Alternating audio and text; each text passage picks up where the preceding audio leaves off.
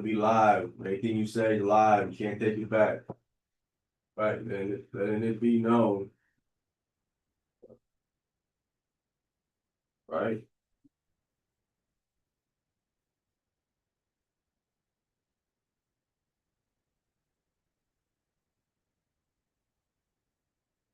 All right, we are officially live. Let it be known. Officially live on the YouTube and on my Facebook. Let's start here. Hey,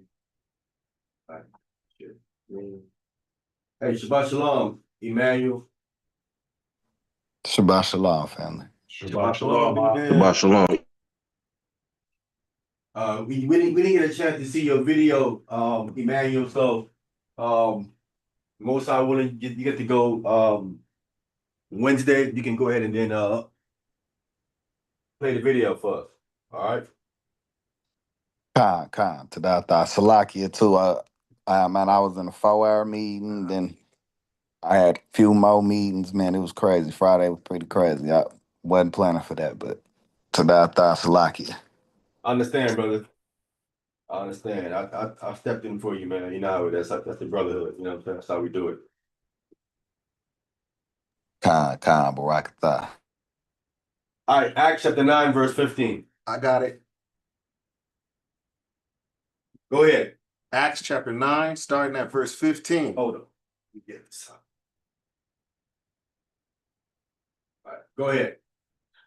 Acts chapter 9, starting at verse 15. But the Lord said unto him, Go thy way, for he is a chosen vessel unto me, to bear my name before the Gentiles and kings and the children of Israel. Right. Okay. So this was what I didn't get to cover. I know went over what Gentiles is. It originally means someone of the same race, family, right, and nation. So when the Messiah is telling Ananias, go your way, for he, Paul, is a chosen vessel unto me to bear my name before someone from his own race, his own nation, his own family, is what he's saying here. And then you have these Greek construct after this right here. There's a Greek construct that comes after this, right? And that's what we're going to deal with. What we have today is not reflecting the original Greek construct of these latter words here after Gentiles, right? I'm going to play a video. And this guy going to speak on this. He's going to speak on this construct here after Gentiles. And I'm going to show you the construct from the lexicon that he's speaking of. All right.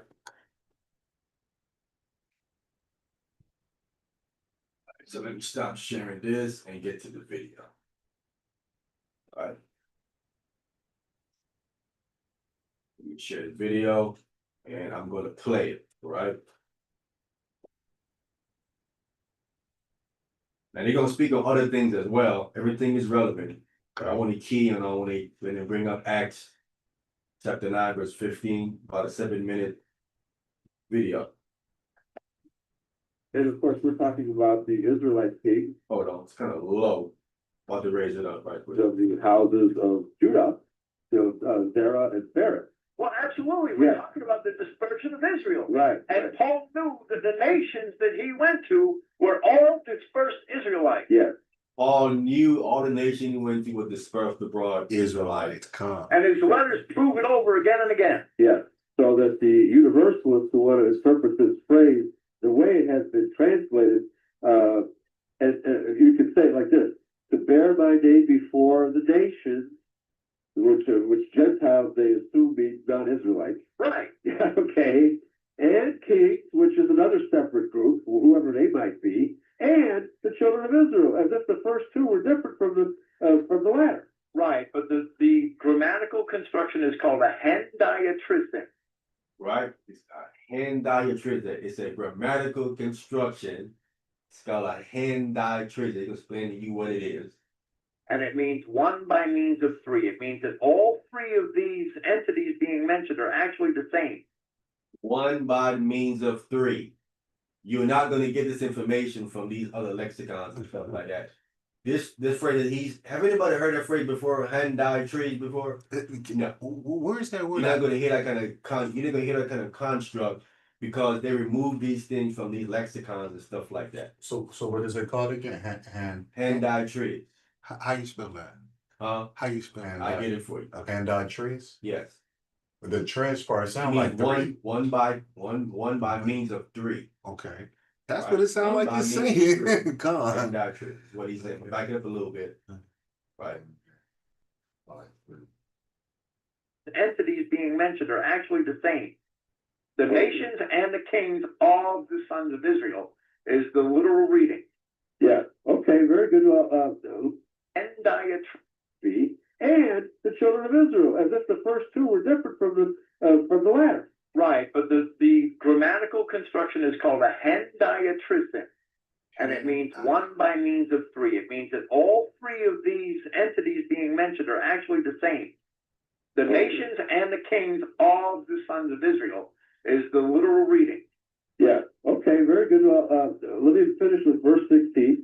For I will show him how great things he must suffer for my name's sake. So for the Paul bashers, these two verses, 15 and 16, are very succinctly declaring that Paul is a chosen vessel. Absolutely, the Paul bashers are doing us a great disservice. Yeah, Because these verses not only do that, they prove that Christianity is for only right. the lost sheep of the house of Israel. Right, because of the bad translation, the universalists have chosen to universalize it, and the Paul bashers agree with them, not understanding the grammar here.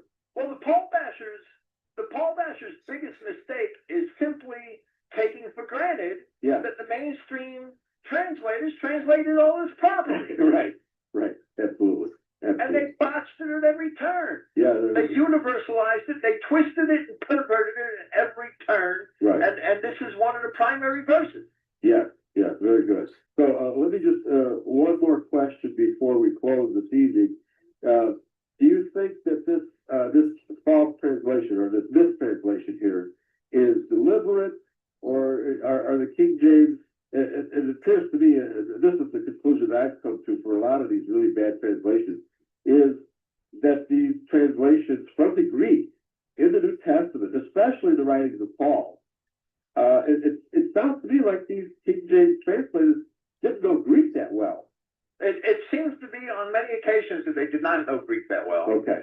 And that men before them made errors. Yeah. The biggest error, the biggest sin of the translators of recent times, Yes. who should know better, who after 200 years, you know, the English,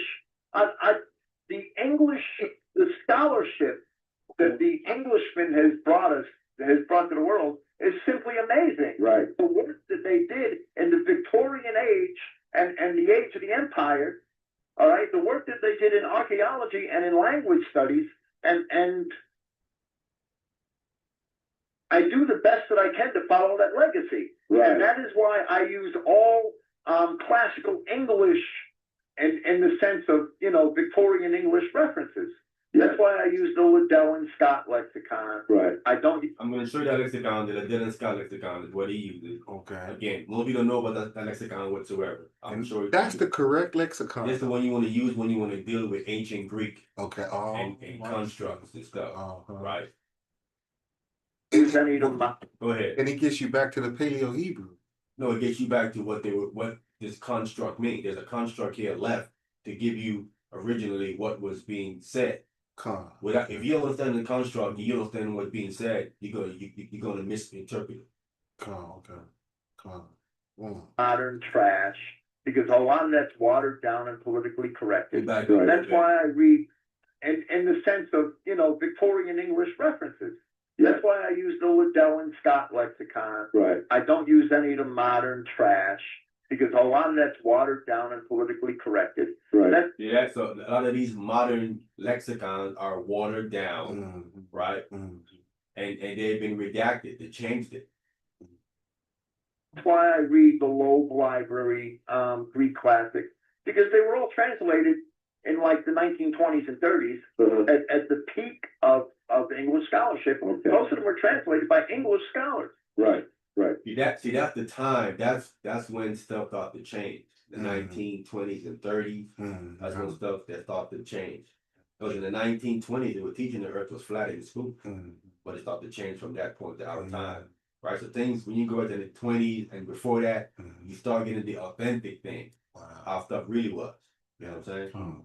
That's why I went back and I showed you, when we go back in 1800, we saw that how Jesus Christ in the writings is teaching what we write today is different, right?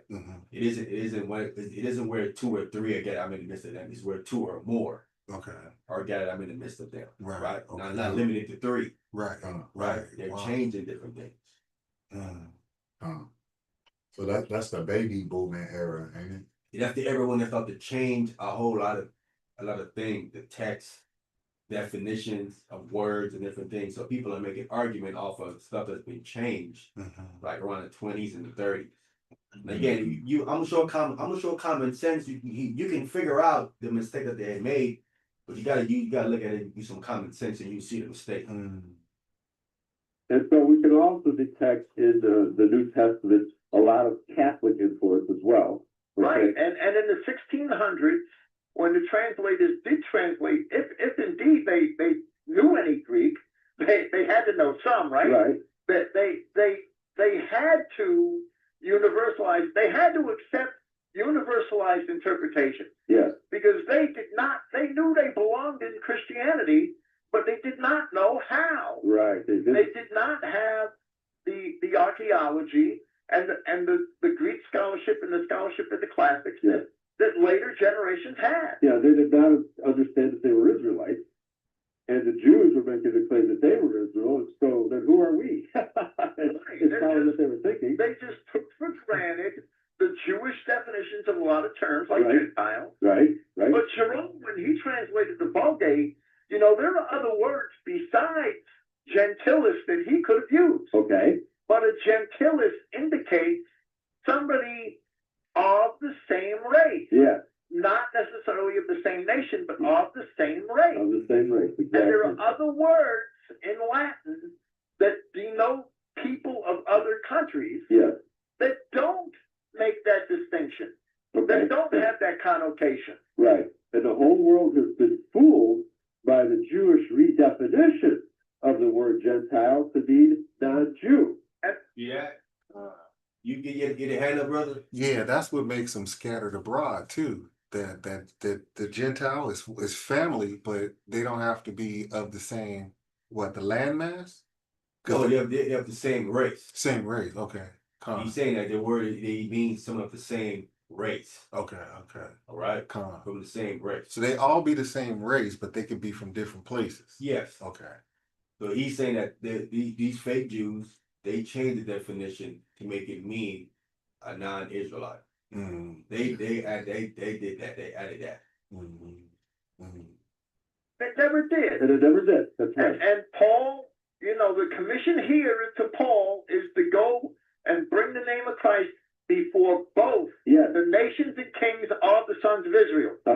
Right. And Paul's epistles prove over and over again, and he does it to the Romans, and he does it to the Corinthians, that they are the dispersed children of Israel. Right.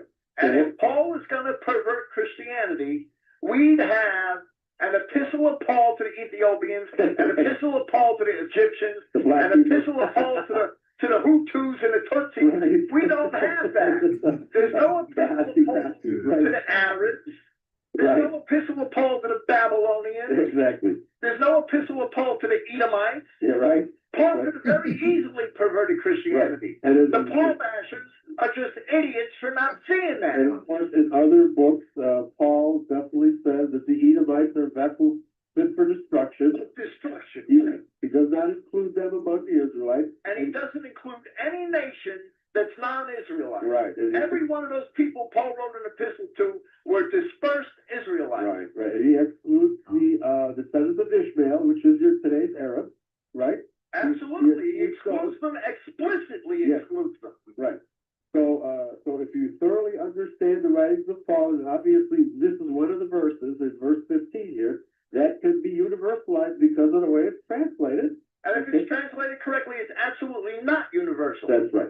Yeah, very good. It's exclusive. Yeah, okay, that's why I want to discuss these last two verses in detail. Thank you, William Fink. We are making mincemeat of the universalist interpretation of the Holy Scriptures, especially the New Testament. I love this stuff. All right, so thanks for joining me on this edition of the Irish Covenant People. All right, so we have that there, so we see that. Even these men know the stuff it's been mistranslated in Acts chapter 9, verse 15. Let me close this out. I'm gonna show you the construct there so you can see the construct. That's deep though. That's some deep. Yeah. They knew this thing, like he said, back in the 1600s, they didn't know how they fit in. They didn't know how they fit in Christianity. Come. So they had to universalize it, Wow. right? Bring everybody in. That's what Catholic means, right? What's what Catholic? Yeah, Uh-huh. it's a Catholic influence. It's Catholic, right? It means universal, but Catholic, the Catholic word don't originate. Right. These fake people that call themselves Catholic, God. right? So that scattered abroad, if saying universal. Well, no, it's no. Christ Church is a universal church, Come. right? Christ Church, you mean, it's going to dominate everything, Come. That's what it's saying. come. right? Not that it's going to encompass everybody. It's dominating everything. Everything. Okay. Right. These people in Christ's body, right? Church, that's an English word, Right. right? But it Right. comes from the Greek word ecclesia, Ecclesia. which means to be called out. Called out one. So the called out ones are going to have universal power over everything. That's what it is saying, right? That comes down to this English word, universal, Come. right? Gosh. Seeing that church is going to control everything, right? They're going to come to that church to get their teaching when it comes to anything, when it comes to spirituality, right? And religion. From Christ's church. Not no other church. That's all the same.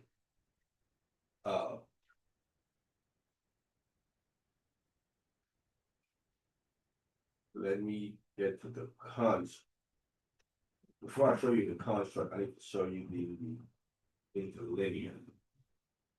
Show you that it's there in the interlinear. Here's what I was kind of going over a little bit last week.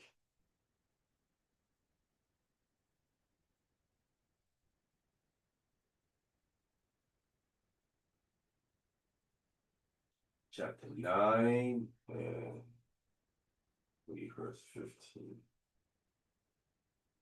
Right. Share it.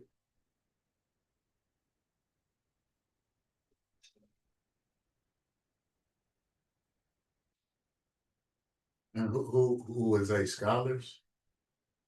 No, these are guys that just studied. They go back into old lexicons and different things and understand. They go do the background research, right? See, we here in Acts chapter 9, verse 15, right? I'm highlighting. Let me blow it up. Let me blow this up a little bit. You know what? Them being another nation that they would want to say if it wasn't true. That you know what I mean? It's talking about. Yeah, Go up. Yeah. everybody drafted in when they know that ain't the cause. I'm saying, if you read it, you would see, you would get the sense that it's only for Israelites. You don't get the sense that it's for anybody else. You start reading certain things that it's not making no sense that it's for everybody. So here in Acts chapter 9, verse 15, I'm highlighting this where we are so we can see this is what it's talking about. This is the interlinear here, right? And this is verse 15.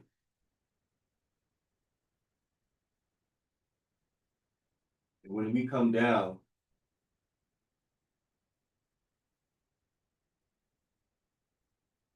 it says he's chosen vessel unto me. Then we have to bear my name. We have two. We have here bastazos, which is the bear or carry, right? We have two again. Then we have called my name. on Oma name or my name. I before. This is the interlinear, so it's not gonna make sense in English. You gotta put it in English to make sense. Then you have, this is the part, then we have ethnos, which is Gentiles, which can be Gentile. Gentile is a bad translation for ethnos. Ethnos is either a nation of people or race. Okay. It's a compound noun. It wouldn't be in the singular. This would be, you have to be Gentiles with an S. You can't singleize it. Oh. And then you have your first tet. Here's the construct. The construct comes after this word ethnos. Right? You have your first tet here. There's your first tet. Then you have your ka. Right? Well, we have this first tet not translated. The ka is in the and, right? Because it says before Gentiles, then it goes right to and, which is the ka. Right? Then you have Basilios, which is they translate as kings, but it can also be leaders. It wouldn't be kings here, it would be leaders. Leaders, come. Basilios, right? Then you have Huos. Huos, which would be children, father, son, children. Then you have a te here again, see? There's two tes here. Te again. Then you have Israel here. See, there's two tes here. There's one here, and there's one over here at the end. There's two of them in this construct here. Good. This first one is not translated whatsoever. Whoever wrote this Greek, they know this construct. But if the translators don't recognize it, they don't translate this te here. Wow. It's here for a reason. Why would the person put it here? This is a construct. There's two of them here. And I'm gonna go to the lexicon that explain to you this construct when you see two texts together. Ooh. Right. I'm gonna switch right to it. This is the one right here. I want to show you. This is the Henry George Lindendale Robert Scott, a Greek English lexicon. Right? We had te, an eclectic participle with two main usage. Right? Getting right to it. As a conjunction, I has te, two dots te. You have two tes here. It says it could be both, and it could be and. When there's two tes together, it's joining it's single words or phrase or clauses or sentences. The first te right here merely pointing forward to the second one. When there's two there, the first one is just pointing to the other one. Both of them and is joining the single words or phrases or clause or a sentence. He's joining them together. It's making them one. Meaning it can't be three different parties there. It can't be Gentiles, kings, and the children of Israel there. Because of the construct of two tes there, it's pointing to the next one. Once I mentioned the first Ted. Once I mentioned the first entity there, which is Gentile Gentile. of the same person. Come. When I put te afterwards, as I showed afterwards, Right. this te is pointing to the next one. The kings. No, it's pointing to the next one to let you know that whatever's between these tes here, Gotcha. Yeah. it's speaking of the same people. They're connected. Okay. So if Gentile mean of the same race or same people, Come. whoever I mention after that would have to be from the same race Come. or the same people Come. because of the te construct. It connects them together. Right. And The it te makes them construct, one. right? Come. Makes them one. Right. It makes them one of the same race and people because of the first word used, Gentile. Gentiles. Come. So when you see kings, these kings are of the same race as the last one, which is Israelites. Come. This is the construct that I'm showing you here. That's what this thing is saying. It's joining things together, not separating them. When you have when you have Gentiles and kings and the children of Israel, that's separating everything. Okay, con. This contract of two texts together is connecting things together. Okay. So there can't be a separation there. Mm. It's a Greek construct. That's why the guy was explaining it. They mistranslated because they don't want to. He said they probably didn't know Greek that good. Knew a little bit, but didn't know enough to understand when this construct is there. This is all connected. So you must translate it as connected. Con. So like somebody saying like you and yours. You and yours, right? That's what it's got to say. You and yours. That's the construct here in Acts chapter 9, verse 15. All three of them there is the same race, it's the same people. The lost sheep of the house of The Israel. lost sheep of the house of Israel, as you were saying. Oh, Just the construct alone would have told him, no, we Wow. can't separate these words. that's amazing. That is amazing. But you're not going to find this. You're going to see them other lexicons. You're probably going to find this in. So the world needs to know what the actual tay means, right? Because that's what they missing. That's what they miss. Well, when it's two of them together, Two tays together. right? Because Oh, by itself, it can just Okay. be an add or both. But when there's two of them there, the first one points to the second one. Right? When there's two of them together, you got to look for that construct together. As it says it right here, the first tay merely points forward to the second. And that's how it connects it. And we have another one here. It says the elements joined by tet. This is what it's speaking of here. They don't understand this construct that I'm showing you. Mm, And in other words, it does not make any sense. mm, Because in other words, if not, you're telling me you're saying that Christ sent Paul to kings of the nation, kings which are non-Israelites, con, right? Send them to Gentile, other nations, kings, right? con, Non-Israelites, and then to Israelites too as well, con, right? con. And we all knew if Paul went to a king and say Christ is the king, he's gonna die. Con. It would make sense for him to send him doing that.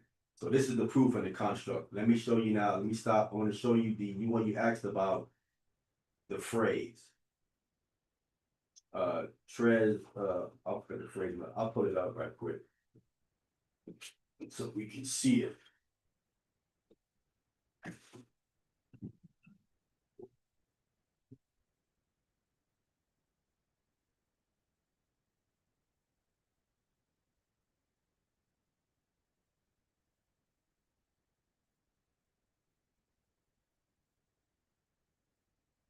One, I'll put it up. You think they did that intentionally? Or that was probably really their mistake? Say again? You think they did that intentionally? Or like the suit them, or they probably really just bad a translation? Translation. I don't think they understood the Greek construct that is there. Con. I don't think they understand the Greek construct, and so they again, as he said, they didn't understand how they fit into Christianity, how they fit them. They had to try to make it universal. So then they would have to then translate it that way to include everybody else. Mm, Again, that's why they talk about that is a Catholic influence. Of course, you want to include everybody, right? You want to include everybody because you want to be ruled. You want to rule everybody. mm-hmm. So logically, you're going to go ahead and include everybody because you want to be rule over them. Rule well, con. Right. Now you got, because that's what the Pope, the Pope thinks he Con. over everybody. Yeah. That's what he thinks he is. He don't think he's not over everybody. He think he is over everybody. Let me get it here. All right. I need to blow it up. We blow it up first, and I'm gonna share it so you guys can see it. See this construct here.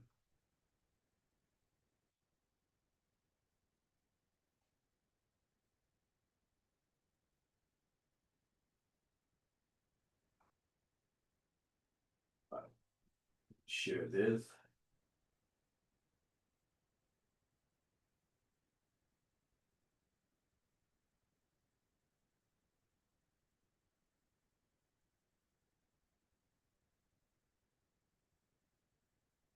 Let me see this. Oh, this is that one. That is the claim and.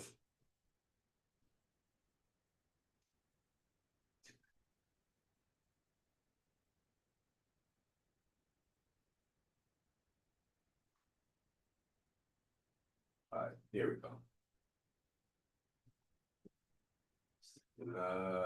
Get it a little bit bigger if possible.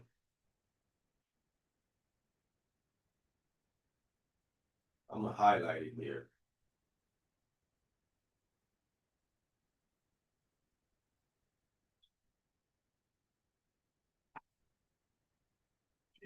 Can we get a couple of it down? All right, it says, I apologize for the follow-up post, but I did want to respond to your breakdown of Acts 9:15. There was something I think you missed. Right, this is the phrase right there. Hendiatris is what you were asking about, right? Here's where it's spelled Hendaitris. Hendiatris, right? Is a rhetorical device that uses 3 words to convey a single idea. 3 words to convey a single idea. And is often used to emphasize the term that comes from the ancient Greek hendiatris, which means one idea through 3 words, or one by means of 3. Right? Said this phrase, and they have it here in the Greek. This phrase in Greek, it says it's here. Said it is here in Acts chapter 9, verse 15. This hendiatris is there. It said it's here, both the nations and the kings of the sons of Israel. It said the Nestor Adam 27, following the Codex Sinaiticus, while the Greek participle te may be written simply as and, right, by itself just and, followed by kai, it is both and. For which it said to see the Lendale and Scott, which I just showed you the Lendale and Scott. It said you can see it in the tire. It says Te 5037. Tires give the example of Tekai and Tekai. Not only, but also, as well as, and both and.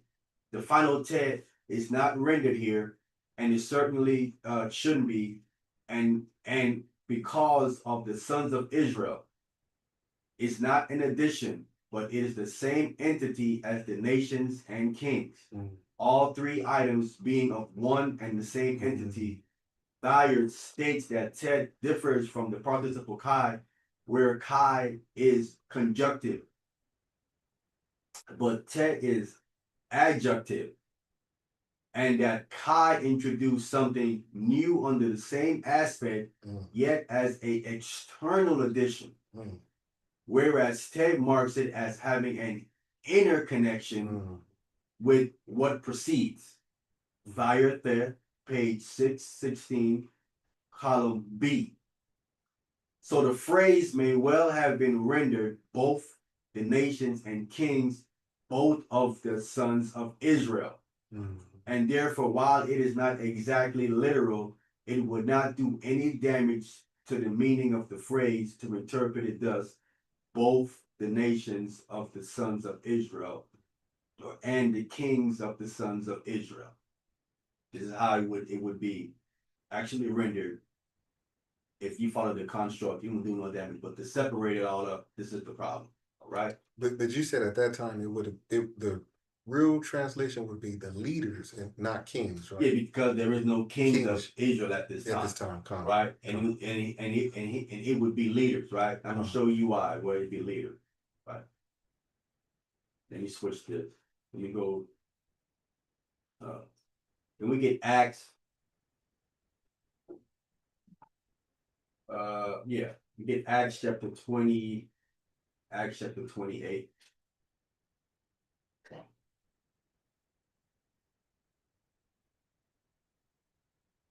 Hey, hold on, let me get the verse right quick.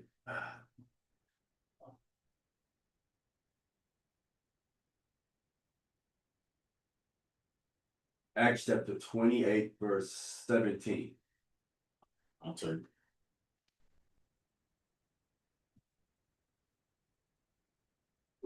Go ahead. Acts chapter 28, reading verse 17.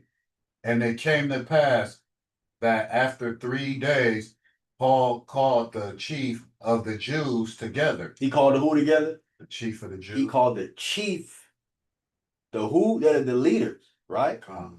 The leaders of the Jews together. See, when he goes to these places, I'm gonna read again for you. This is what he does. He goes with the chiefs, the leaders of the people. Mm. He didn't go to no literal king. Did he go to Caesar? No. He couldn't go to Caesar and tell Caesar, hey, listen, Caesar, the real king is the Messiah from the Jewish nation. What do you think Caesar gonna do to him?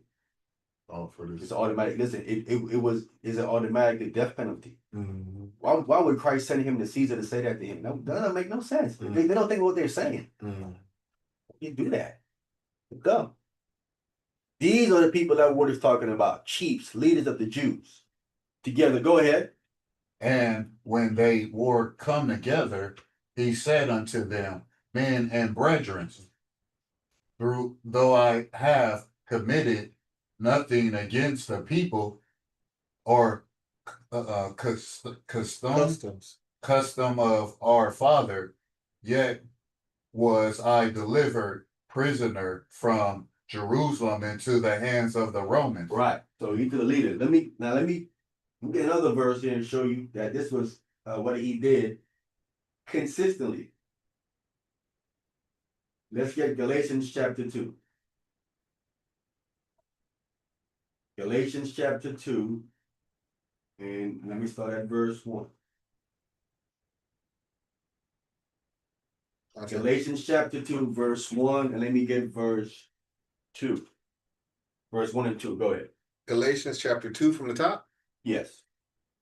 The 14th year after. Then The 14th year after. Then 14 years.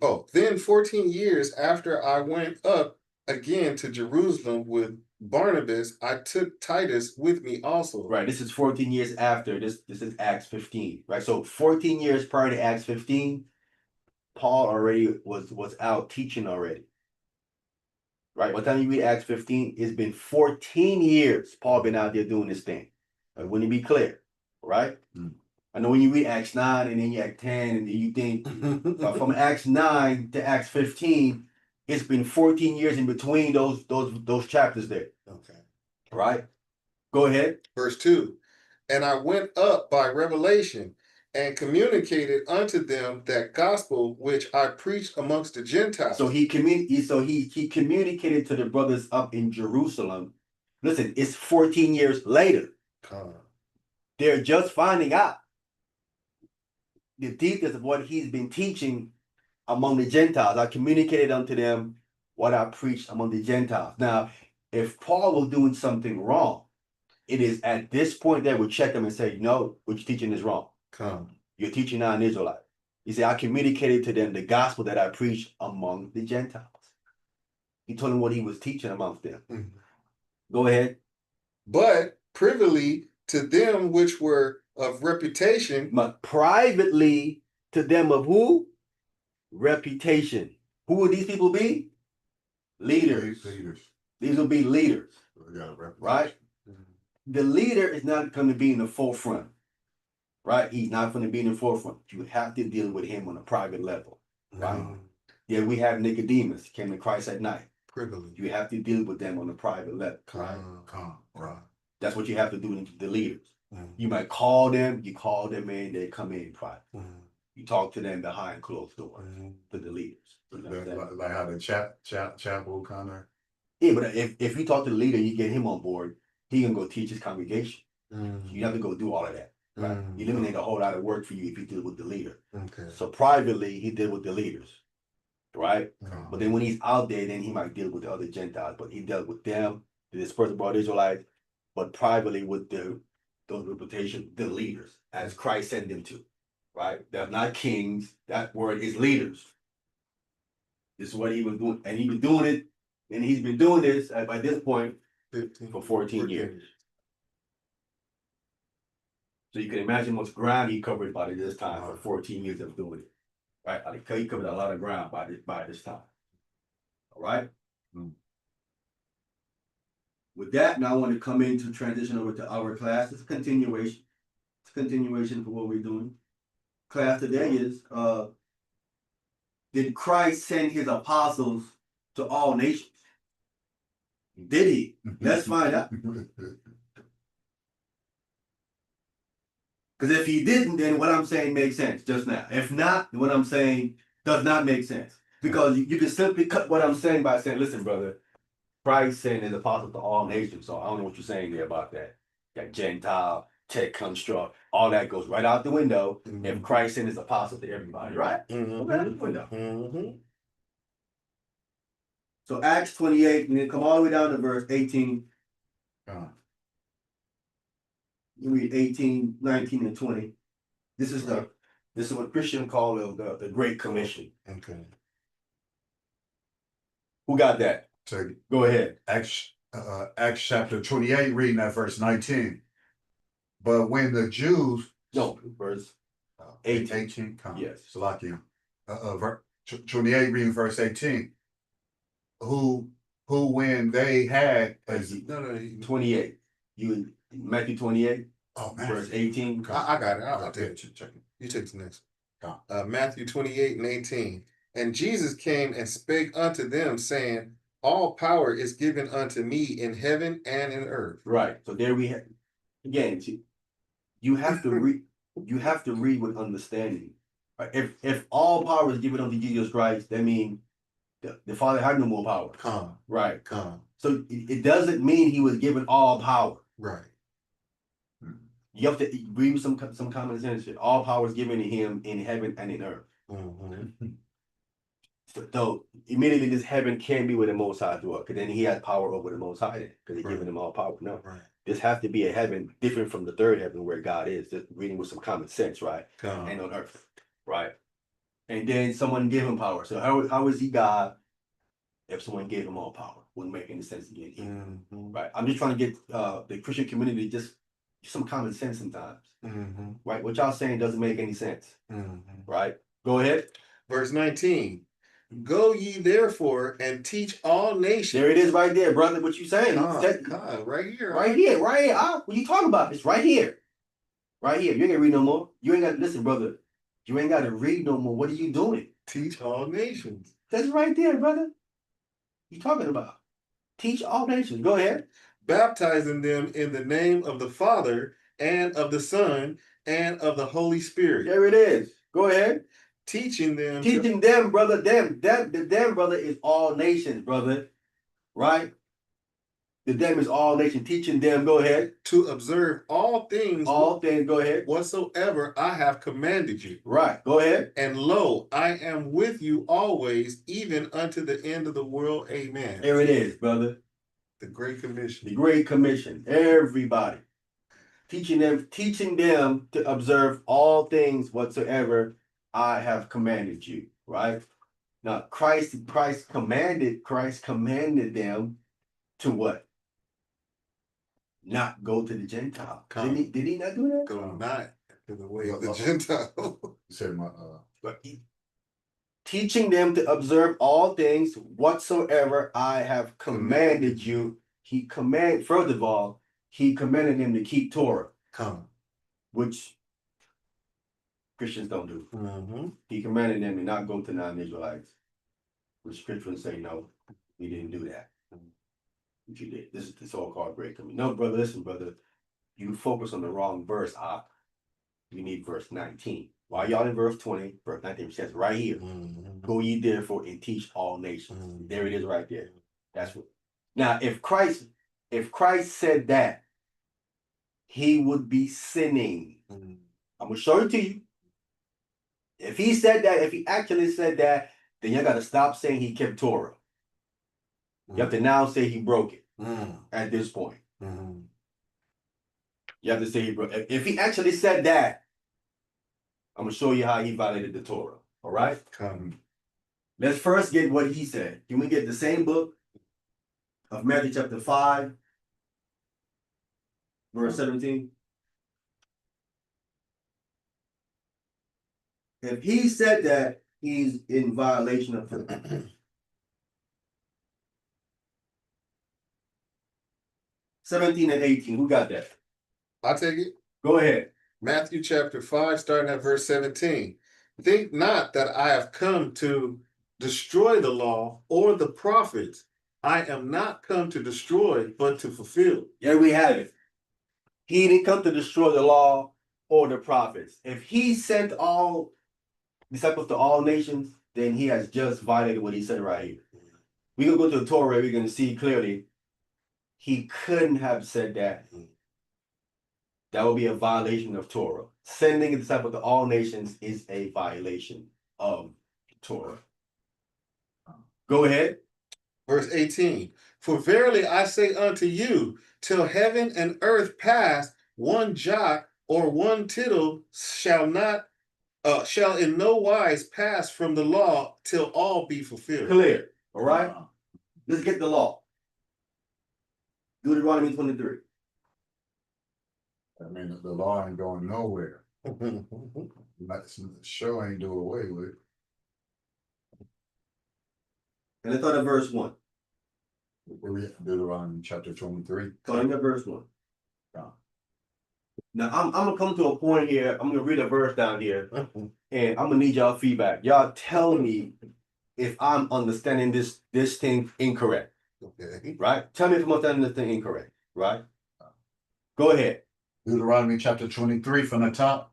Yes. He that is wounded in the stones or have his privy member cut off shall not enter into the congregation of the Lord. So if you have your private member if it's wounded or cut off, you can't come in. Right? It's speaking of outsiders. Right? If you wounded down there or was cut off.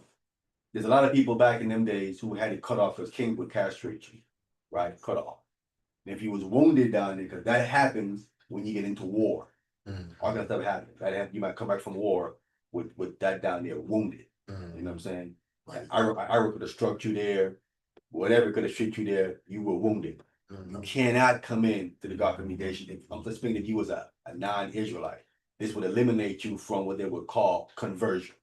Right? Just right here in the Torah. You can't come in. So them is not the unique, huh? Another race wouldn't be a unique. They will be a eunuch, but they can't come in. Is what I'm pointing out. Right? If you wounded or cut off, it would eliminate you from conversion because it says if you down, you can't come in. Right? Go ahead. Verse 2.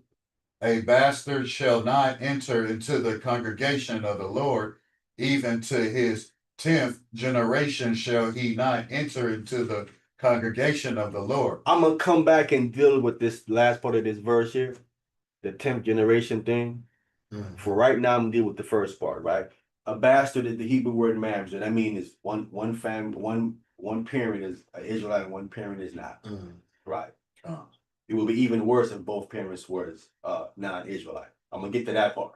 I'm gonna get to the part that both parents are non-Israelites. What that details, but right here, if the child is a mix, we know how the situation is. They will be sent away. Right? That's the mother and the child. Let's be clear. The Israelite man gonna stay. Right? Go ahead. Verse 3. And Ammonite or Moabite shall not enter into the congregation of the Lord, even to their 10th generation shall they not enter into the congregation of the Lord forever. Then it goes to forever. Right? So it's like the 10th generation, that sounds like forever, because it says it right here. To their 10th generation, so they're not entering, then it says forever. Right? So 10th generation sounds like forever, according to this verse, correct? But this verse right here just eliminated an Ammonite and a Moabite. So if Jesus Christ sending his people to all nations, that would have to include an Ammonite and a Moabite. But the Torah says an Ammonite and a Moabite cannot come in. If Christ did that, he just violated this law right here.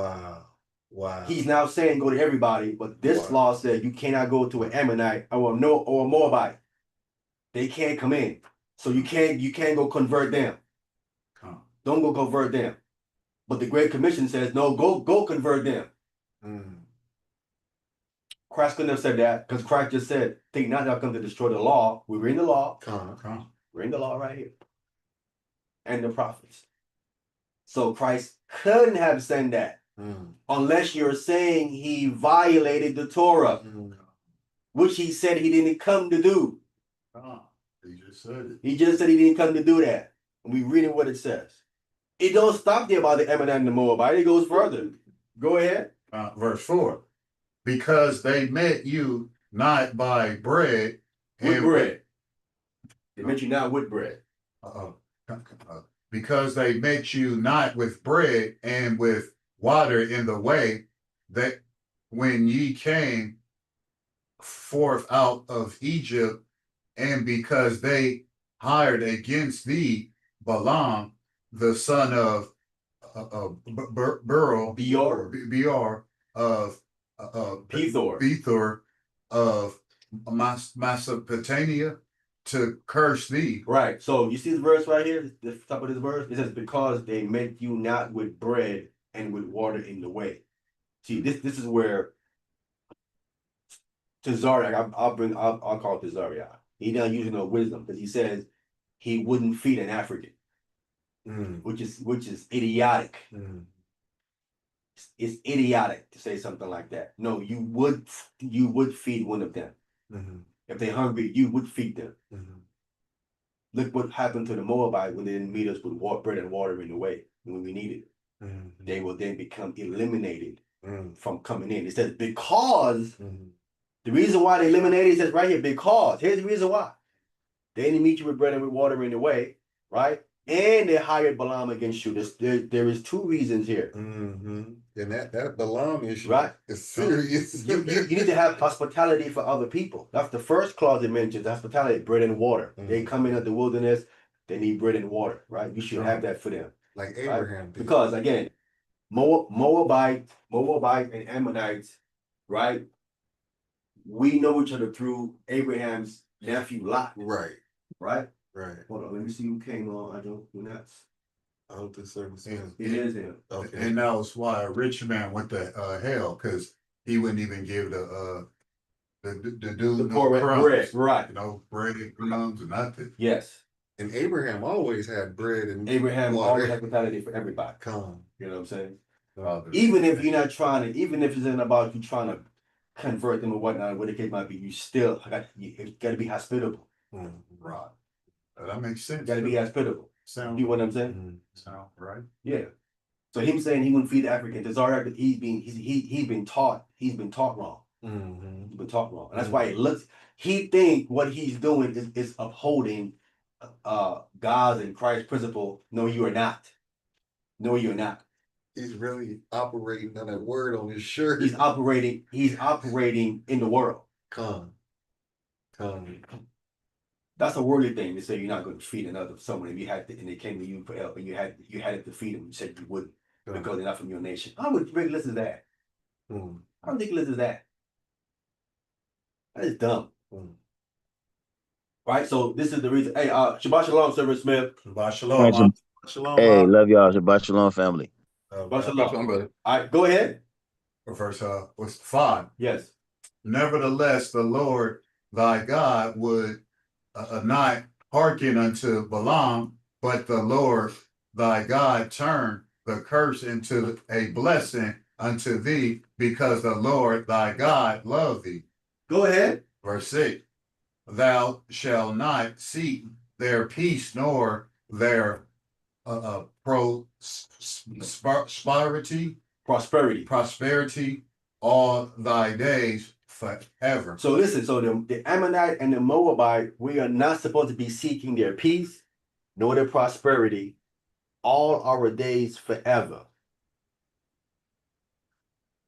Right? So that means if we're not seeking their peace or their prosperity, that means you're not supposed to be trying to convert them, because converting them is seeking their peace and their prosperity. Am I right or wrong? Come.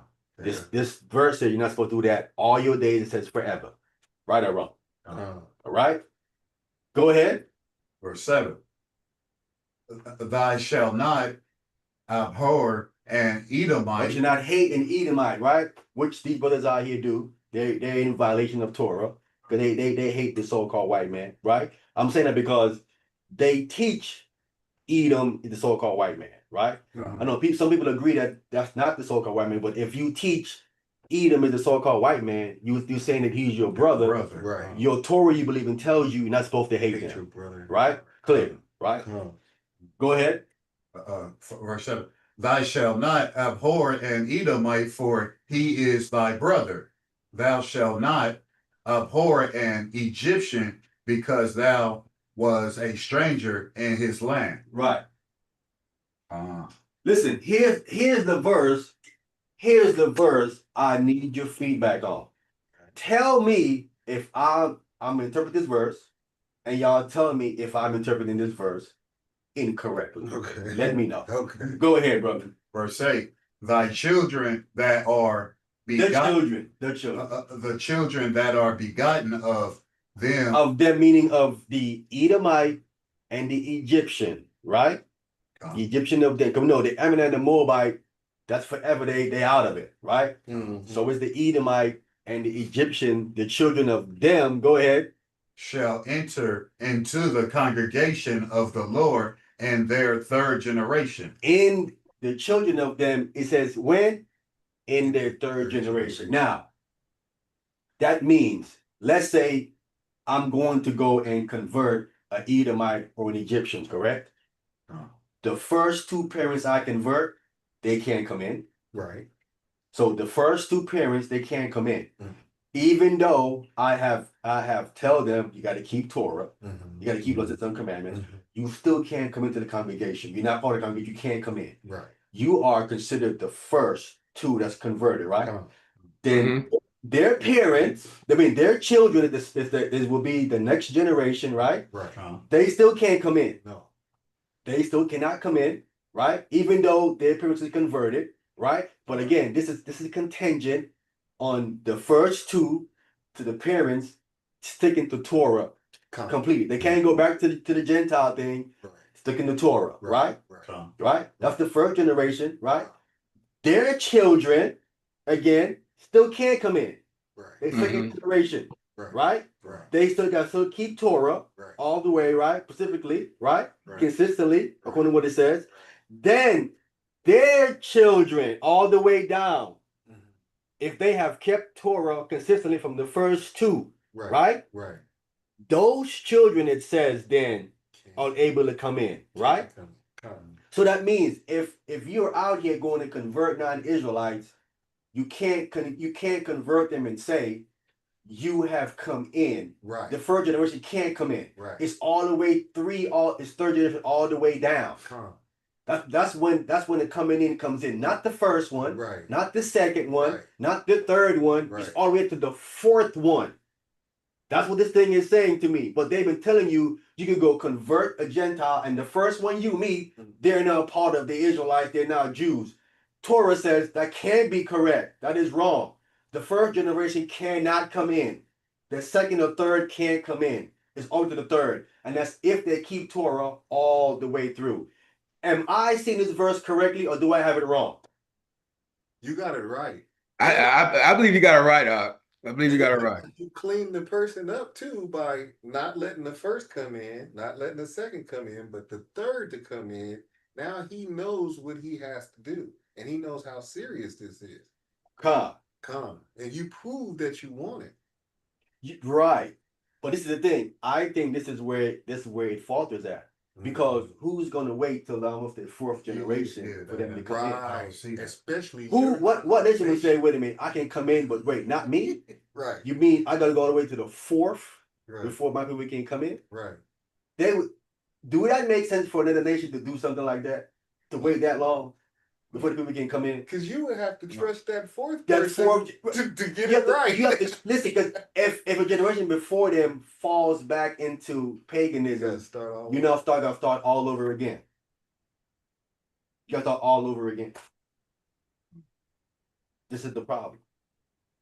When they get to the fourth generation, the first generation, like, what's the point? You know what I'm saying? They What's the point? They did, they died off. They died off. Then the next one, like, well, we still can't. No, what's the point? Wait a minute, what? See, this is how the Most High set it up.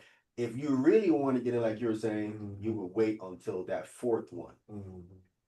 And again, and I think that's where the nation was saying, nah, No deal. nah, it's not that serious. Right. It ain't that serious. If I can't come in when you convert me now, forget it. I'm not doing that. You put too much It's on like it. I have something to say about this. So, but you know what's interesting is that the Edomites look like they're in a better position than the Moabites. Oh, definitely. Oh yeah, I agree. Oh, wow. I agree. I definitely agree. The Egyptians too. Listen, no, listen. No. I take that back. No, they're not. No, they're not. No, they're not. They're actually in a worse position. They're in a worse position than the Moabites and Ammonites. I'm gonna show it to you. They're in a worse position than them. Worse position than them. Wow. But I'm saying, Oh If- yeah. if you're speaking conversion, you have to highlight this, Come. right? Come. And I think the Messiah knew. The Messiah, like, first of all, if I said it, I'm violating Torah, right? But let's go crazy and say he did something like that. Okay. Christ followers have to highlight this to them. Like, you want to live in Christ, no problem, but you can't come in. You can't come in. Come. It's your fourth generation. If y'all take us into the Torah, then Yeah. hearing that, they're gonna say no. They're gonna say we good. We straight. We're all right. You can But keep you that. protected your seed, and you've actually done something wise if you can carry it out. But I'm saying, you gotta trust your children all the way down, That's a tall task. which is a tall task for you to do. It's again, you're adhering to another nation's way of living, and you can continue to do this for a long time. That was snapping out of your words. Yeah, Cause they gonna be like, can we get it? Nope. Well, can at least my kids get it and inherit it? Nope. Well, can my grandkids, I'll be old and gray about it? Nope. What about, like, after that, like, I'm good. The faith ain't there no more. I'm cool, man. Snap out I of my don't way. think no Gentile has ever done that. I don't think there's no Gentile that ever done this right here. I need to see proof, because this is the only way for them to get in. If you're not an Ammonite and a Moabite, and we're gonna cover the Edomites right now. I'm gonna cover them. Right? You outside of those three groups, this is how you get in. You see what I'm saying? This is how you get in.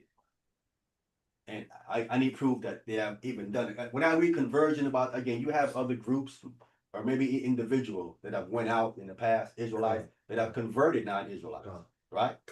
Circumcised and all that other stuff, right? I bet you they had not showed them this verse. They got to do this because they're violating the Torah. The first, Hey, I got a quick question. yes, You know sir. how we do it. You know how we do it. I know y'all was waiting. Listen, is this? I'm not sure. I believe it's Deuteronomy 23 because I can't see the verse on that. You can't. Which verse are you? The chapter is Deuteronomy 23, right? Yeah, verse 9. Yes, So sir. it just came. Okay, so this is only talking about those two particular countries, people, right? Edom and Egyptians. That's the context, correct? Yeah, the other ones, the other one he mentioned, anybody else, it would either be 3 or 10. So when it says, because I want to make sure I'm clear, it's when the verse 8, when it says begotten of them, that's only the them is only referring to Edom and the Egyptians, right? Yes. Okay. That's what I want to make sure. But I'm That's all. saying, here's what I'm saying. So I mean, if Edom and Egypt has a stipulation of 3 generations on them, then another nation will have to have at least 3 on them too.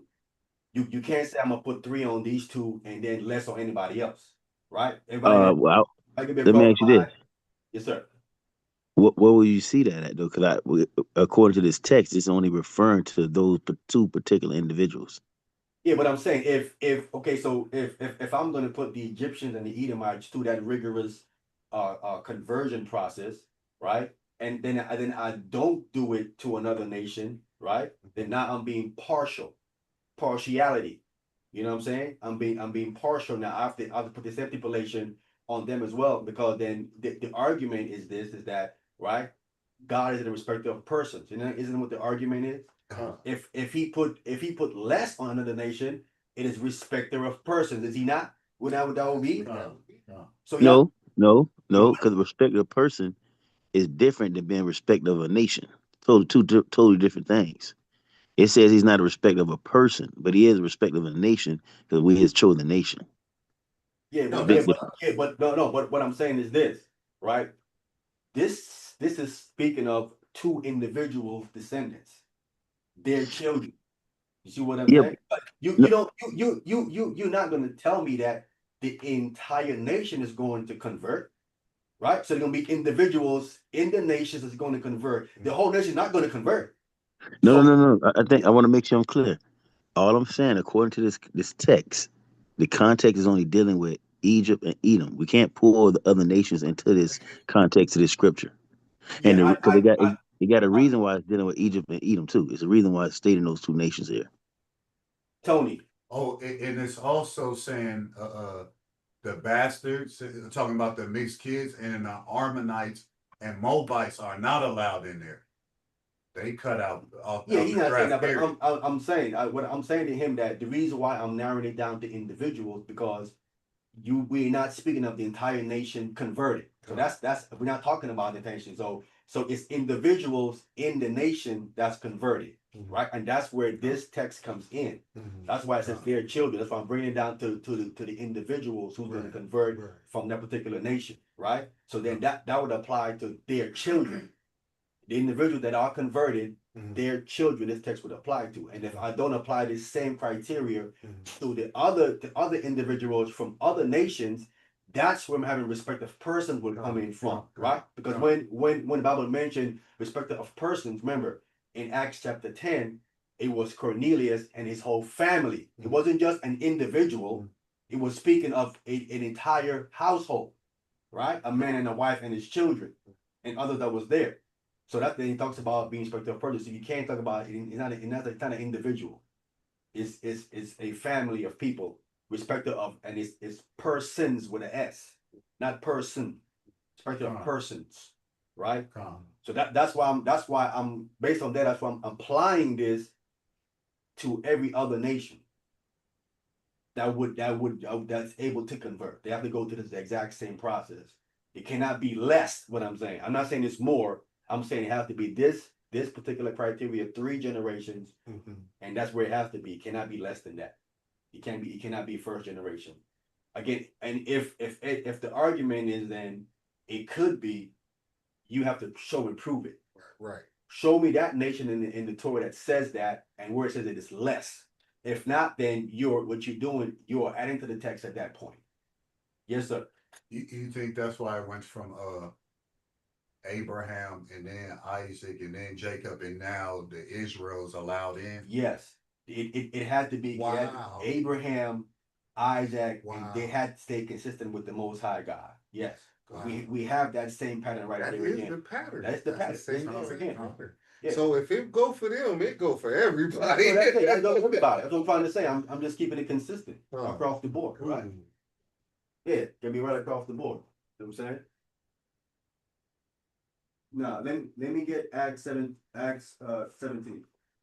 I'm sorry, Exodus 17. Exodus 17. Exodus.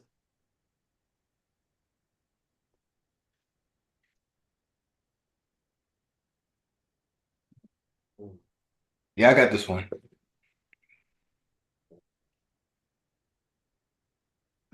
Listen, I'm being fair. I just want to be clear. I'm just being fair. Right? I'm trying to be fair.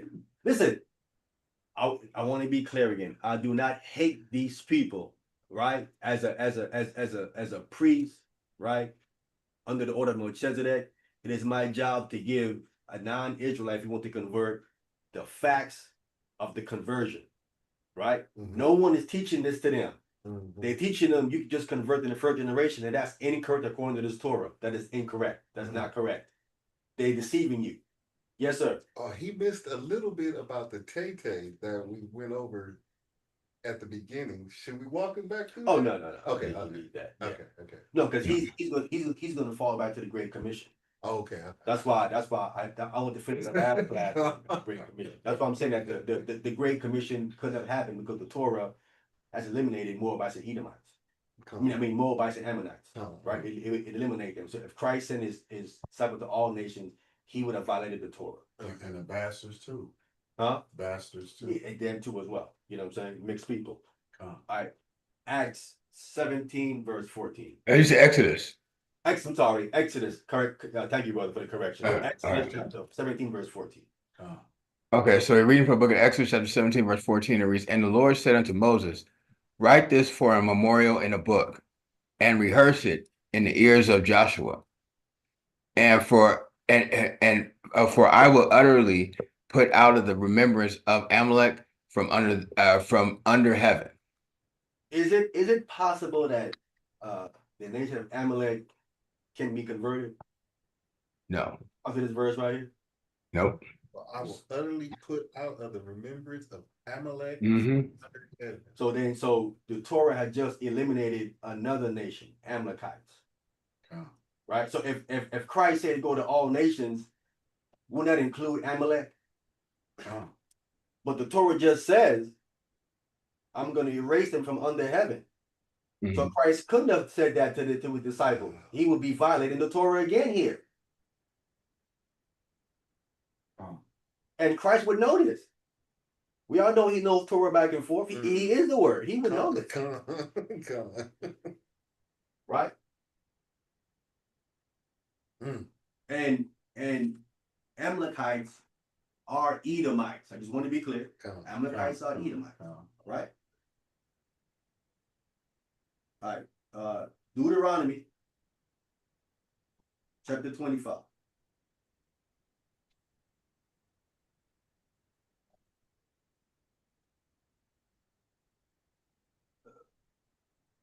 $25, 27, I think. Oh, 17? Oh, this thing. It's not sliding on Deuteronomy. Deuteronomy, the 25th chapter. I think it's verse 17.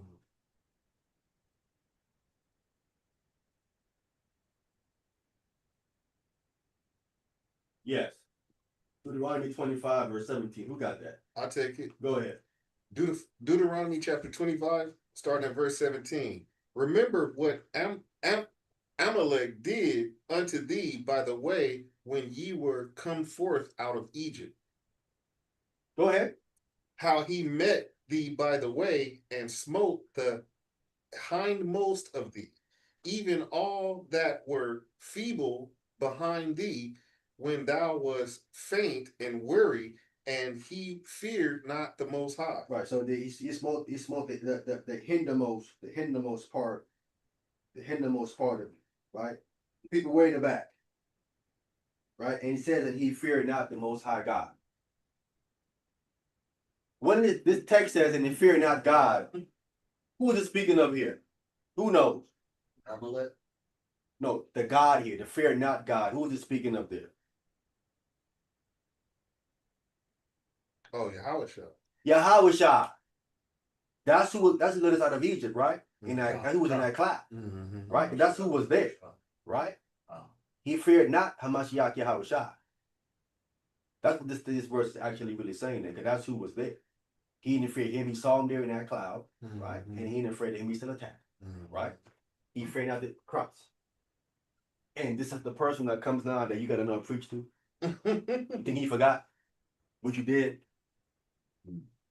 Right? No, he didn't. And I'm gonna show you why. I'm gonna show you that he didn't. All right, go ahead, brother. Verse 19. Yes. Therefore it shall be when the Lord thy God hath given thee rest from all thine enemies round about in the land which the Lord thy God giveth thee for an inheritance to possess it, that thou shalt blot out the remembrance of Amalekite from under heaven. Thou shalt not forget it. We were not supposed to forget. We're not supposed to forget to do something like that. All right. Wow. Again, I'm showing you there's no way that Christ could have gave a great commission because we have eliminated 3 nations already from the Torah. Showing you that he eliminated. Christ couldn't have said that. He would have been sinning. The minute he said that, he would have been in sin. He couldn't have sent him to all nations. He couldn't have said that. That's impossible. There's no way Hamashiach Yahushua said that. Can anyone convince me Christ would have said something like that in clear violation of Torah? Couldn't have. He'd be going back on his own word. He'd be violating his father's Torah. And his word is the truth. And his own word and everything else. Can we get 1 Samuel That a tittle shall chapter be 15? removed. Just want the first verse here. Tittle shall be removed till all laws are fulfilled. And it's 1 Samuel chapter, yeah. I come not to do away with the law. He said not one jot and one tittle shall pass from the law. So all we reading here not pass from the law. None of it has passed. None of it. Even in our time. 1 Samuel chapter 15 verse 1. Who got that? I'll take it. Go ahead. 1 Samuel chapter 15 from the top. Yes, sir. Samuel also said unto Saul, the Lord sent me to anoint thee to be king over his people, over Israel. Now therefore hearken thou unto the voice of the word of the Lord. Oh, me bad. I need verse 2. Go ahead. Okay, verse 2.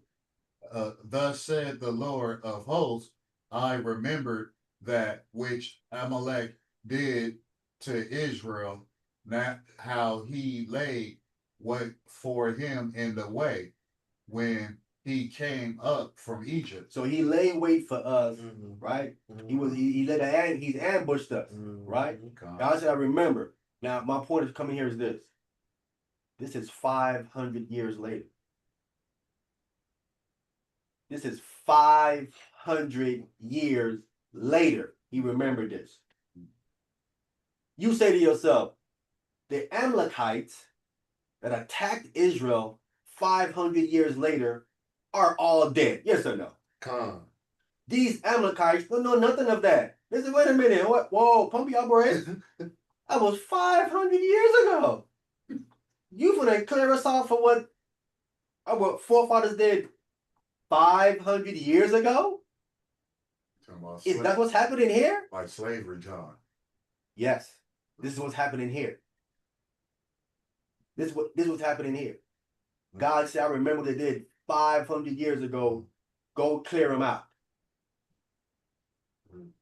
I'm bringing this up because this is the reality that most Christians don't want to deal with. Right? That wasn't us. That was our forefathers. Not according to this Bible. That's not how it works. It's not how it works at all. God can remember what you did could be a year ago. Right? Whatever. Whenever he ready to decide that he want to deal with it, that's when he gonna deal with it. And if you got a problem with it, the problem is with the Most High God. Because that's who said it 500 years ago, go deal with them. Christian would argue, this is correct. According to Christian doctrine, is this correct? No. This is wrong according to Christian doctrine. Because it wasn't them. They wasn't there. And that's why I'm bringing the point up. But that's where the sins of the father fall on the sons and all of that stuff. No, I'm bringing the point up is that it's obviously right that the Amalekites have continued in their sin against God and rejection, right? They have not changed for the 500 years. I make the right. Yeah. They still gotta go. I'm not sitting up here saying how with the Amalekites 500 years later are a bunch of righteous people, and God said go clear them out. That's not what that don't make sense. Right. I mean, they're still being wicked, right? They're still hating, right? Still hating Israel. They're still hating Israel and God, And right? Still don't fear. They still don't fear the Most High God. After all this time, they have not changed, right? To keep it in that right in a righteous context, because I'm not trying to pick the Most High God as a tyrant like other Israelites do. They, you know what I'm saying? That is crazy. Even say something like that, like God would just wipe out an innocent nation that's doing righteous things at this point. That wouldn't make any sense at all. So I mean, they blotted out from under heaven forever. They would be. Listen, they're Amalekites here today. Mhm. in time to read. They have not been cleared up or wiped out yet, right?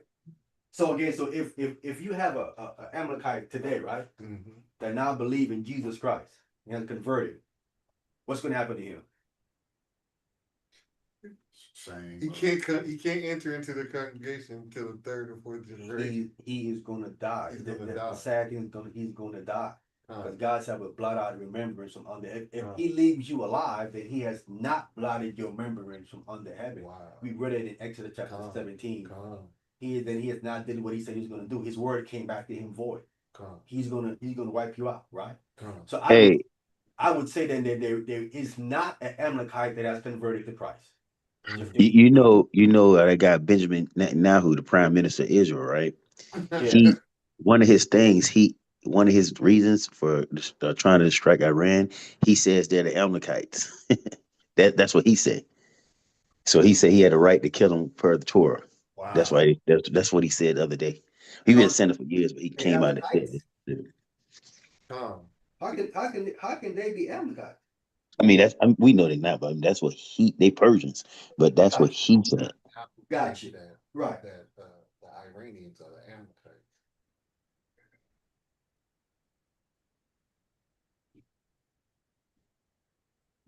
All right, from there I want to come to the book of Jasher.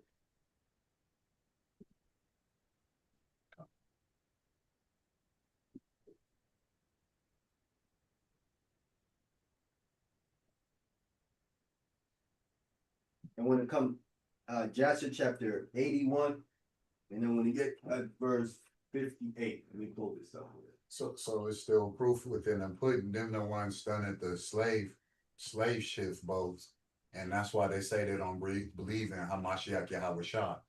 Yeah, if they have been consistent with what they have done, which we see that they have, right? They have been consistently oppressing us. Come. They have not stopped.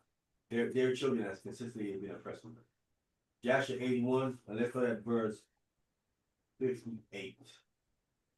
I'm going to read all the way down to verse 62. Right. Who got that? I got it. Go ahead. Jasher chapter 82, starting at verse 58. Remember what Amalekite has done to thee in the Amalek. remember what Amalek has done to thee in the road when thou wast forth in Egypt. Go ahead. Who met thee in the road and smote thy rear, even those that were feeble behind thee when when thou was faint and weary. Go ahead. Therefore it shall be when the Lord thy God shall have given thee rest from all thine enemies round about in the land which the Lord thy God giveth thee for an inheritance to possess it, that thou shalt blot out the remembrance of Amalekite from under heaven, thou shalt not forget it. Yeah, from Amalek. Amalek. Go ahead. Verse 61. And the king who shall have pity on Amalek, or upon his memory, or upon his seed, behold, I will require it of him, and I will cut him off from amongst his people. So now, Saul had compassion on Amalek. He didn't kill the king. It was required of him, right? We called him from being king, right? We have the real king now, Christ, right? There's Amalekite still here. Christ has to go eliminate these people. He's the king.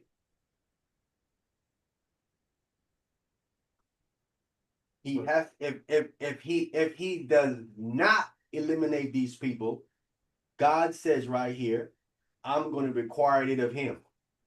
And I will cut him off from amongst his people. The words of the Most High God. When Christ comes on that sky, he's going to eliminate Amalek from under heaven. So that's why they saying he not our savior. Of course. That's why they say. But I'm just saying, you might, I'm saying, if you have some of them that believe in Jesus Christ, Mhm, it's possible. mhm. It's possible. You could have. Oh. The reality is they still have to go. That's why his apron is gonna look like it was dipped in blood. Yes. He for the killing the animal. He's gonna do a lot of people, not just them. Come. Not just them. Wow. Not just them. But he's gonna do a lot of I'm just pointing out the fact that my thing is Jesus Christ couldn't have gave no great commission. Mhm, Could not have. Because he got to come back and eliminate this nation here, mhm, according to what his father said. mhm. He has to go and carry out the judgment of his father by blotting their name out from under heaven. He has to do this. Mhm. And we know Christ's going to do the Most High's orders. Come. He's going to fulfill. Remember, he said, "I come to fulfill." Fulfill the This has to be fulfilled. This is unfulfilled. Yes, sir. So, if he blocked their name out, does that mean that it's written somewhere? Yeah, it's not written in the book of life. Okay. They've been blotted out, right? Come. Ooh. There was in the book, or maybe there was in the book of life, Come. right? Sounds like Or it some was kind in there. of record. Come. But then he was blotted out based on what they laying ambush for us, Wickedness. right? Come. And then not fear God, you know what Come. I'm saying, so on and so forth. Ooh. So that's the judgment of how God took what they did. Come. That's serious what they did. That's Yeah, but we know unreasonable. it was more than just ambush. Jacob tells you they were doing a whole bunch of witchcraft, Come. right? That's why Moses had to hold his hand up, Yeah. right? Because they were doing witchcraft Come. upon us. Come. And usually, if it wasn't for us, that nation would have lost. Mhm. They come with heavy demonic witchcraft.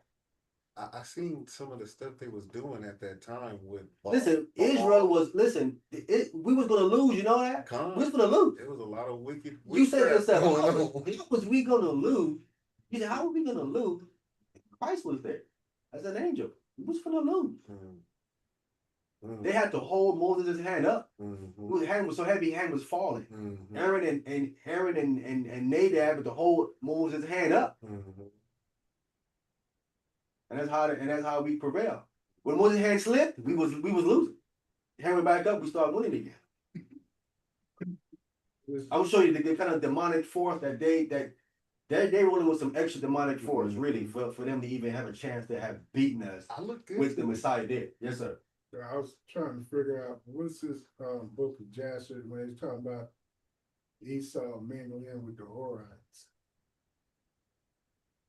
Where is he mingling with the Horites? He mingled in with the Horites. Yeah. Okay, so who are the Horites? They Canaanites. Okay. They come out of Canaan. They was but so who is Kittim? Kittim comes out of Japhet. Japhet. So yeah, he intermingled with Kittim too. He mingled with he mingled with everybody. He mingled with us. Herod had Israelite women.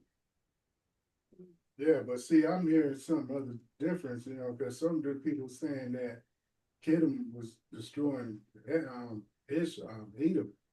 or something. I don't know, but some people saying that there's no trying to like there's no such thing as Edom or something.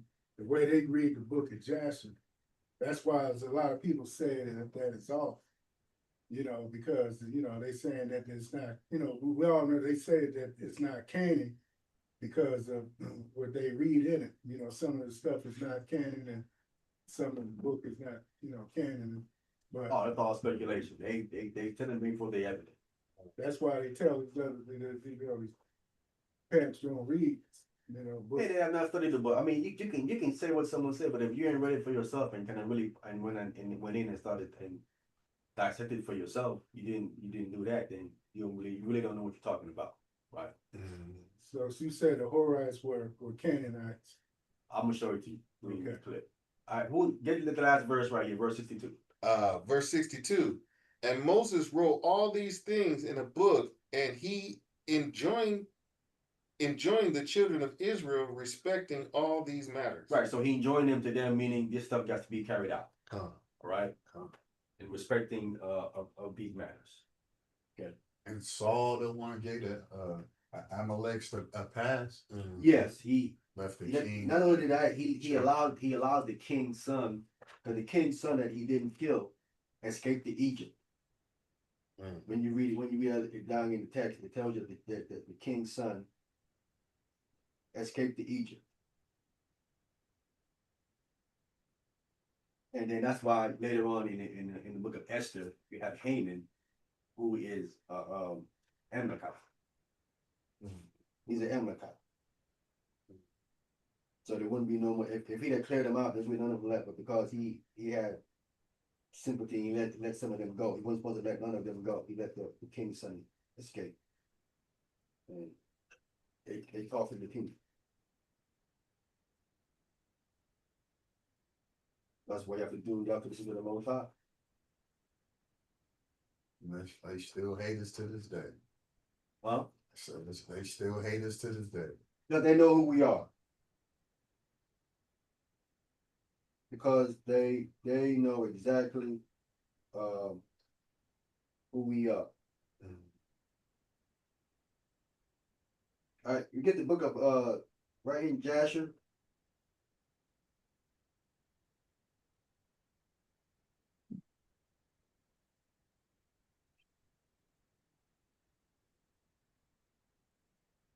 Jasher 36.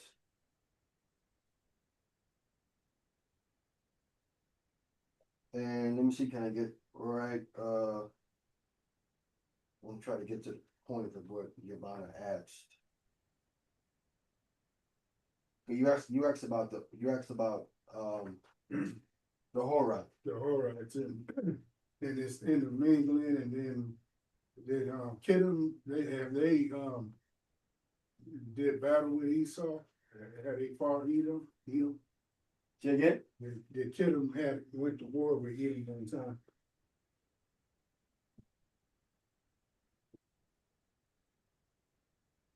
Yeah, I don't know. I don't remember. I gotta go back and look.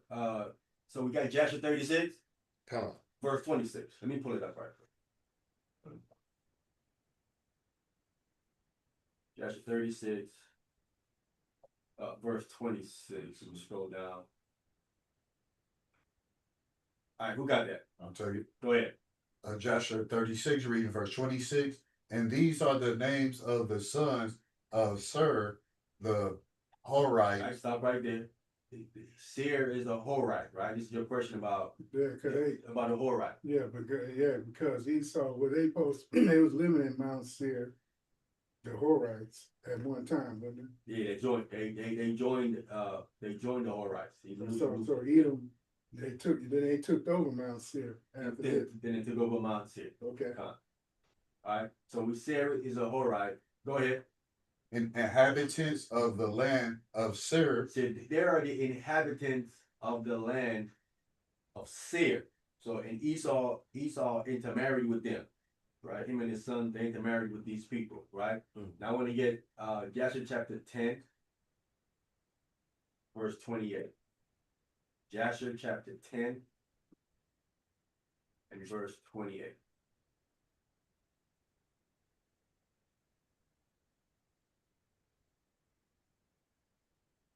Who have that?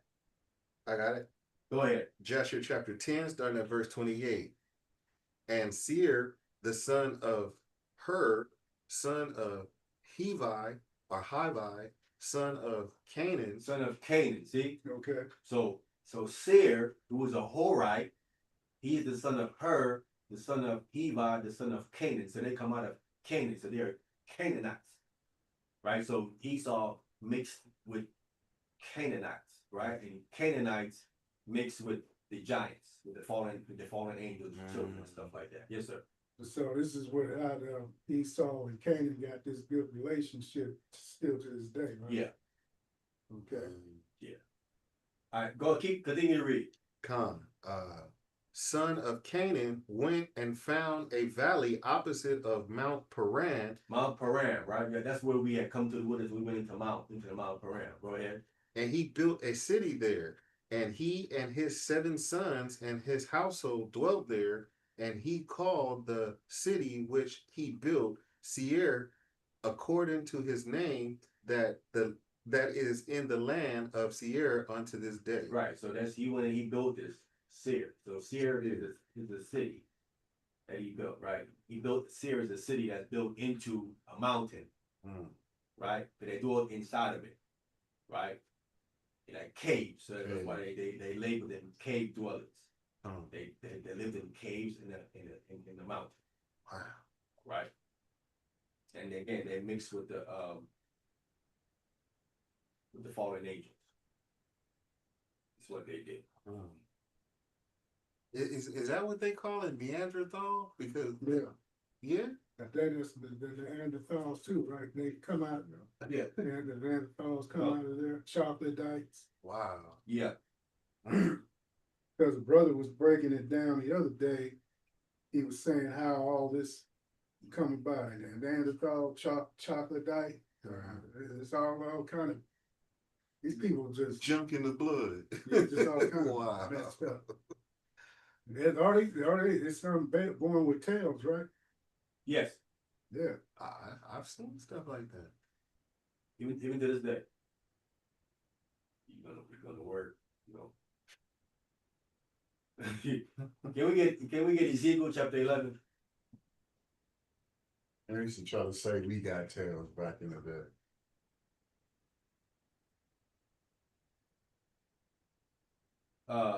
Verse Man, you see your baby born with a tail, boy. You already know, boy. You using, boy. That's crazy. Messed up. Yo. Bad. Ezekiel what? chapter 11, verse 14 through 16. Again, this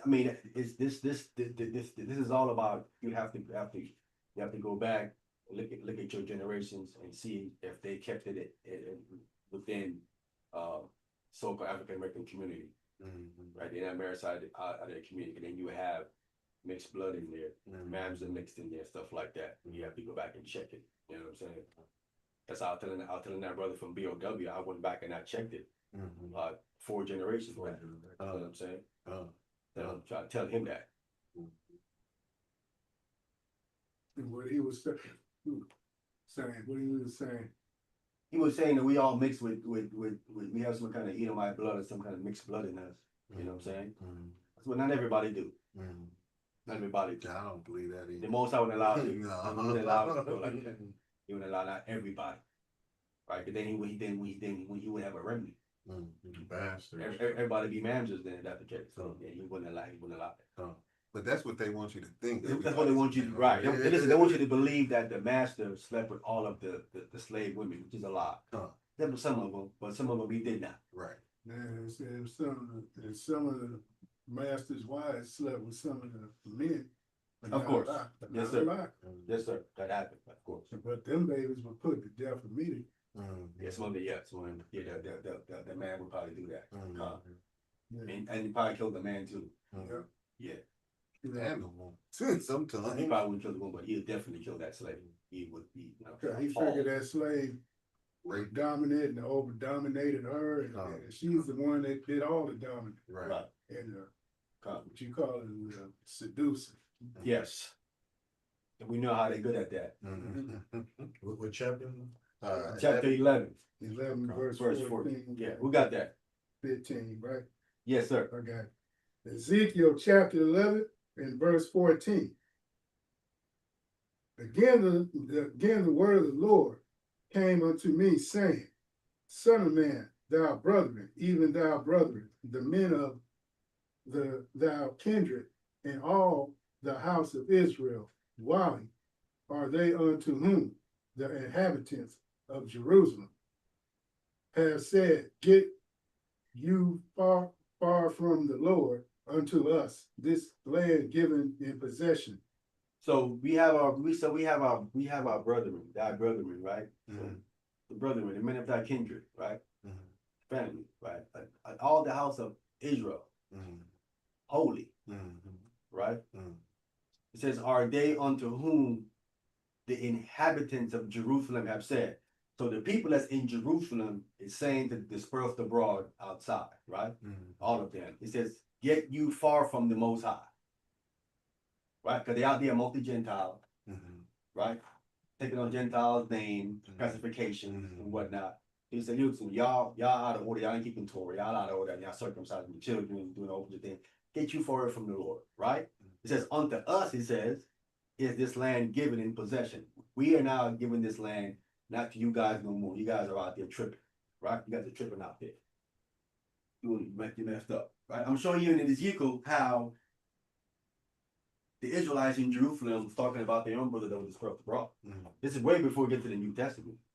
You know what I'm saying? Mhm. They was talking about them out there doing nonsense they were doing, right? Go ahead. Verse 16. Therefore say, thus saith the Lord God, although I have cast them far off amongst the heathen, Right?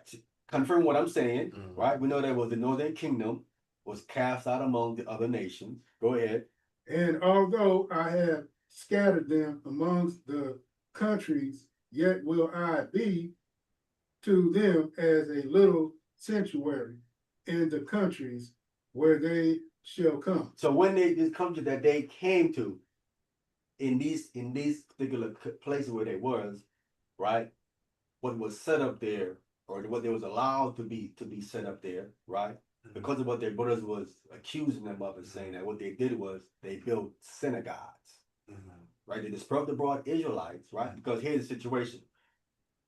It's hard for a dispersed abroad Israelite make that pilgrimage to Jerusalem 3 times a year, right? Okay. It's hard for them to. Sometimes you might have the money to do it, Mhm. right? Mhm. You can't make that trip 3 times a year. Okay. That's for those who have it. Right. Sometimes you can't, right? So what you would do is then you built a synagogue, right?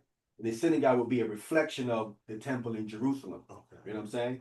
Isn't exactly the same thing, but it's a reflection because you can't make that trip. So what you would do there, that's where they studied the Torah, Right. like Christ did, went into the synagogue, Right. stood up and read, Right. and then he explained what he read. Right. You know what I'm saying? Right. You would have these places all over the place where they would come to where they would get a teacher, right? A priest, right? What they would do like this, okay, we can't get to Jerusalem, can y'all send us a priest? Right? And so Levites would go out to these different synagogues all over the place, and they would be the teachers and set up something there for the people who can't make it to Jerusalem to keep them in Torah, because the Israelites in Jerusalem were saying, you guys are not messing with the Most High God, get away from him. Mhm. Just said, no, we still Israelites, no, we still love the Lord. What are you talking about?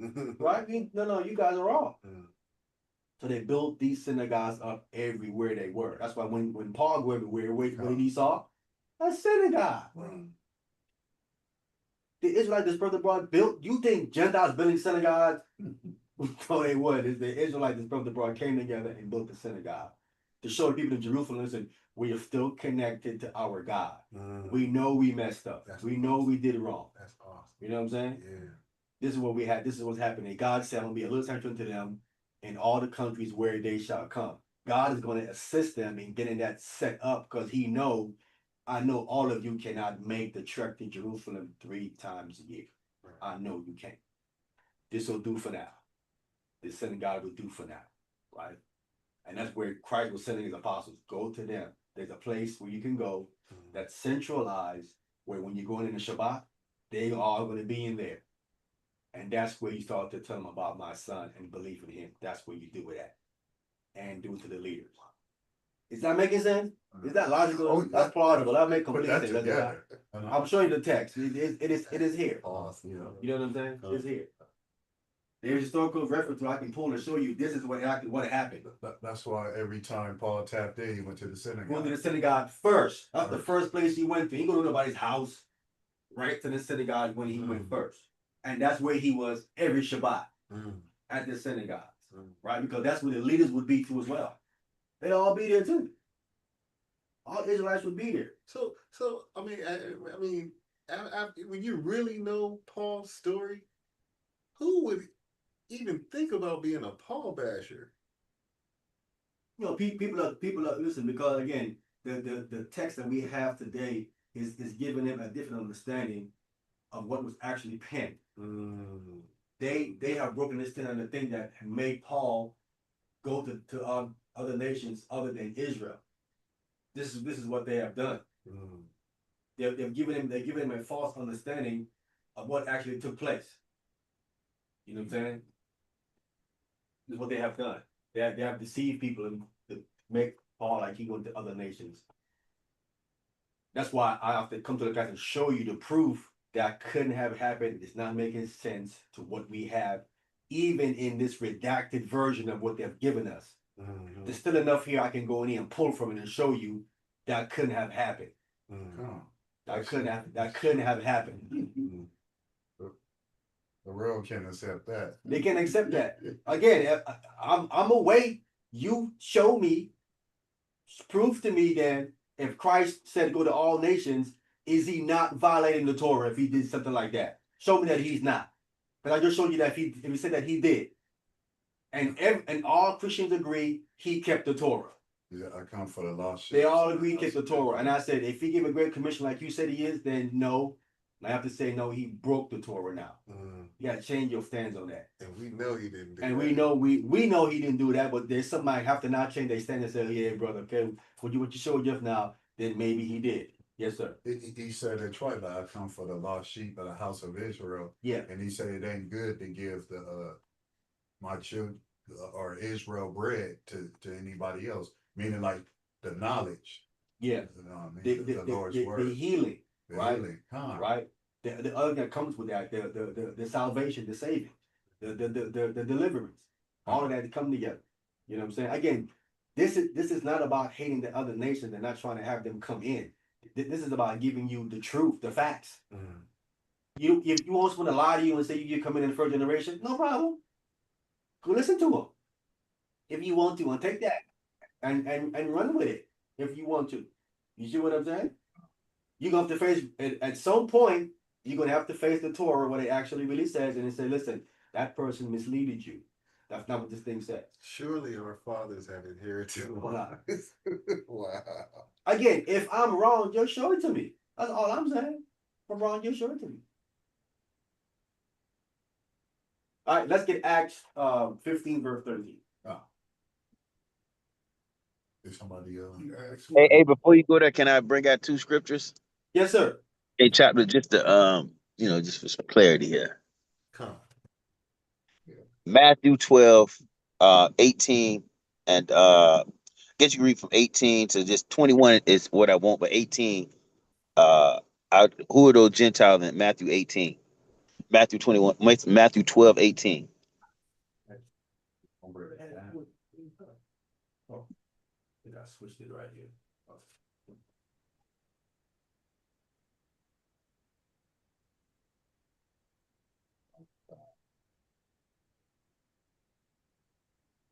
You said Matthew 18? No, Matthew 12, 18. Oh, 12, 18. Yeah. Matthew chapter 12, 18 through 21.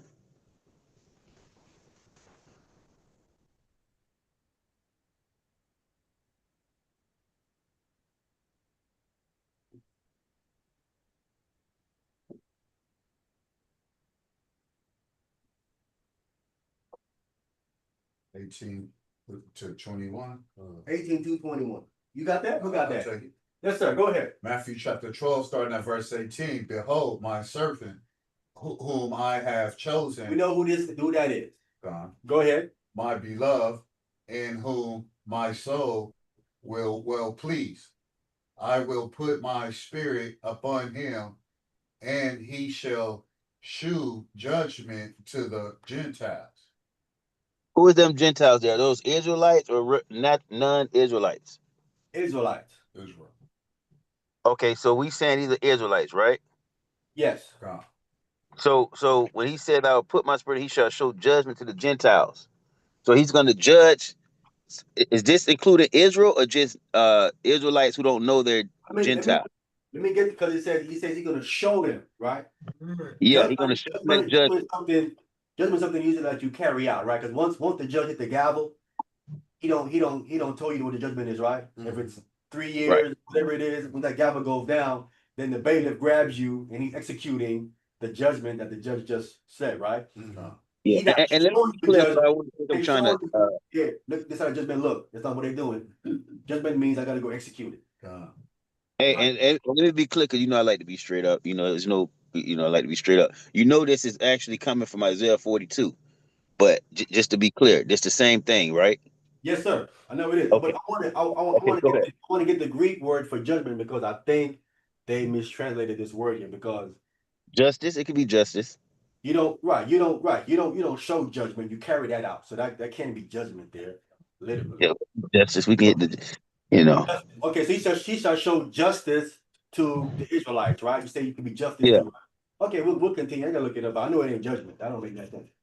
All right, go Yeah. ahead. Verse 19. He I love shall not strive, He shall not strive. Go ahead. nor cry, Uh-huh. neither shall any man hear his voice in the streets. Right. Is you right? You agree with that?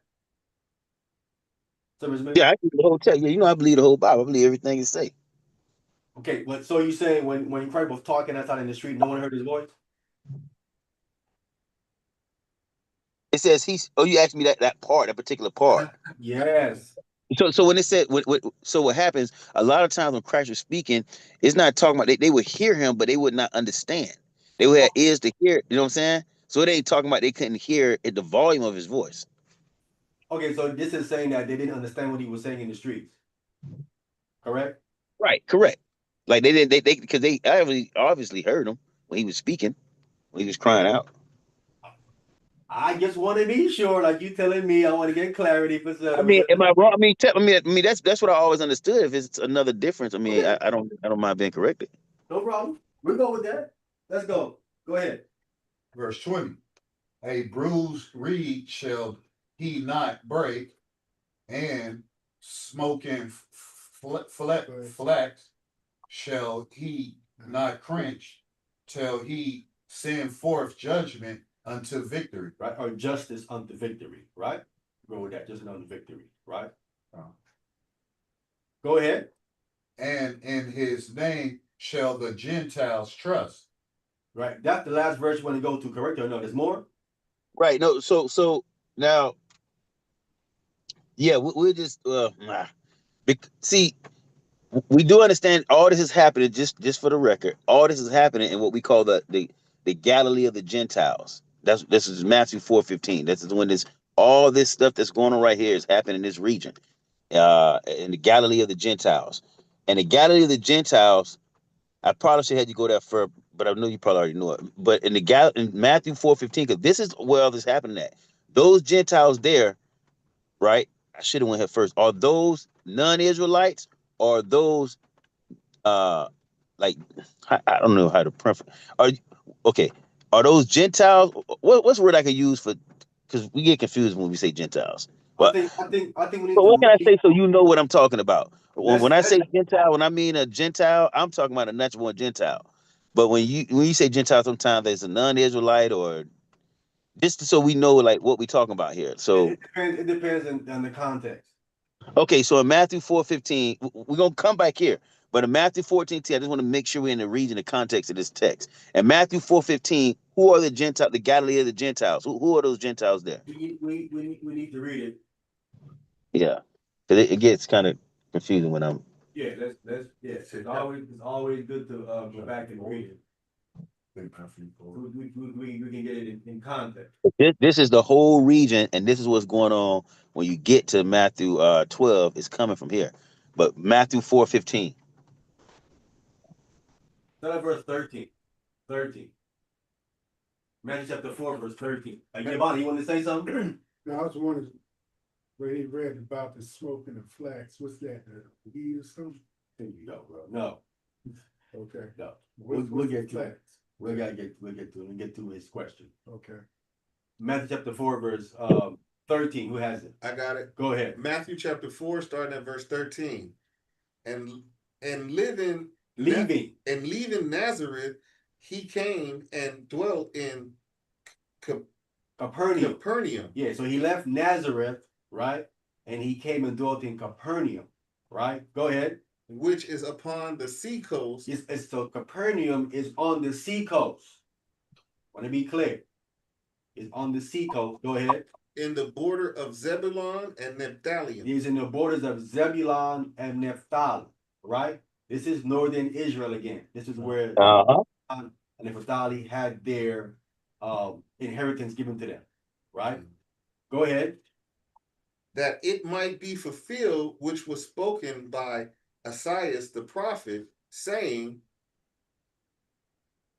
the land of Zebulun and the land of Naphtali by the way of sea beyond Jordan, Galilee of the Gentiles. Galilee of the Gentiles, okay? So we clear. The borders of this place right here is now the borders of the land of Zebulun and Naphtali by the way of the sea, right? We going, this is beyond Jordan, right? Past Jordan, going Galilee. Galilee is like Galilee can be considered like California. It has a lot of different cities inside of it, right? Nazareth being one of them, right? Galilee of the Gentiles, right? So I need to clarify the phrase Galilee of the Gentiles, right? And I'm gonna clear it up. We need to come to 1 Kings chapter 9, verse 11. We need to get 1 Kings chapter 9, verse 11. And that's a prophecy from this is that Galilee of Gentiles again is a prophecy from Isaiah 9. But go ahead though. You first that answer where you going is good too. You said chapter 9, verse 11. Huh? Yeah. We gotta come in to clarify. I'm here to clarify that statement. We know that Zebulun and Naphtali are not non-Israelites. No, they're Israelites, but the They're region. right. So why do we have this Gentile phrase there then? So that Gentile phrase don't go back to Isaiah, it goes back to here. I can show it in Isaiah, but go ahead though. I'm gonna hear you out. Who has the 1 Kings chapter 9, verse 11? I got it. Go ahead. 1 Kings chapter 9, verse 11.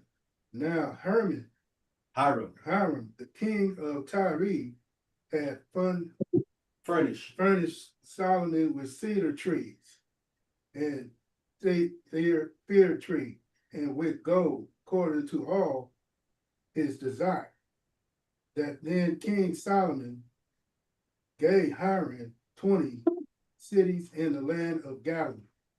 He gave Hiram 20 cities in the land of where? Galilee, right? These 20 cities in Galilee belong to Gentiles. I want to be clear. So I read, so he's a Gentile. He's a Gentile, right? Tyre. Yeah, king of Tyre. He's not an Israelite. There's another man that has his name that's an Israelite. This one is the king.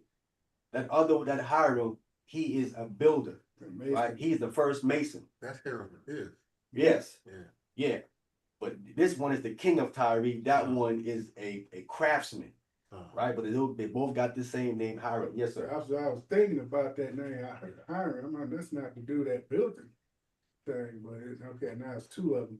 Yeah, that one built it and one is the king. That's what I was thinking about. I thought he might have became king of Tyre. No. Okay. He was living in Tyre. All right.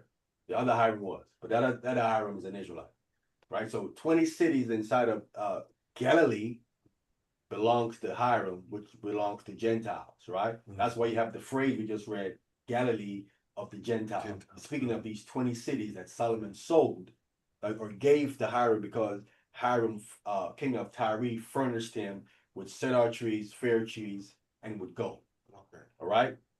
Continue. Okay, verse 12. Yeah. Verse 12. Verse 12.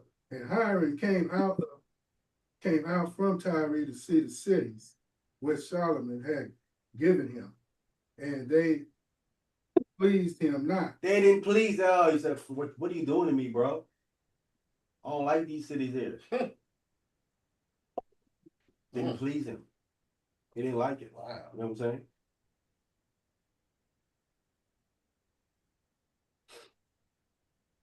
Go ahead. Verse 13, and he said, what cities are these which thou hast given me? My brother. My brother from another mother. What are these cities you have given me, man? What are you doing to me? What are you doing? And another father. Yes, sir. Go ahead. And he called them the land of Cabal, unto this day. So he called it the land of Cabal unto this day. Wow. All right. Okay, Mortal Kombat. This is what. Hold up. I need to yeah, I have to pull what that means so we can get that down. I didn't even go to the verse.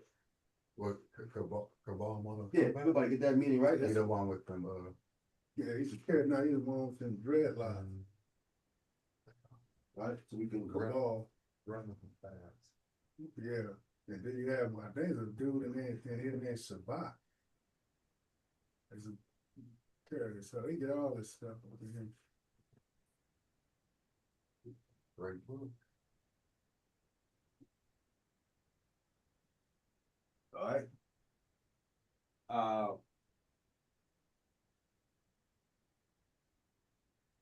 I want to show it, so I'm gonna show it because my intention is to provide a proof. And I want to, well, I'll read a source so we can be clear.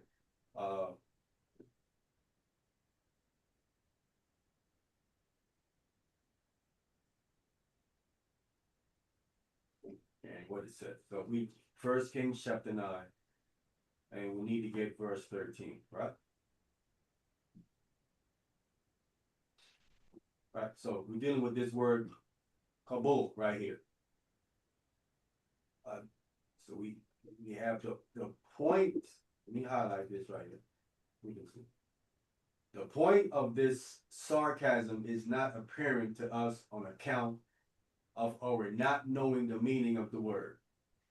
It has been variously suggested as meaning worthless. Not to my taste.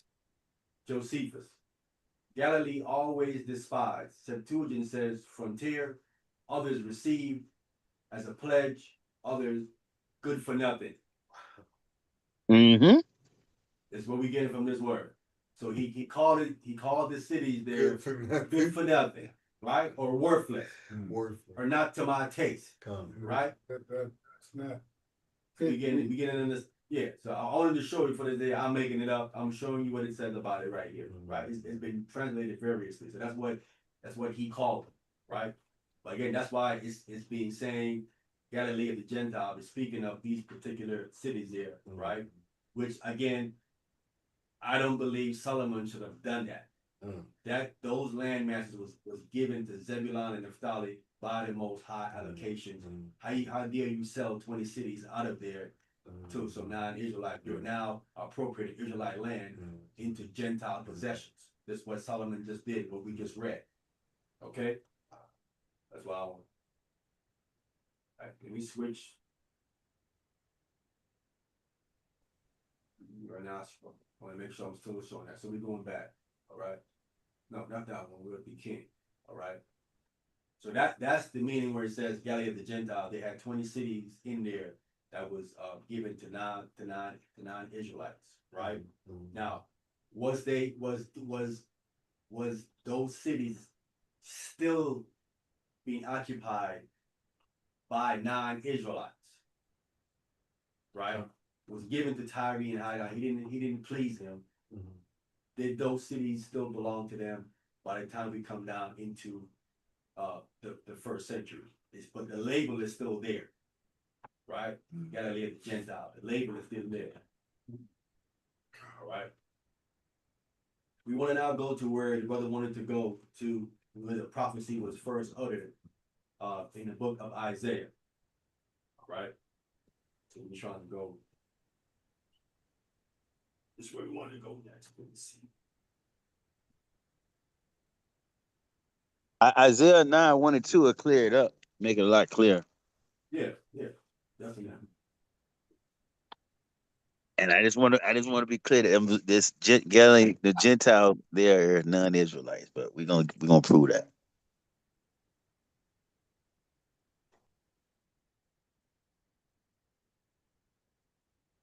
Let me pull this up here. I can't believe it's raining. I mean, rain's a good thing. Yeah, it is, brother. You're right. You're right. I mean, Now, a hurricane is a bad thing. Yeah, but see, the thing is out there, it's probably hot out there too, cause the rain gets the humidity worse. Yeah. Little rain is good for you. When a hurricane comes, it's time to go. Pack it up. Let's go. All right, Isaiah chapter 9, verse 1. Who got that? I got it. Yes, sir. Isaiah chapter 9 from the top. Nevertheless, the dimness shall not be such as was in her vexation, when at the first he lightly affected the land of Zebulun at the land of Naphtali, and afterward did more grievous afflict her by the way of the sea, beyond Jordan, in Galilee of the nations. Galilee of the nations, right? So we have here Elway. those nations there, those are Gentiles, non-Israelite, correct? No, we gonna prove it. I'm gonna show you. Hold on. Let me get back in my car because I was pumping gas. Hold on. I didn't hear you. Hold on. You said no. No. So okay, let me hear this because Okay, it's setting it so- up at Matthew. That Matthew 12 we just read, and that Matthew 4:15. This is coming from this right here. But I want to hear you out. Let me hear you out first. This goes back to Solomon, like I just read. No. 20 cities in Galilee was allocated to non-Israelites.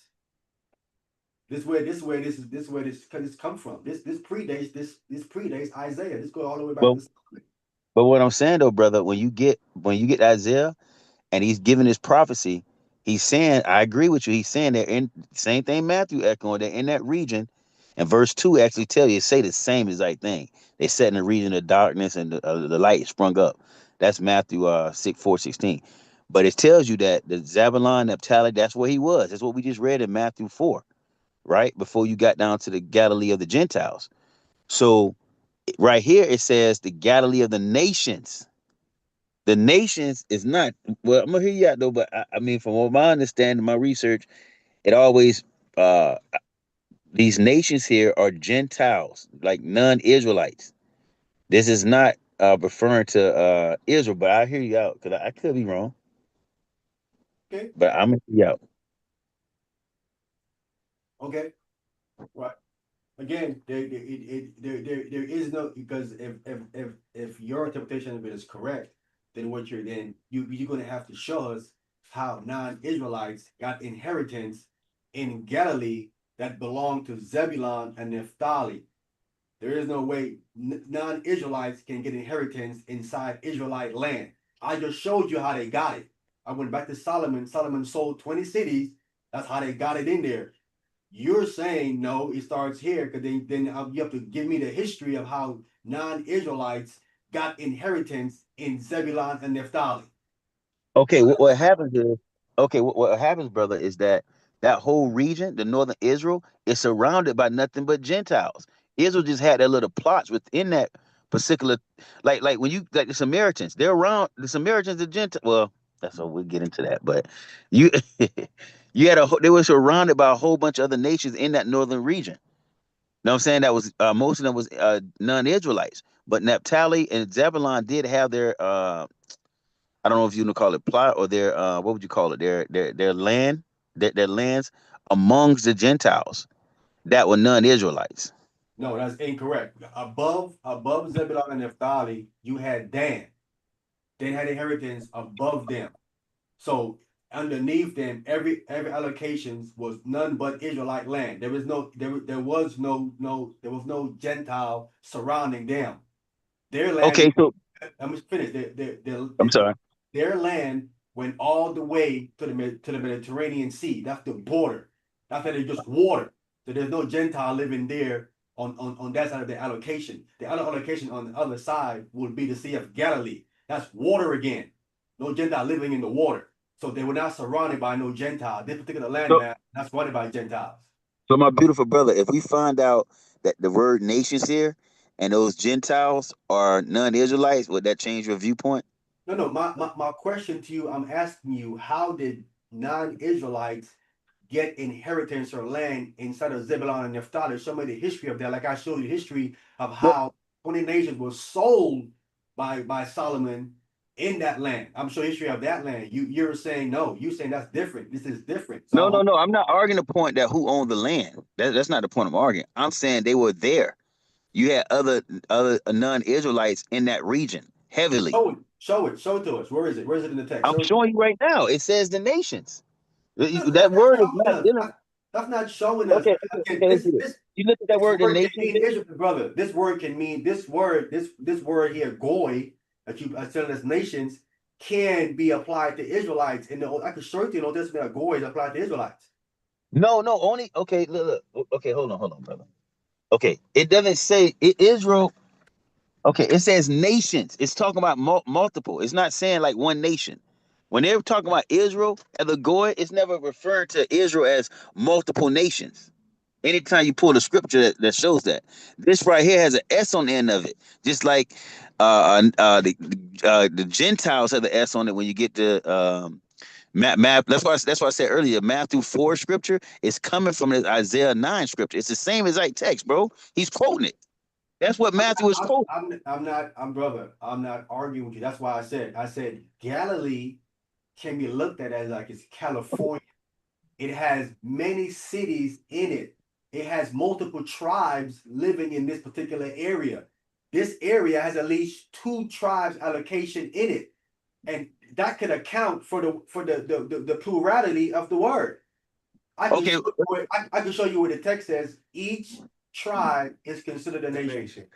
Come. Yes, but no, I agree with that. But what I'm saying when he's saying the nations, when he's saying Galilee of the nations, he's not talking about the Galilee of Israel. But unless, hold on, this may get interesting here because I remember years ago I asked my brother this. Now I asked you this because maybe I don't know. Okay, the northern tribe, because Zebulun and Naphtali are the northern tribe, right? Yes. They represent the northern tribe, correct? Yes. So would you say when Christ came, did he go to was the northern tribe there present at the time, Zebulun and Naphtali? I'm not sure. I can't say yeah and yeah. I'm not studied it out. I really can't say I can't say yes or no on that. Okay, we'll fall back on that because that'll get interesting. But anyways, I just fall back because you know what I'm saying, my understanding when I see that word nations here, it's not talking about Israel in this prophecy. That's why when you get to Matthew, that Gentile there, when it says the Galilee of the Gentiles, it's not talking about non-Israelites either. Like because these people, if these Galilee of the Gentiles are all with what we would call the southern tribe, these people will be living in Jerusalem at this time. They will know the temple, right? These so-called Gentiles will be among the southern tribe that's living in Jerusalem. They will all be mingling together. If we take that chance, if we say that these are Israelites, that's what I that said. means we're all Israelites living together. Right. There's no Gentiles among them.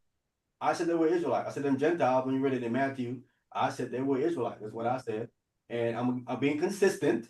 I'm saying here again that these nations here, what is the other nations? I'm saying that they're Israelites again. I'm still being consistent again. What I'm saying, what I'm going to do is that this verse right here is giving us historical account of something that happened. I'm going to go take you to the historical account that show you where this happens at. That's what I was going No. Okay, I hear you, but I'm going back to the history of it. I'm reading it and I'm giving you the history of. Listen, this is telling us something happened in the past, right? It says, nevertheless, the dimness shall not be such as was in her vexation when at the first he lightly afflicted the land of Zebulun and Naphtali. So when did he afflict? When at first did he afflicted this land? Then it says, afterwards did he more grievously afflicted her by the way of the sea beyond Jordan in Galilee of the Gentile. I'm going to go to the history and show you when this took place. No, I agree. No, brother, I agree with the history. I'm not denying the history of that. I'm saying. What I'm saying. The history is void of non-Israelites. No. Listen what I'm saying. He's afflicting non-Israelites. He's afflicting Zebulun and Naphtali. If you're saying Gentiles had inheritance in this land, then he was also afflicting non-Israelites. No. Brother, okay, it's like right now. Well, I'm gonna stay within the Bible. Okay, let's hear me out. If we're going with when it says the Galilee of the nations, if you're telling me these are Israelites, that the nations here represent Israelites, right? If you're telling me that, and also saying because Matthew, like we agree, Matthew is pulling from Isaiah, right? He's quoting prophecy. So then when you get to when it says the Galilee of the Gentiles, now we would have to agree that these Gentiles here don't know they're Israelites because they're still being called Gentiles, or at least, at the very least, the Israelites who know they're Israelites, they don't see these Gentiles as Israelites. I want to make sure I'm clear here. No, I think you get mixed up with a translation.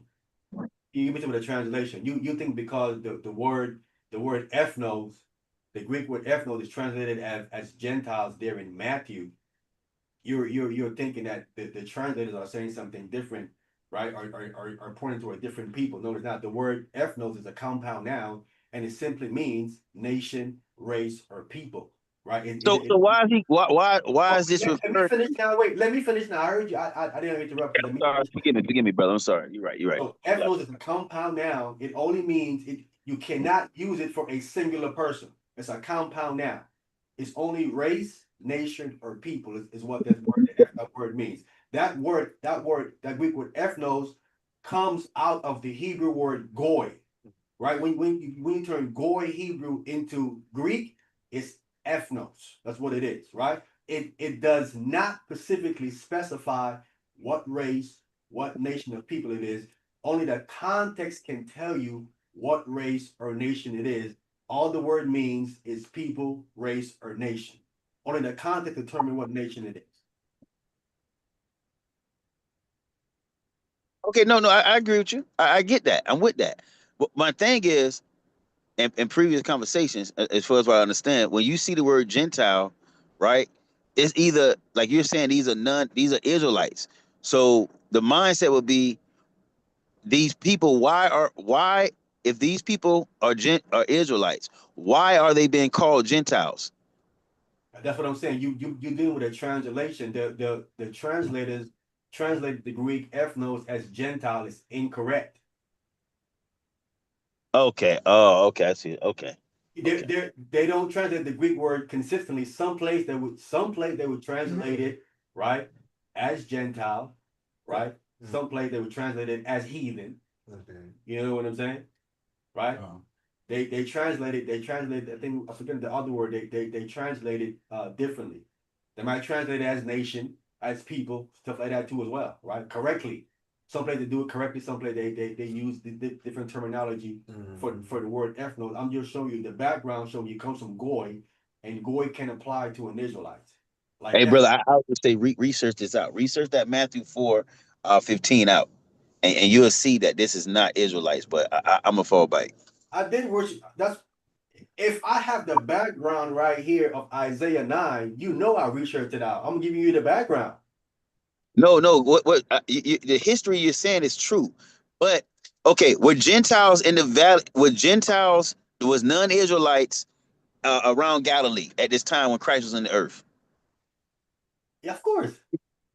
Okay, so we had Gentiles that were non-nations. The lady at the well, or the Phoenician, because most of these Gentiles are Phoenicians, but you know what I'm saying. But you had these people, these Canaanites that were in Galilee. They were in Galilee. They were around. They didn't own anything, but they were living amongst Israelites. At this particular time, Okay, and that's why it is more heavy. I'm not It was saying more no. Gentiles than Israelites. That's why they call it the Galilee of the Gentiles, because this is where it was heavy populated with Gentiles. Listen, I'm not disputing that. You know what I'm saying? What I'm disputing is that what we read in Matthew chapter 12, right? It's speaking of his servant that he's anointed, right? He's beloved, who he's pleased, right? Right? He's gonna show forth, it says, judgment unto the Gentiles, right? We agree that's the Messiah, right? The Messiah, when he came, he says, is on his own mouth, I am only sent to Israelites. So if he's talking about showing anything to anybody, it would have to be Israelites. He ain't showing nothing to no non-Israelite. The text don't say that. His own words is who he came for. If he said that, then go to another nation, then he's going against his own word. Okay, let me do it this way then. Let's do it this way. Did he ever show judgment to the Gentiles?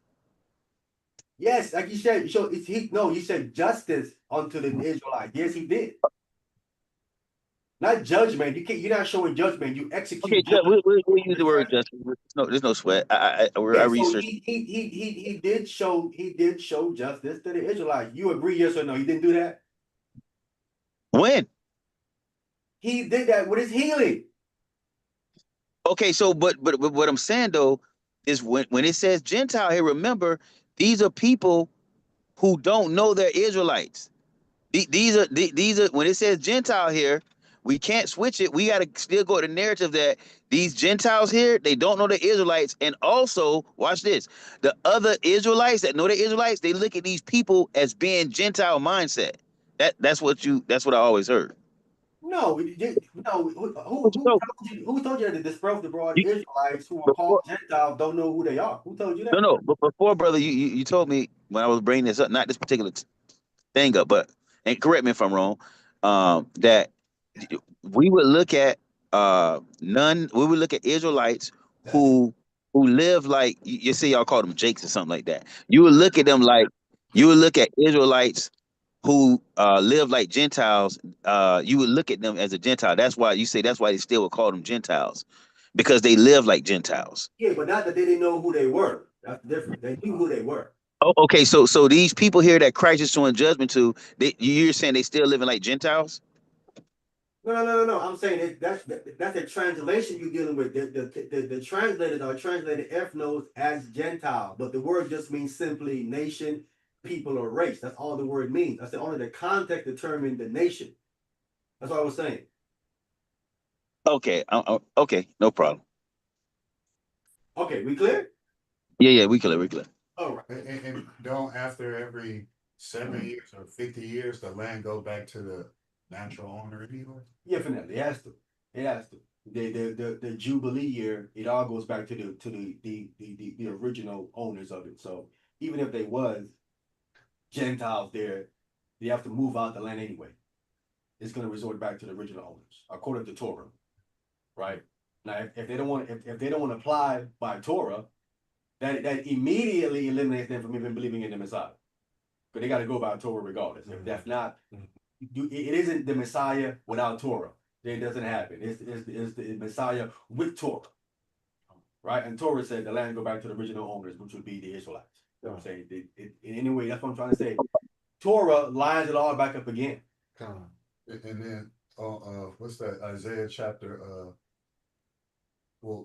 15 is saying, behold, the nations are as a drop of a bucket, and are counted as a small dust of a balance. Yeah. We know who that is. I mean, that's basically nothing. All nations before him are as nothing, and they are counted as a small less than nothing to vanity. Yeah. He's not talking about Israel. No. Hey, hold on. See, oh man. Okay, look. So even in verse, even in Isaiah 9, verse 3, that word nation there, is that talking about Israel or is that a Gentile? We need to read But I down. know this part here is talking about Israel, I believe. Let me know if I'm wrong. In verse 3, in Isaiah 9, verse 3.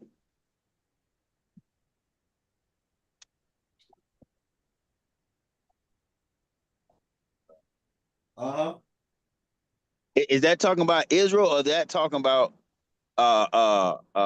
Gentiles? Can we read verse 2? I'll tell you.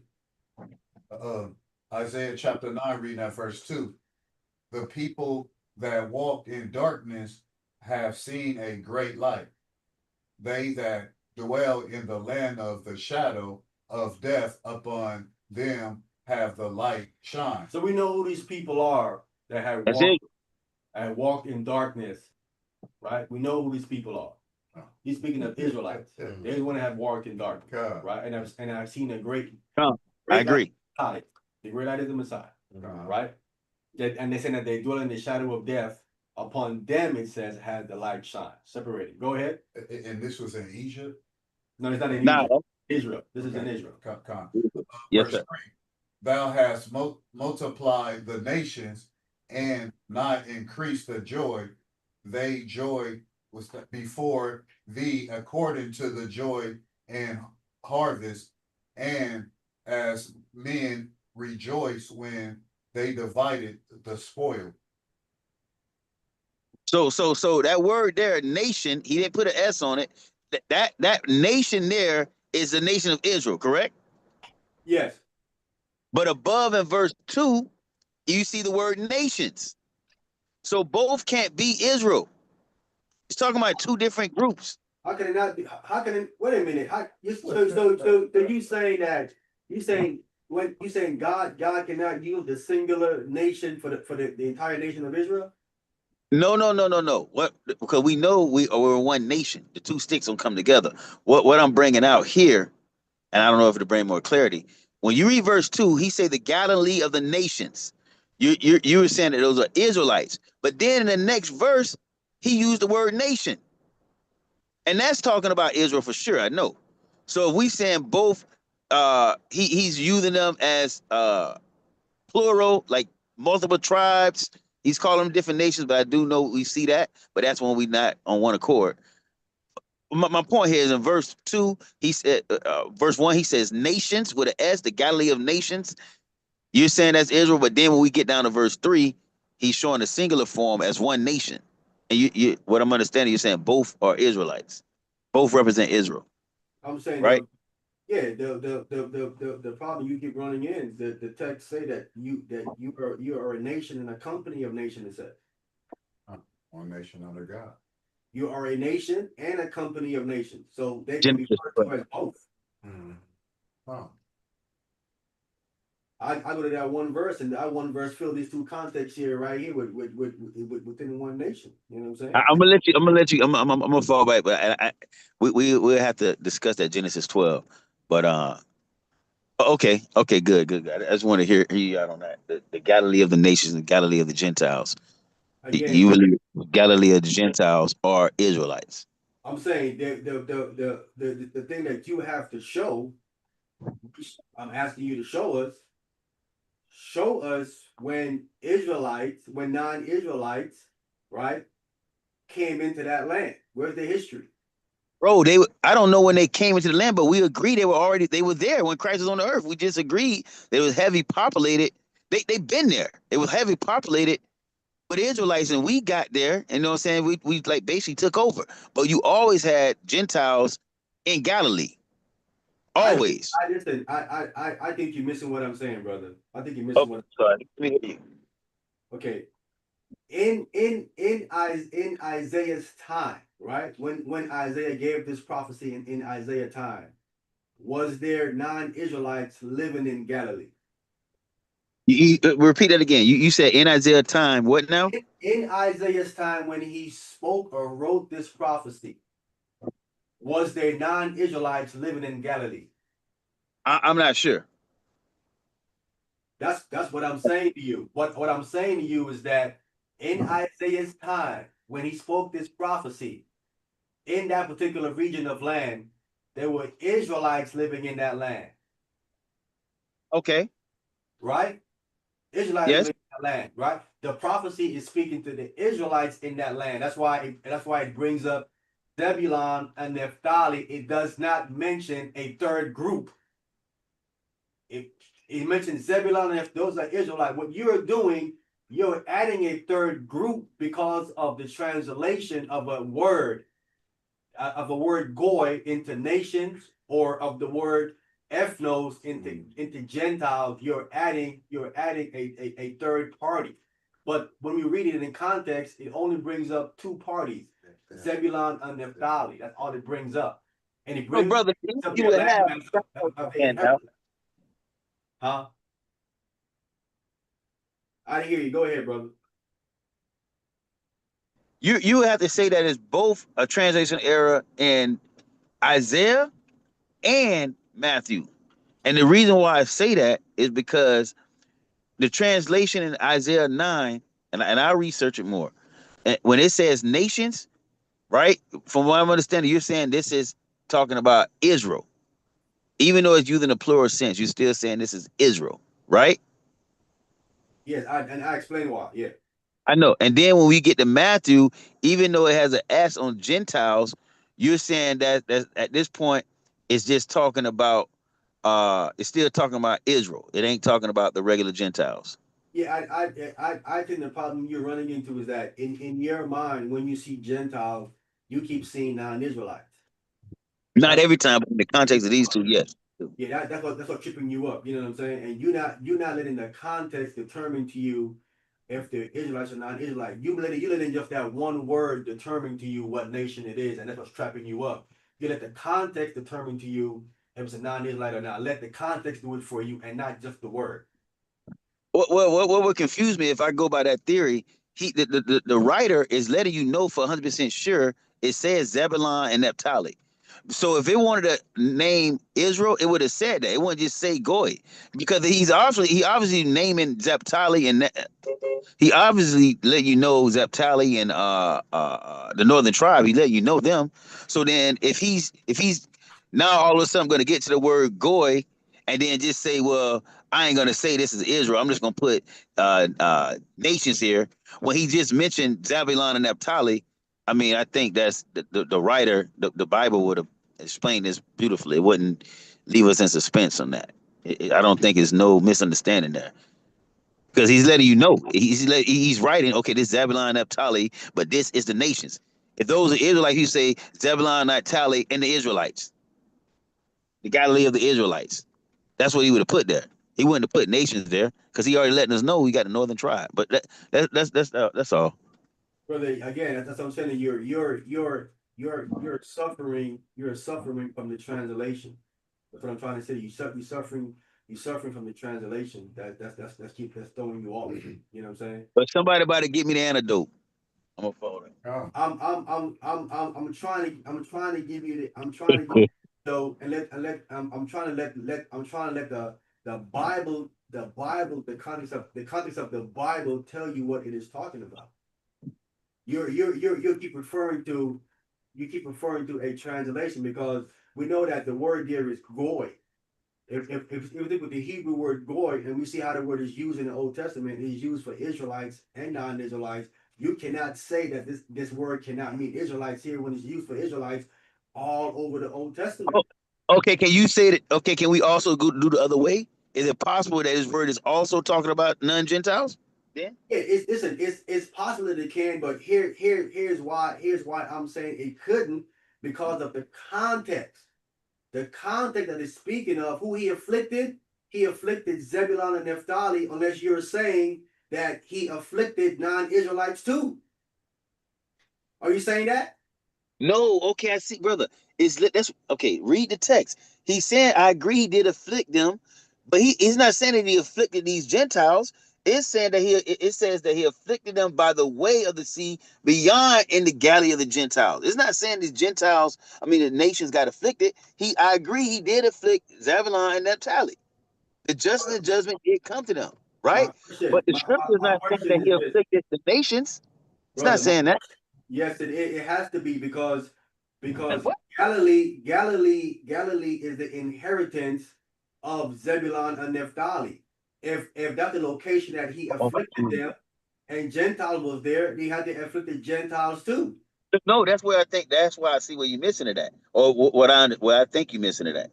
Right? Listen, he's saying clearly in this text that the vexation of Naphtali and Jordan. I mean, Naphtali and Zebulon. Now, when you finish reading, he's telling you where it happened at. It happened beyond the Jordan by the Galilee of the nations. The Galilee of the nations has nothing to do with the judgment or the justice. He's just telling you that he's just giving you a location where that happened at. Brother, You understand? I said something different. Did I just say that just now? I thought No. What I understood you saying is that Okay, when it says that the Galilee of in the Galilee of the nations, those nations, I'm not saying. Do you believe those nations were afflicted? Yeah, the list was like they Israelites. No, and that's what I'm trying to say. This text is not saying that. We're saying something totally different. The The text is text, not saying. Go ahead. the text is giving up the location where the affliction took place. I agree. Okay, if there's Gentiles in that location, they would have been afflicted too. No, not Okay, necessarily, we're moving on. because he can come Moving on. afflict his people. He can come afflict his people, and not deal with. He can come deal with us and don't deal with other people around us. Listen, this is the reason why I wanted to read to you the history of who came in there and did it.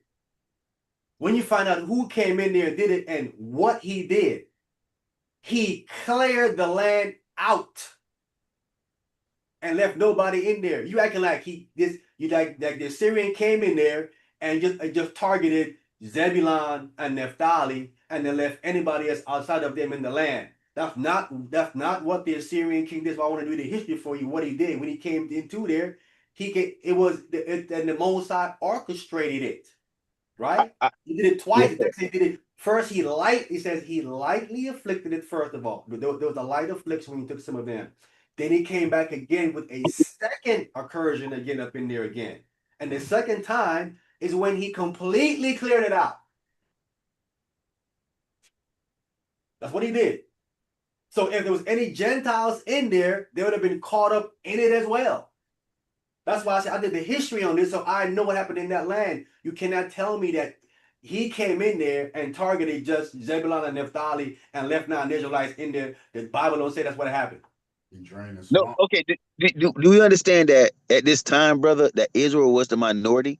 They were not the majority in Galilee? Or no? Incorrect. Okay. So prove it. I'm gonna fall back. We'll bring it out. No, you making claims. Prove it. Prove it. Prove Israel was a minority in that land at that time when that happened. Prove it. Prove that Israel was a minority at that time. Yes, Okay.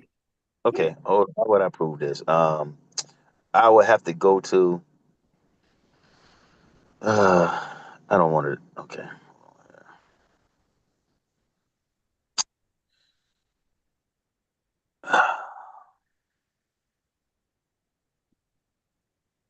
We have to go all the way back to Kings, man.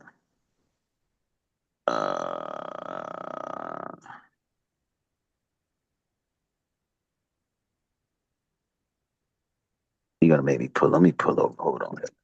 We gotta pull over. Listen. We can continue the lesson. When you find it, let us know. I will Do read your it. thing. I don't want to hold the class up. I'm sorry. Do your thing. Yeah. No, you're good. You're good. We can continue. We can continue. Yeah, do your thing. Do your When thing. you Okay. find it, let me know, and we'll read it. We're gonna go back to Acts chapter 15. Okay, go ahead. I'm sorry. Go ahead. Yeah, no, you good, brother. Don't worry about it. It's All all right, good. what's up? Right? You good. All right. Acts Go ahead. 15, Acts 15, verse 13. Go ahead. Acts chapter 15, starting at verse 13. Yes, sir. And after they had held their peace, James answered, saying, Men and brethren, hearken unto me. So the Lord's brother said, hey, they held their peace. Y'all listen to me for a minute right now, all right? Go ahead. Verse 14. Simeon hath declared how God at the first did visit the Gentiles to take out of them a people for his name. Right, let's go back to Abraham. So Simeon, which is Simon Peter, had declared how, listen, God at first, visit the Gentiles to take a people out for his name, right? We know that started with Abraham, right? Started with Abraham. So Abraham was a Gentile. We clear? So where God went in Mesopotamia, right? In where he was, right? That's a Gentile. They were Gentiles, right? So he went there to take Abraham out to get a people for his name. That took a process, right? Go ahead. Verse 15. And to this agree the words of the prophets as it is written. So to this agree the words of the prophets, right? The prophet is Moses, right? And the other prophet that spoke about Abraham, right? More than one of them. Go ahead. Verse 16. After this, I will return and will build again the tabernacle of David, which is fallen down, and I will build again the ruins thereof, and I will set it up. So David tabernacle was falling down, right? And now he's gonna build it up as in the days of old. He's gonna build it back up and set it back up, set back up the ruins. Right? Go ahead. That the residue of men might seek after the Lord, and all the Gentiles upon whom my name is called, saith the Lord, who doth all these things. Right. So we know that non-Israelites was never called by God's name. At no point in any historical context, Old Testament, New Testament, anything, they were never called by God's name, right? So if they're labeling these people as Gentiles, and then the context tell you upon whom my name is called, we would have to be Israelites here. Have to be Israelites. And all the Gentiles, then it gets specific, right? That's why I said let the context determine what it is speaking of. This context tell you upon whom my name is called, say of the Lord, who doeth these things. These Gentiles have to be Israelites, right? Go ahead. Verse 18. Known unto the Most High are all his works from the beginning of the world. So the most High know what he's doing. Basically what this verse is saying, God know what he is doing, right? God isn't confused with what he's doing. He knows exactly what he is doing, right? Go ahead. Wherefore my sentence is that we trouble not them which from amongst the Gentiles are turned to the Most High. So so James giving his sentence, right? And this is where you get, because a lot of Israelite camps, I need to be corrected, because they swear up and down Peter is the head. Peter is not. James is. Yeah. James is giving his sentence here. If Peter is the head, James couldn't do this. He couldn't give his sentence because he isn't the head. But if he's the head, he's the only one that can give his sentence, right? Remember, he spoke after everybody said their piece. He spoke last, showing you again, he is the head, right? Because the head speaks last, does he not? Final word. You get the final word, right? And he giving his sentence, meaning I'm giving you his judgment, his verdict, right? That we trouble not them which from among the Gentiles are turned unto God, right? In the previous verse, he quotes the Old Testament in context, which talks about these Gentiles, and he says, upon whom my name is called, right? It's the same Gentiles here in verse 19, right? That are turned to God, all right? Now, when I want to clarify, when I mean turn to God, meaning that they are now believing in Christ, right? Turn to God in the way of believing in Christ. Okay? Want to be clear. Go ahead. Verse 20. But that we write unto them that they abstain from pollutions of idols and from fornication and from things strangled and from blood. And from blood. Go ahead. Verse 21. For Moses of old time hath in every city them that preach him. So from old time, right? This goes back all the way on the cities of Israel, right? From old time, Moses of old time had in every city them that preached him. Go ahead.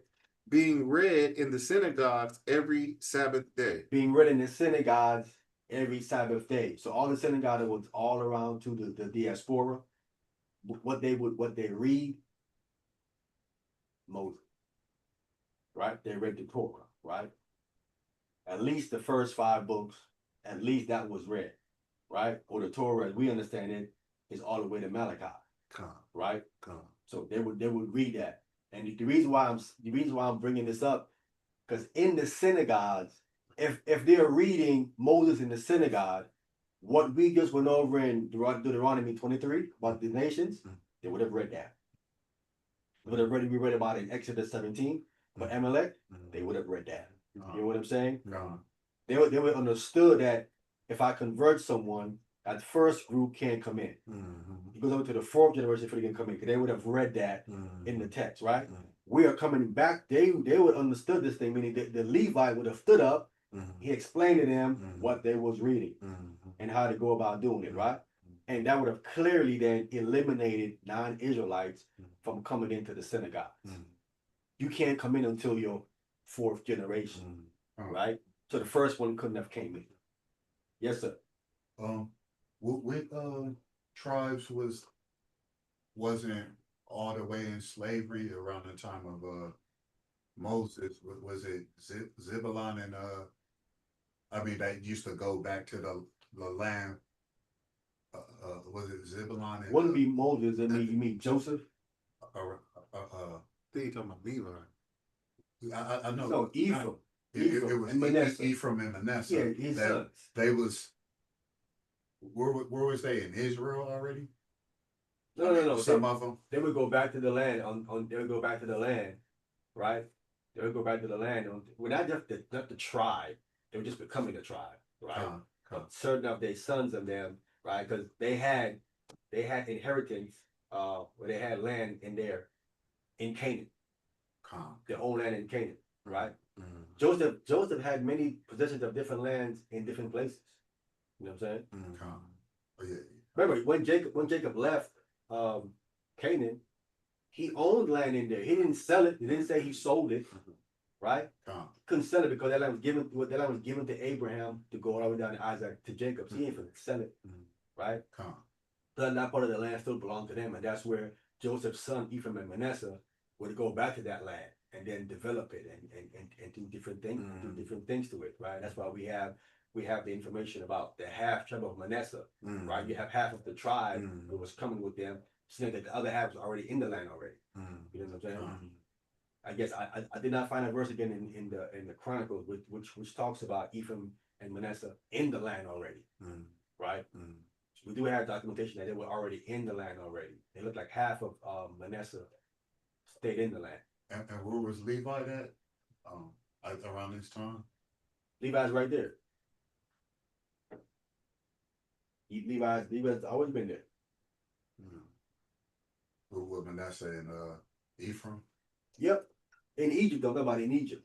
But I said because of the status of Ephraim and Manasseh, right? Their father being Joseph, they're given way more leeway. They can do different things. They can do more things. You know what I'm saying? They can go to different places. They obviously would have more money because of their father is rich. You know what I'm saying? I mean, Joseph bought all of Egypt, right, for Pharaoh, and he had his own riches too that he had it by himself. I mean, his two sons would be rich as all outdoors too as well, right? And they understood where their father coming from, Canaan. They was logically want to go back there and see what's going on, like the land, and they want to try to occupy and buy certain, you know what I'm saying, things and establish land and stuff over there, right? And obviously, I believe that Joseph told his son that they would go back to that land. Remember, he told him, and he said, "Listen, God's gonna come visit you, take you back to that land." He told his brother, right? So he have told his sons that they would be like, "Listen, maybe we can go to the land and prepare it for when God do say you come back. Certain things are already set up for you already." You get what I'm saying? If I had that kind of power and money to do it, and I know we was gonna go to a certain land in the future, I can go now and set it up. I would set up certain things. You know what I'm saying? When we do go. So it's seen that there's a hint of that in the Chronicles that Ephraim and Manasseh did something like that. You know what I'm saying?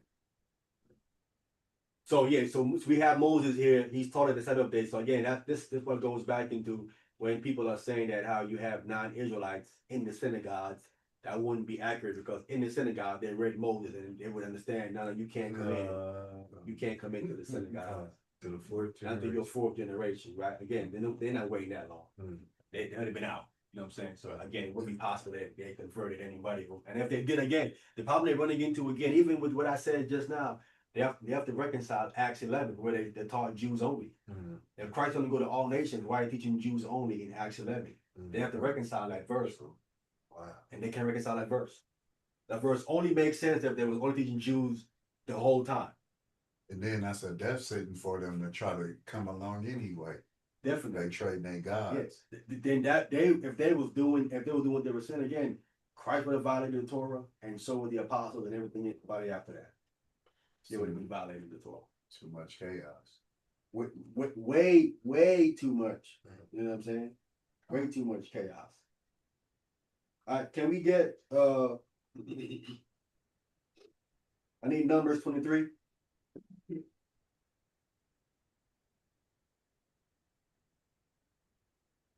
Yeah, we coming into the home stretch here. We coming into the home stretch here.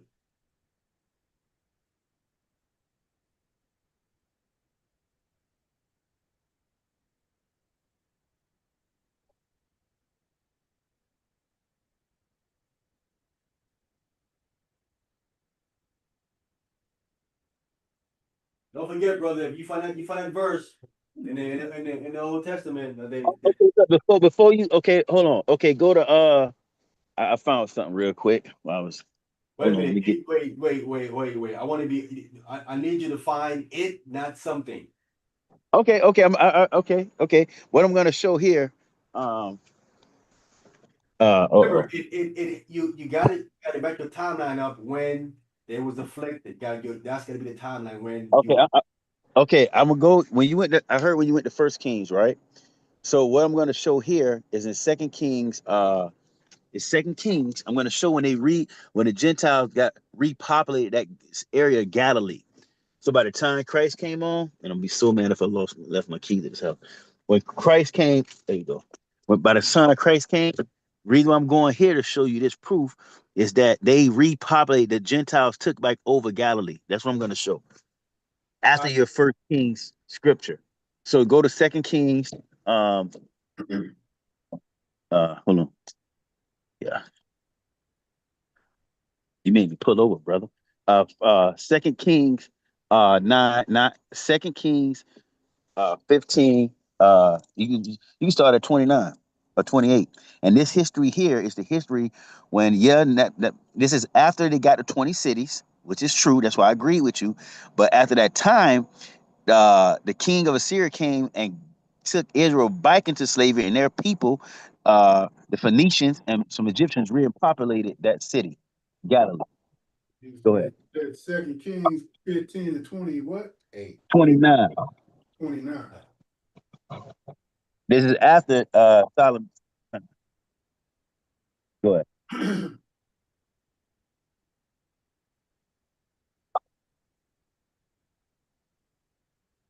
It said 29, right? Yeah. Okay.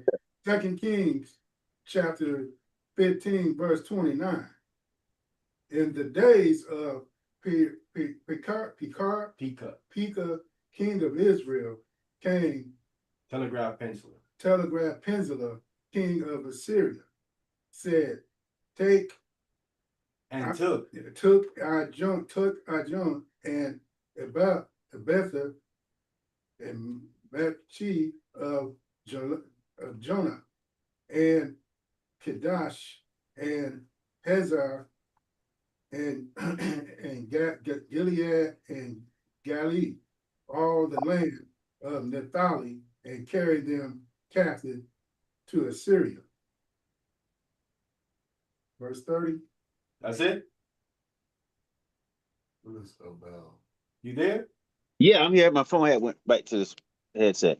But so this right here proves that they got taken back into captivity to Assyria, and the city got repopulated with heathens.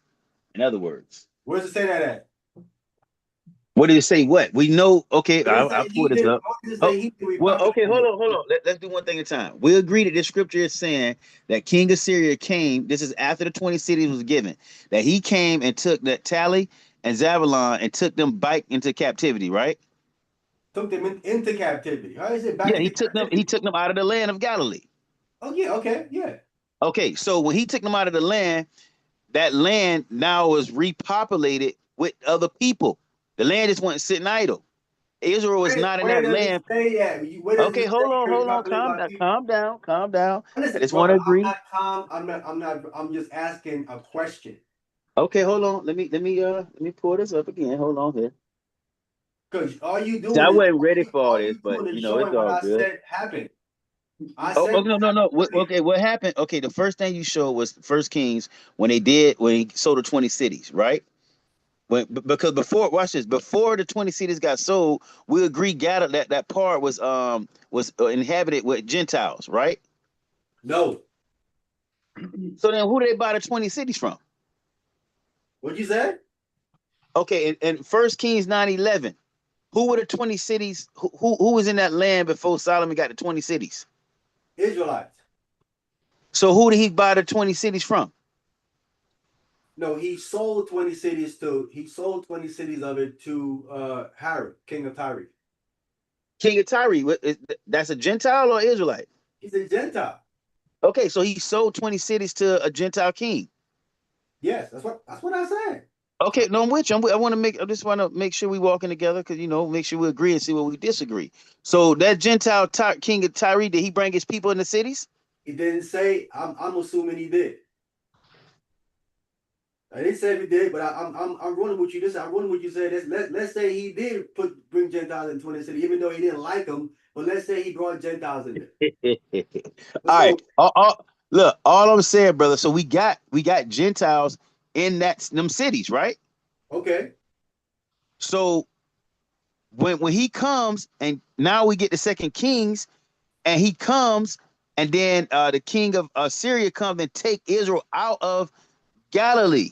That's what that text saying, right? Who's left in these cities? He cleared the entire land out.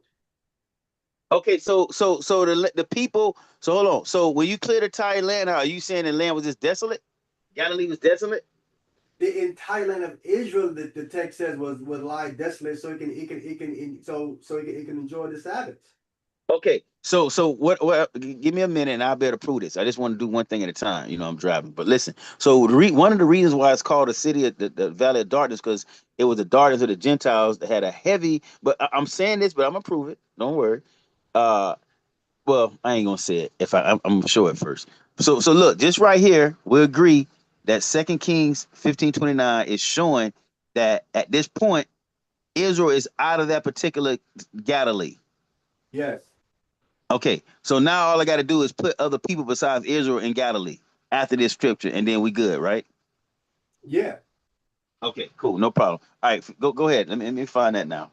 We do one thing at a time. I won't prepare for this, so I don't. You know what I'm saying? We gonna get it. Go ahead. I'll find the next thing. But I just want to make this clear that at this time, after 1 Kings 9, this is after Solomon, Israel is not in that land.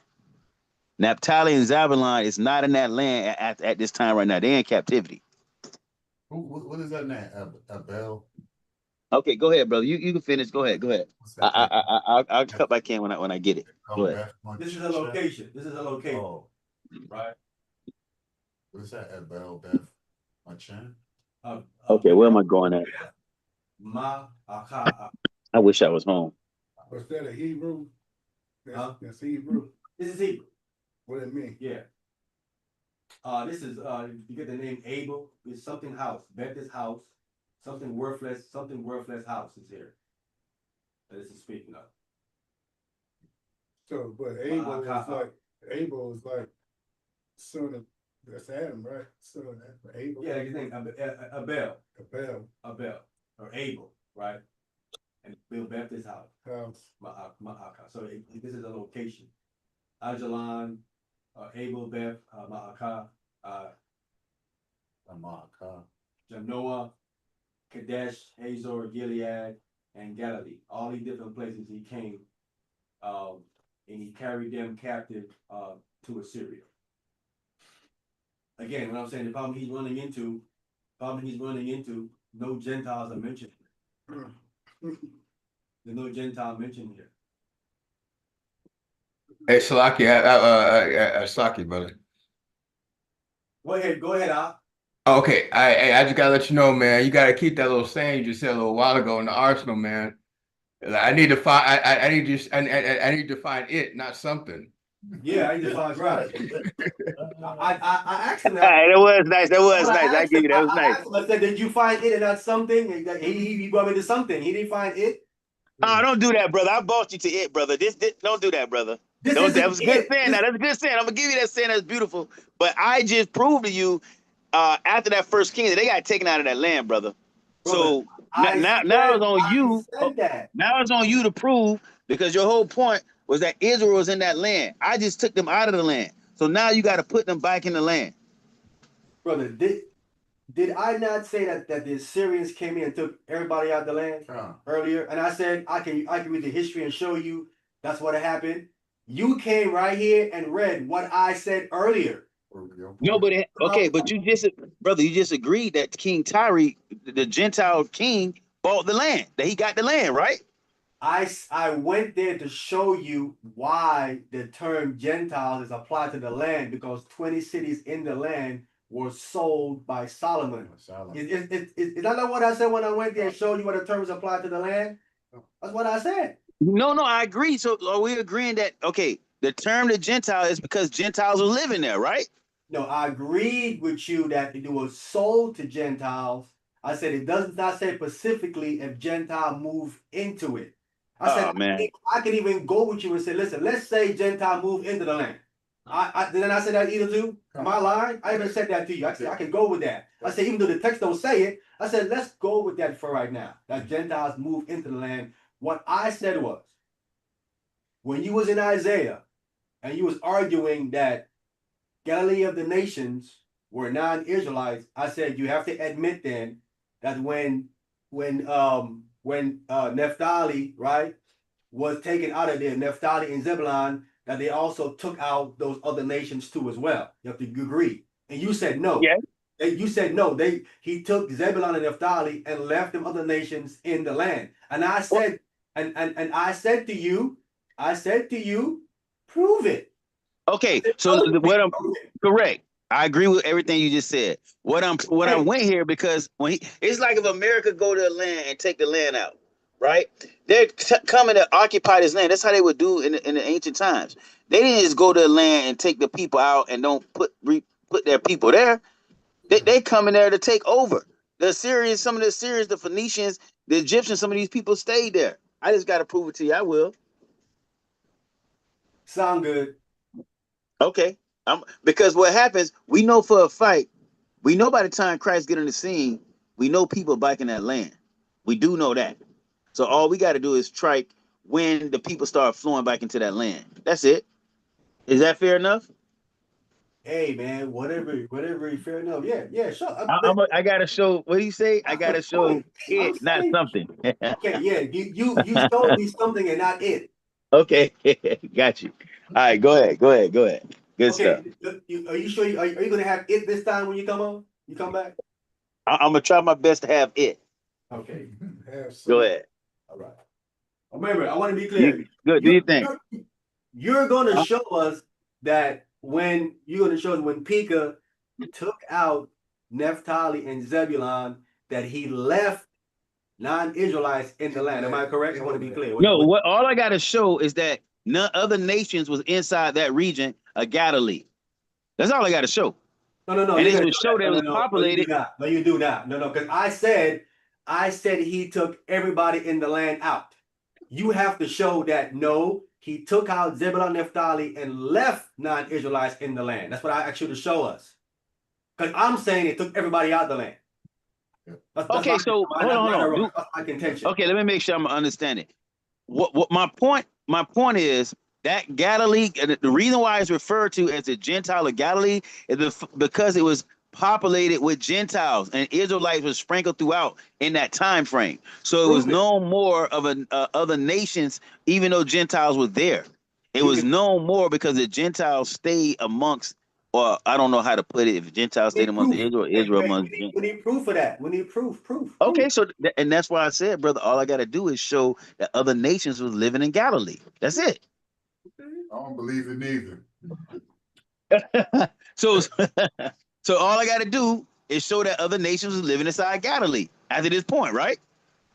No. Before this point, because they have to have been here before this point, not after this point. Before this point. But before or after, I'm talking about 2 Kings. I'm talking about the 2 Kings 9:15, right? Yeah. We in 29. So you got to show them. You got to show them in the land before the Pekah king came, and he only took out of there Zebulun and Naphtali.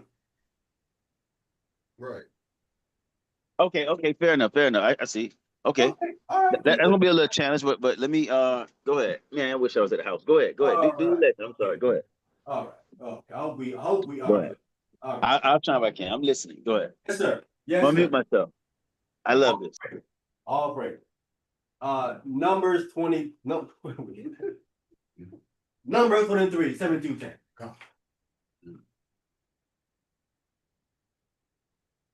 It's iron sharpening iron, man. This is good. Con, beautiful. Truth. This is good. This I want to be clear. Let me say this before we go on, right? Me and this brother, we talk during the week sometimes too, and we go back like this sometimes during the week, right? Because he said he don't really have someone he can really run certain things by, Right. except me. Right. He can run these things by me, right? And Right. I give him an answer, not to say that he agreed with the answer or whatever it is. Con. But if I tell him he go fact check what I say, Right. he fact check me as he should as a Berean, right? He's supposed to go fact check what I'm saying, but I'm a person, he can run certain things by, he can run by nobody. He run it by me and he get an answer. He get an answer. You know what I'm saying? All praises to the Most High. Wow. Yeah, so me and him do this sometime during the week, right? You know what I'm saying? And I'm glad you brought this up because sometimes I don't say stuff because I don't want the people that's listening to think, oh, he just this is a relationship, man. This is love. Yeah. And we just trying to get it right. That's what I want to make clear. We love you I'm too, never trying to brother. come against the teacher and never trying to Ain't no love laws. You see us going like this over each other. Ain't nothing wrong. Right, con, beautiful. Sometimes, all the time. You know what I'm They saying? call that jinsu. Listen, and sometimes it's even more heated than this. Listen, it always ends with brother. You know I love you. You know I love you, brother. That's true. That's true. This is true. This is That's how it true. always ends, brother. You know what I'm saying? Numbers 23 and 7. Who got that? I'll take it. Go ahead. Numbers chapter 23, starting at verse 7. And he took up his parable and said, Balak, the king of Moab, hath brought me from Aram out of the mountains of the east, saying, Come, curse me, Jacob, and come, defy Israel. Go ahead. Verse 8. How shall I curse whom God hath not cursed, or how shall I defy whom the Lord hath not defied? Go ahead. For from the top of the rock I see him, and from the hills I behold him. Lo, the people shall dwell alone. Stop. When has this happened? When has Israel dwelled alone? This is a prophecy. When has this happened? Never. It has not happened. Right? This is a future prophecy even in our time. That has not happened yet. Remember, alone. That means without Gentiles. No mixed multitude. Right. Nobody is. Just them alone by themselves. Right? Go ahead. And shall not be reckoned among the nations. There we have it. So we clear. Right? So there's gonna be no Gentiles with us at a certain point. Right? Even though we see them in the millennium reign, right? They have certain land allocation to them in the book of Ezekiel, right? It's gonna come a point where God's gonna say, good, you live here long enough, you learn laws and commandments. I need you to keep these laws and commandments in your own land now. I need you to exit the land of Israel. I only want Israelites in this land. Go back to your land and keep the Torah in your land. Correct? Right? It makes sense? For this to happen, that has to happen, correct? Yes or no? That's At some point, you're going to tell them to exit the land. Done. Goodbye. Right? Now I'm gonna pull another verse to come behind this again. You feel what I'm saying? Because this has not taken place yet. So all this integration and proselytization that's going on, right? That at some point has to end, and is a separation going on back according to this prophecy here. Can we get Isaiah 13:13? served your purpose. Well, they need to learn. Maybe they need to learn some from first-hand experience, right? You're living there amongst us and you've seen it. Well, good. You know what I'm saying? You had your time to do it. Now it's time for you to do it in your land. Right? This what needs to happen. Now go and don't be wicked. Well, if they do, you know who's gonna be there. Come. We're gonna pay him a visit. All right, we got the Isaiah chapter 13, verse 13. I'll take it. Go ahead. Isaiah chapter 13, reading verse 13. Yes. Therefore, I will shake the heavens, He's gonna shake the heavens, plural. Go ahead. and the earth shall remove out of her place. Go ahead. In the wrath of the Lord of hosts, and in the day of his fierce anger. Which is coming. Go ahead. 14. And it shall be as the chase road. The chase, the roads are there. The chase there. Go ahead. And as a sheep that no man taketh up, they shall every man turn to his own people. At that point, right? Every man has got to go back to his own people. Go ahead. And flee every one into his own land. You got to go back to your own land at some point, right? They're living in of Israel amongst us, but at some point they have to go back to their own land. They got to go back to their own people, right? All this integration and coming together, right? It's temporary stuff for a reason, but then the Most High wants it back separated again. Yes, sir. Isn't that kind of what Trump is doing to the Latinos right now? No, he's not. No, he's targeting illegals. That's what he. If he was doing that, he doesn't matter if they're citizens or not. He would have told them, go back. They said some on Salvador, that's Mexican. Yeah. But at this time, will they still have their own gods, or would No. the Most High? The Most High. That's all The loud. Most High. Right? The Most High. Yeah. You playing no game. Yeah, but I'm saying this has not taken place yet, has it? Has it happened yet? No. Everyone has not went back to their own people yet, or back to their own land yet. Still mixed motives. This has not happened. You know what I'm saying? So again, all this conversion and all of this and believing in Christ, it sound good, but it's temporary. You are going to go back to your land. You're going to go back to your own people.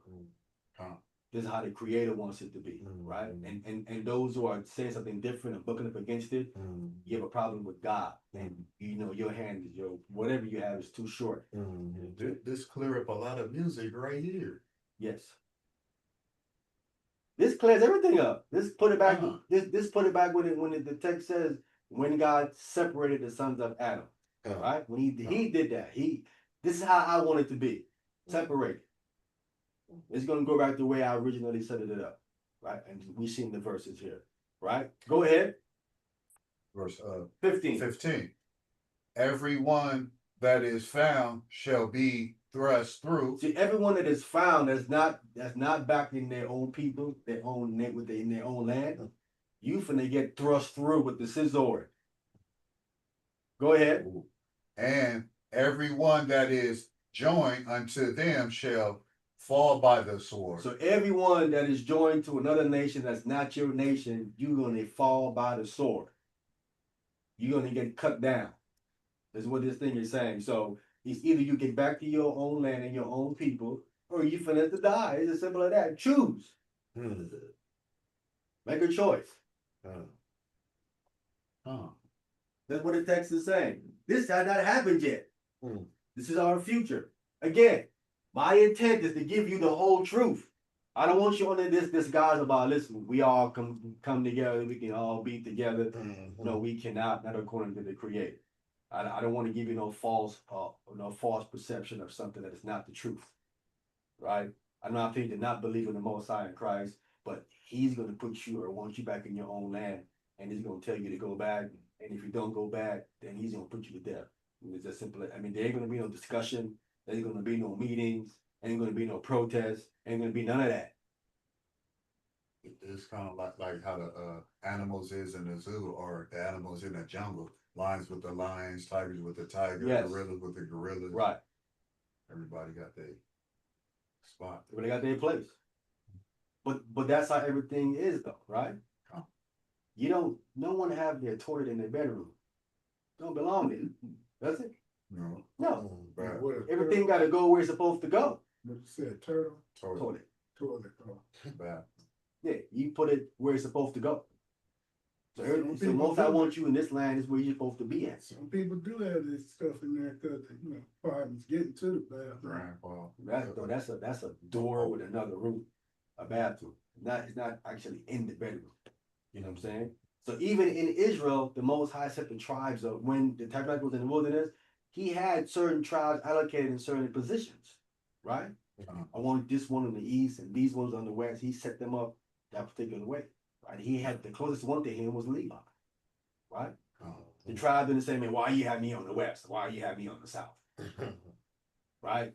Why I can't be where Levi is? They all just accepted where they're supposed to be, and everything rolls smoothly. Okay? We are one with the Most High most to happen. So this has to. Well, let's get one more, verse 16. So, okay, come. Their children also shall be dashed to pieces before their eyes. See, if they don't want to go back to their own land, right, to their own people, then your children gonna be dashed to pieces before your eyes. Go ahead. Their houses shall be spoiled. Your house is gonna be robbed. Go ahead. And their wives ravished. And they wives ravished. All right. So they got to go ahead and get it together. You got to make a choice. What y'all want to do? But this integration thing, it's not gonna last. It's just not. You know, Christ came to do his business, man, like he getting ready to do in Luke 12:53. Like he's supposed to. He's dividing everything. like he's supposed to. You know what I'm saying? And that's for all nations, not just Israel. Yeah. That's why they normally be like, keep it in the blood. Yeah, but that's how it is when it comes to listen, the priests live separately from everybody else, do they not? Yes, they do. They don't live amongst everybody. They live separately from everybody, right? It was only in Israel that the Most High scattered the Levites. He scattered them in Israel, right? Because of what they did, right? Jacob probably said, because of their cruel anger, him and Simeon, he says, I will scatter you in Israel and disperse you amongst the tribes. That's what they did, right? See, that had to happen because the nation isn't a nation of priests like they're supposed to be. If we were all priests, we don't need Levi there, do we? No. No, we don't need you there. Now that we all priests under the Melchizedek order, we don't need you all over the place. Right. We're all priests. Right. You know what I'm saying? Right. Well, but he still has to keep it. We are going to be in a central location, right? Yeah. We're all going to be in such a location. Now, of course, we're going to have to go out to the nation and then enforce Torah. Make sure Torah is being upheld in these different nations, right? We're going to have certain, I would refer to them as garrisons, or today you'll be like police stations. So you got police stations in your neighborhood. See what I'm saying? But the police that work in that station don't live in the neighborhood right around it. They live somewhere outside the neighborhood, do they not? Wow. Yeah. They drive into the city to work in the station, but they live outside the nation, right? That's how we're gonna have certain garrisons or stations in different nations. We'll go there and make sure things are ran correctly, right? Pass judgments and rulings. We could be. And that's how the build a city ain't it, like or a town. Normally you gotta have the sheriff station there for the police station, and then they build the like. Right, then you have your courts. You know what I'm saying? Stuff set up too. Right. Law and order first. Right, we're gonna be the one walking with our robe on, whatever they get. However, it's set to pass judgment according to Torah, right? Law. Be the law. No accusations either. Right. Three witnesses, all of that. We're gonna lay it down like that. Like as it's supposed to be. You know what I'm saying? Let's get one more. Or maybe two. Ezra 4. Ezra chapter 4.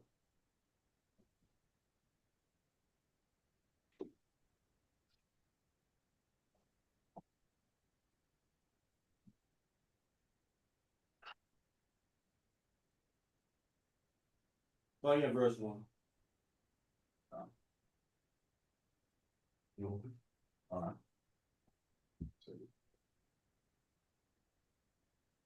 Chapter 4 from the top. Yeah, who got that? I'll take it. Go ahead. Ezra chapter 4 from the top.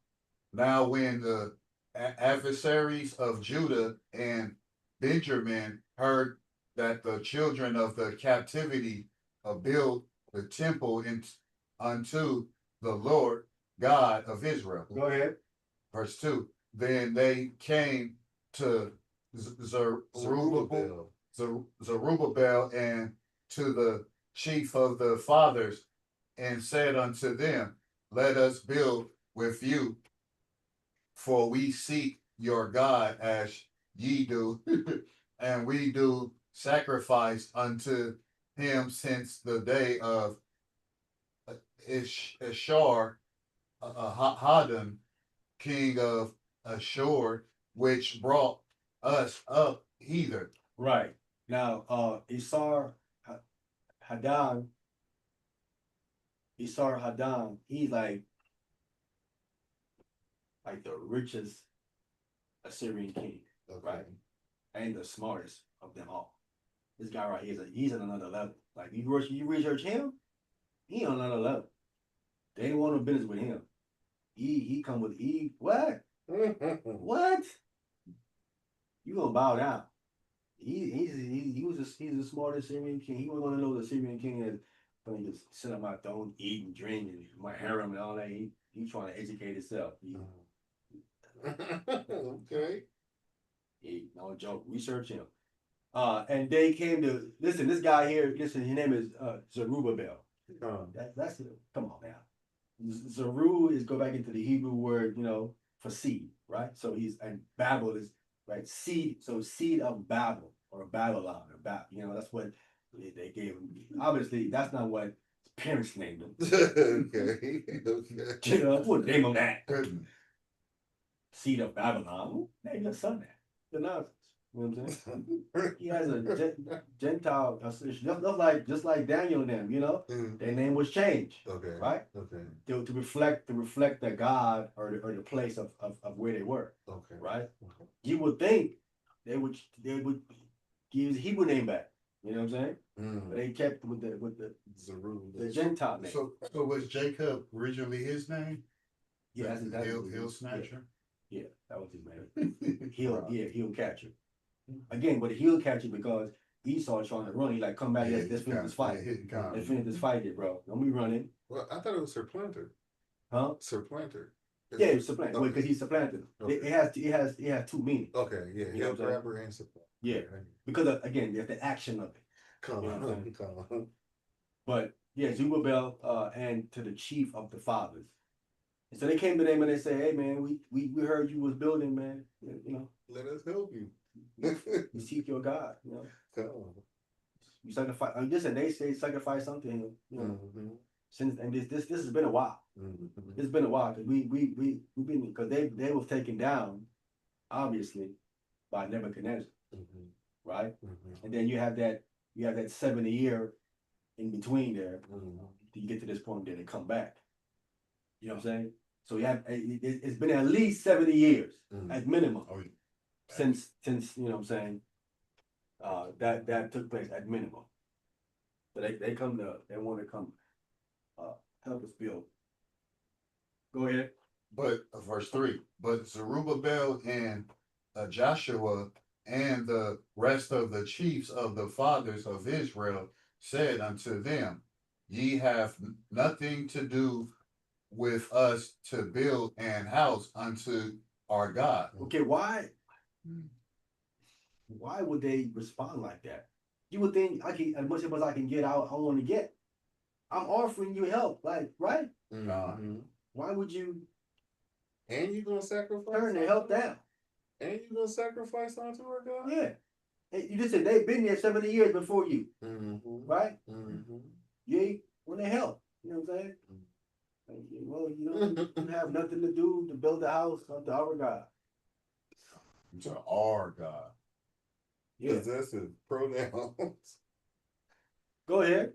But we ourselves together will build unto the Lord God of Israel, as King Cyrus, the king of Persia, hath commanded us. So the commandment from Cyrus was for Israelites to go build that temple, not outsiders to build it, right? Wherever it has a heart to want to go build it for your God in Israel. So they saying, listen, man, the King Cyrus says only for us to build it. He didn't say Israel and anybody else outside of Israel want to build it. He didn't say, he just said us for us to build it. This is their response to them, right? Who want to help? for those that want to help. You know what I'm saying? You would think they would say, well, listen, man, we want to build it to ourselves, to our God. You would think they would respect that. Mhm. You know what? You want to build to your God yourself? We offered to help. Mhm. You took it down. Mhm. It is what it is. Mhm. We'll fall back. Mhm. Right? Mhm. You think that's what they would do? Right? If you went to ask someone, hey, man, let me help you with that, and they said, nah, I got it. Right? Mhm. What'd you do? You fell back. Cool. Cool, no problem. Okay, you got it. You got it, bro. No problem. You know what I'm saying? No. We got something else to do anyway. Try to help you turn it down. You skip it. You know? And right here they were saying to our God, like don't get it twisted just because you sacrificing to him, that ain't your God. Yeah. Yeah. They're trying to claim that we sacrifice unto him and Mhm. you know, we seek him and all that other stuff too as well. Right? All right, go ahead. Verse 4, then the people of the land Mhm. weakened the hands of the people of Judah and troubled them in building. So now Mm. if they are weakening their hands and they trouble the building, that's a direct impact to God. That's good. I'm trying to build God's house. So what they're doing, they're directly impacting God's house getting built because God wants his house built. So now what you're doing, you're working against the God of Israel. Mhm. You know what I'm saying? Mhm. So you don't really want to help. You don't really want to help, right? Right. Intervene. You want to come in here and talk about you want to help. Mhm. You want to come in and then start sabotaging things. Mhm. You don't want this house built. Come. You don't like that. You want to come in here and we talk about, yeah, build that door over there. You're going to build it and get that door and then sabotage it. Come. Measurements is off. Yeah. Something is Con, con. mess something up. You know what I'm saying? Come. You have to go back and go back behind you and fix all of that stuff later on, making the work longer. Mhm.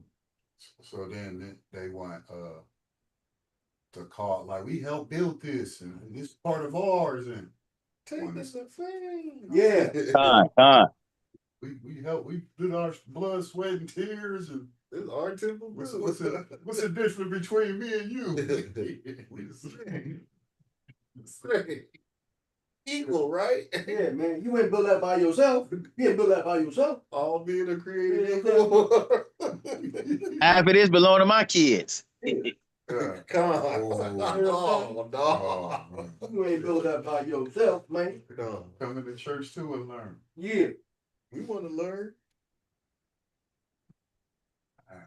They were trying to sit a seat in the Mm. pose. I'm just gonna have to show you that I'm sure I have to say when they came back in the land, they wasn't not trying to mingle with outsiders, Mhm. right? No. If they did, they would have did it right there. So Mhm. when they come back in the land, they're staying separate Mhm. from these people, right? Yeah. When we see later on, as we always have it, you Mhm. have certain men who are going to go outside of the separation Mhm. and go mingle with them Mhm. outside and then marry their women. Mhm. And that's what later on we read, they have to go tell them to send away their women in the child. Come. You know what I'm saying? There's always some knucklehead Israelite. Come. You know what I'm saying?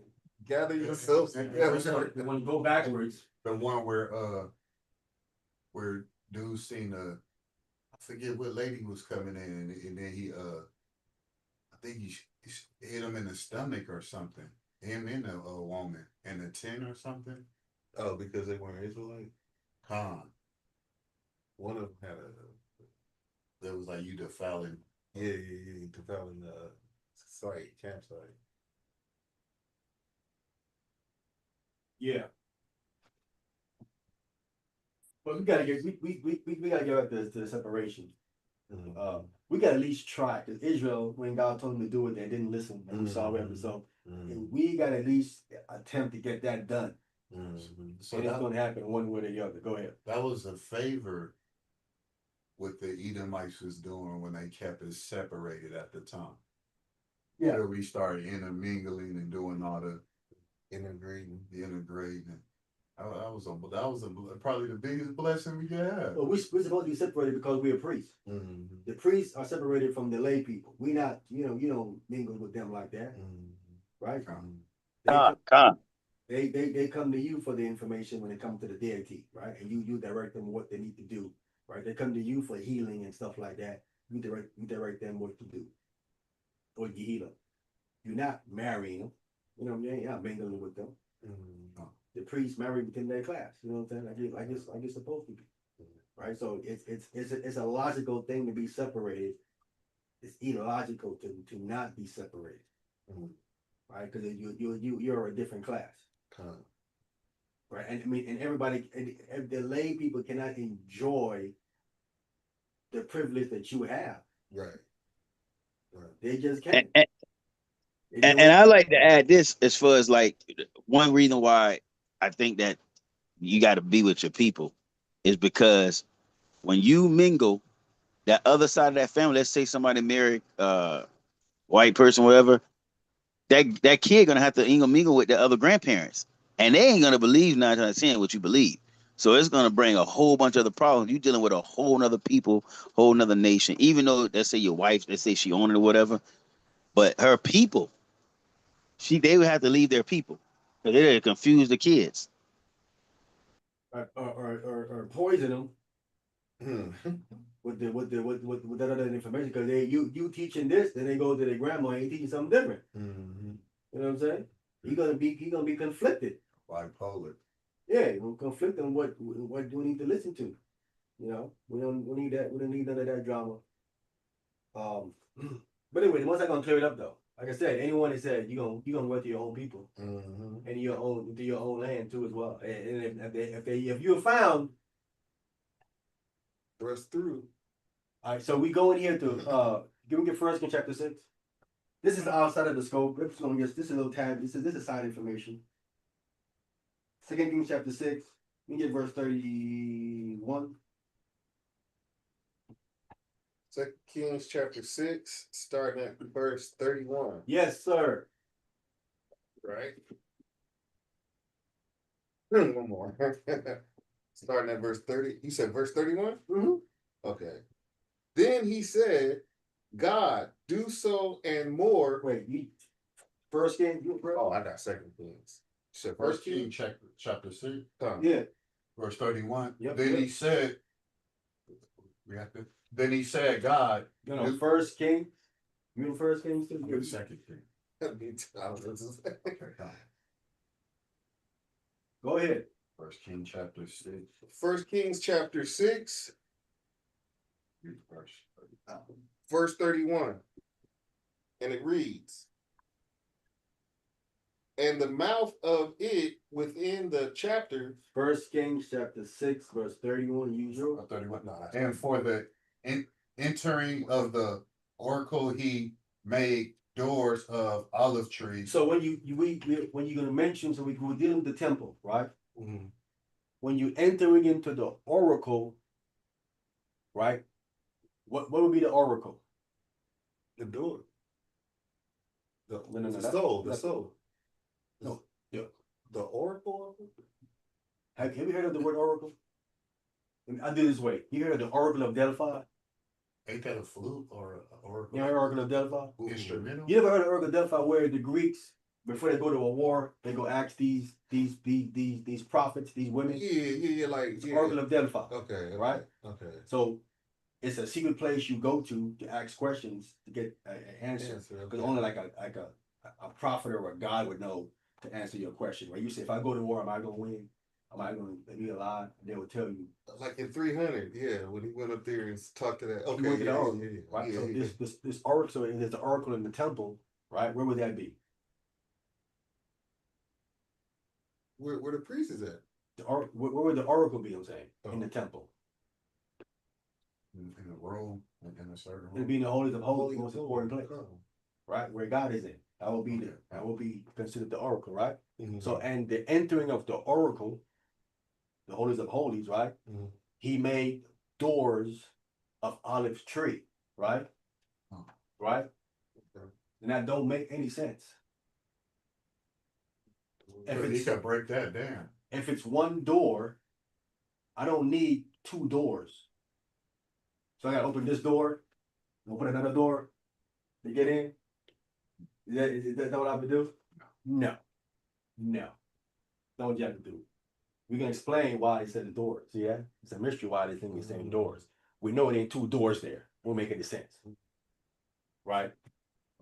Doors of olive tree, I love that. Yeah. right? Come. Go ahead. Now, I'm trying to show you when you pay attention to what you're reading. But You have to then decipher, wait a minute, that's why I said, you have to make sense of what you're reading. If you don't do that, you're gonna have problems with interpretation of the text. This way can't go wrong. I've been in places like that before though, like in a bank where you have to go through one door, then you gotta go through. Oh, one- yes, definitely, Okay. but not in the oracle of the Most High. Right, gotcha, You know what I'm saying? gotcha. Again, if that's the case, right? Then you have to show the historical context of that, what he did. That have never been done in any of the buildings that we've seen. Right, There's no two doors to get into the holies of the holies, right? Right. What we do know is that there's a curtain there, right. right? There's a Right. curtain there, right? No. And a priest going with a rope around his With a neck. rope around. Yeah, he might not make it back out, right? Come. He ain't gonna, if there was two doors there, Right. that rope probably wouldn't even matter. You know what I'm saying? You know, You couldn't get him out. 'Cause Hey, he one of locked- them would have been locked. locked Two of in them would have there. been locked when he goes up in there. Wouldn't work. You know what I'm saying? Then they can't drag them out. Couldn't drag him out. Right. I ain't going to. Go ahead. The lintel and side posts were a fifth part of the wall. So the lintels on the side posts were a fifth part of the wall. Okay, so the problem that, so this word right here, me, where? I didn't do. There we go. First Kings, chapter 6.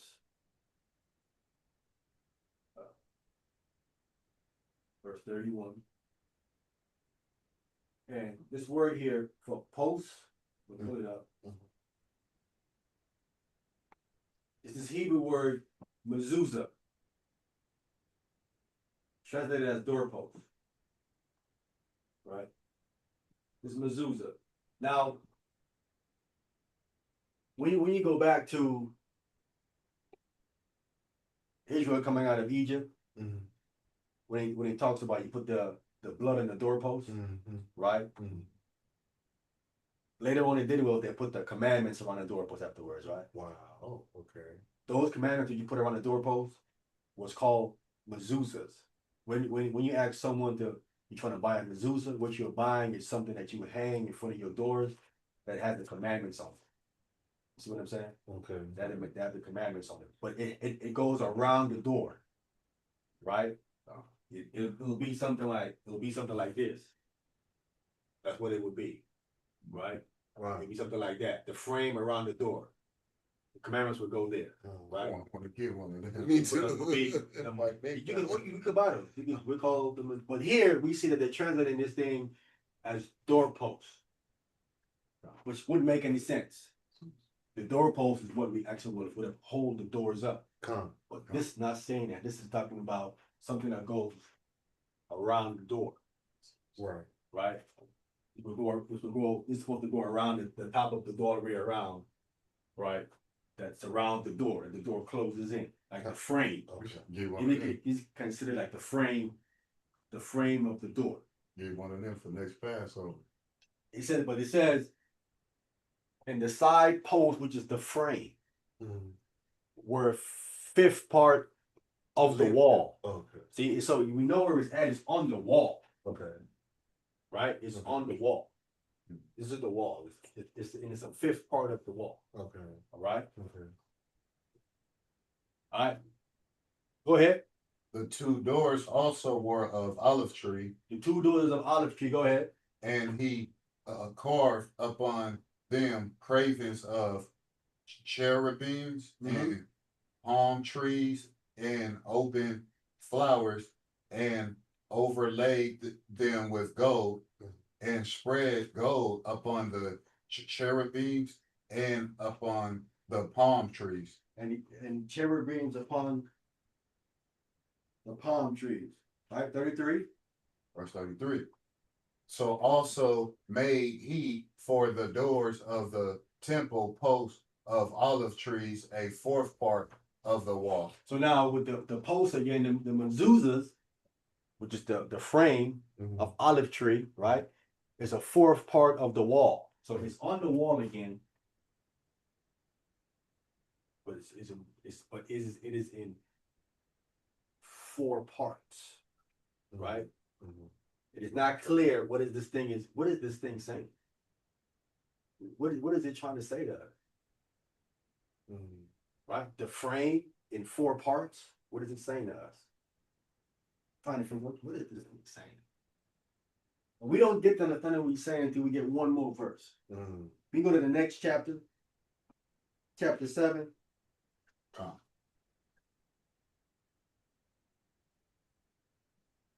And we need verse 4. Hey, bro, you know what's interesting? In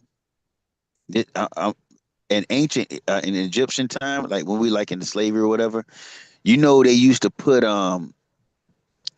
over like this particular what they call the doorpost, whatever.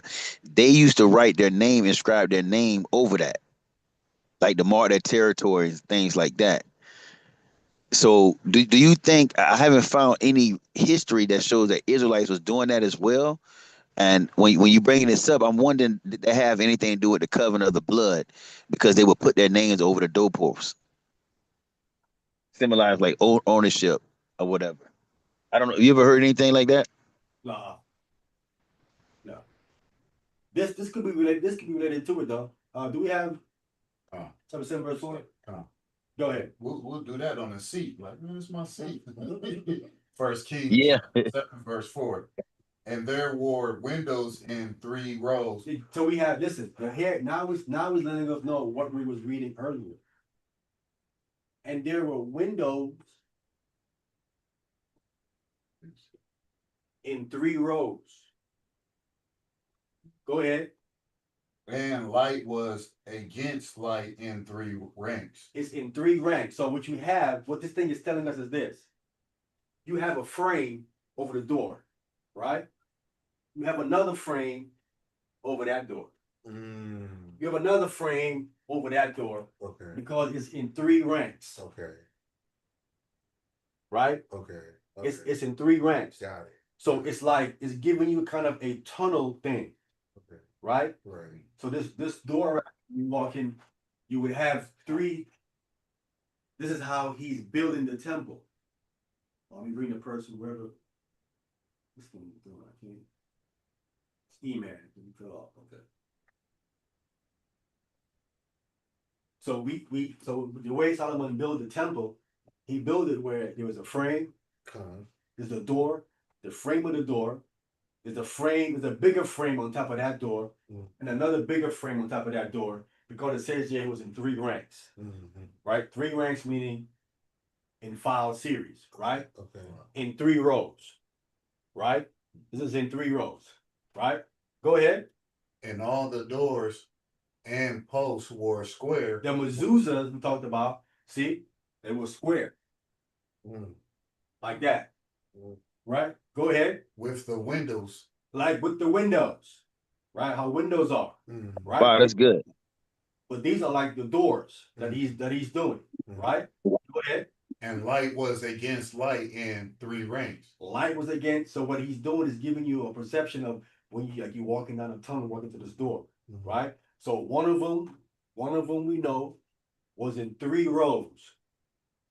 Verse 4 was in 3 rows. Right? So so the one, when you go into the first door, right? Into the temple, that's 3 rows. Right? When you first walk in, it's in 3 rows, right? We're going to read where there is 4 and 5 rows. The more rows, the more holy. Okay. That's why the more rows. Let's go back to where we was again. Now we have the understanding of what we're looking at here. Right? Back to 631. It's good stuff right here. This is what he's doing. This is how he's building the temple. Okay, 631 again. Who has that? I got it. Go ahead. And for the entering of the oracle. The oracle is the holies of holies. That's the most important place, right?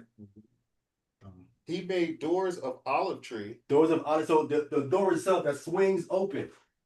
That was made from olive tree, right? Understand how important it is that they use the olive tree oil to anoint kings. They use the door, they use that tree to make the door out of. That's what he's doing in the temple, right? Wow, wow, that's good. The lintel and side posts were a fifth part of the wall. So the side of the post, the mezuzahs, he says were in fifth parts where? Of the wall. So the most holiest place has 5 mezuzahs in it. See? It has 5 mezuzahs on it. 5 frames around it. So the last one, the first one already has 3. We go to the temple, you have that 3-tunnel look. Okay. You walk past that one. Right. Right? Right. The last oracle, that would have 5. That's the holiest. Going into it. Okay. Right? The more holy, the more frames he put onto it, right? Okay. All right, go ahead. Verse 32. The 2 doors also were of olive tree, and the carved upon them carving of cherub and palm trees and open flowers, and overlaid them with gold. No, but then it would gold. So all that stuff that you see there, all that was overlaid with gold. Go ahead. And spread gold upon the cherubim. The cherubim was also in gold. Go ahead. And upon the palm trees. And the palm tree. Right? So the design was of those things, but overlaid them with gold. Right? Go ahead. So also made he for the doors of the temples post of olive tree, a 4th part of the wall. Right. So when you're now coming off into the holy place itself, right? That post of olive tree, it says was in 4 part of the wall. That's in 4. Okay. Right? So when you're entering is in 3. Okay. The next level is 4. And the oracle itself was in 5. Okay. These are the mezuzahs. Okay. So it's giving you every time you walk into the temple, you're getting a tunnel look anytime you enter a door. Okay. Showing you that you're what? You're going deeper into something. Okay. This is the first level. You're going deeper. Okay. The next level, you're going even deeper. Right. The oracle, you all the way deep in. Okay. This is how the temple is looking. It's kind of like you're going on a Twilight Zone almost. That's the picture. Like going to the Twilight Zone. This is how he's building it. He's showing. Man, it's crazy. These are levels that you're entering when you're going into that. Meaning that you didn't hear to say there's levels to this. Right. It's literally how he's building these doors when you walk into the temple. That's probably how heaven looks. Yeah. Wow. But listen, it's crazy how it's because when you think of when you in the Matrix, you know, It's good. When they close it, you go somewhere else. Yes. Yeah. Yeah. And they got You go to a different place. They got a right? door. Yo, that's crazy. Hey, isn't it true a Hebrew lady wrote that? Yes. But So she probably was tapped in a little bit to get this information. Yes.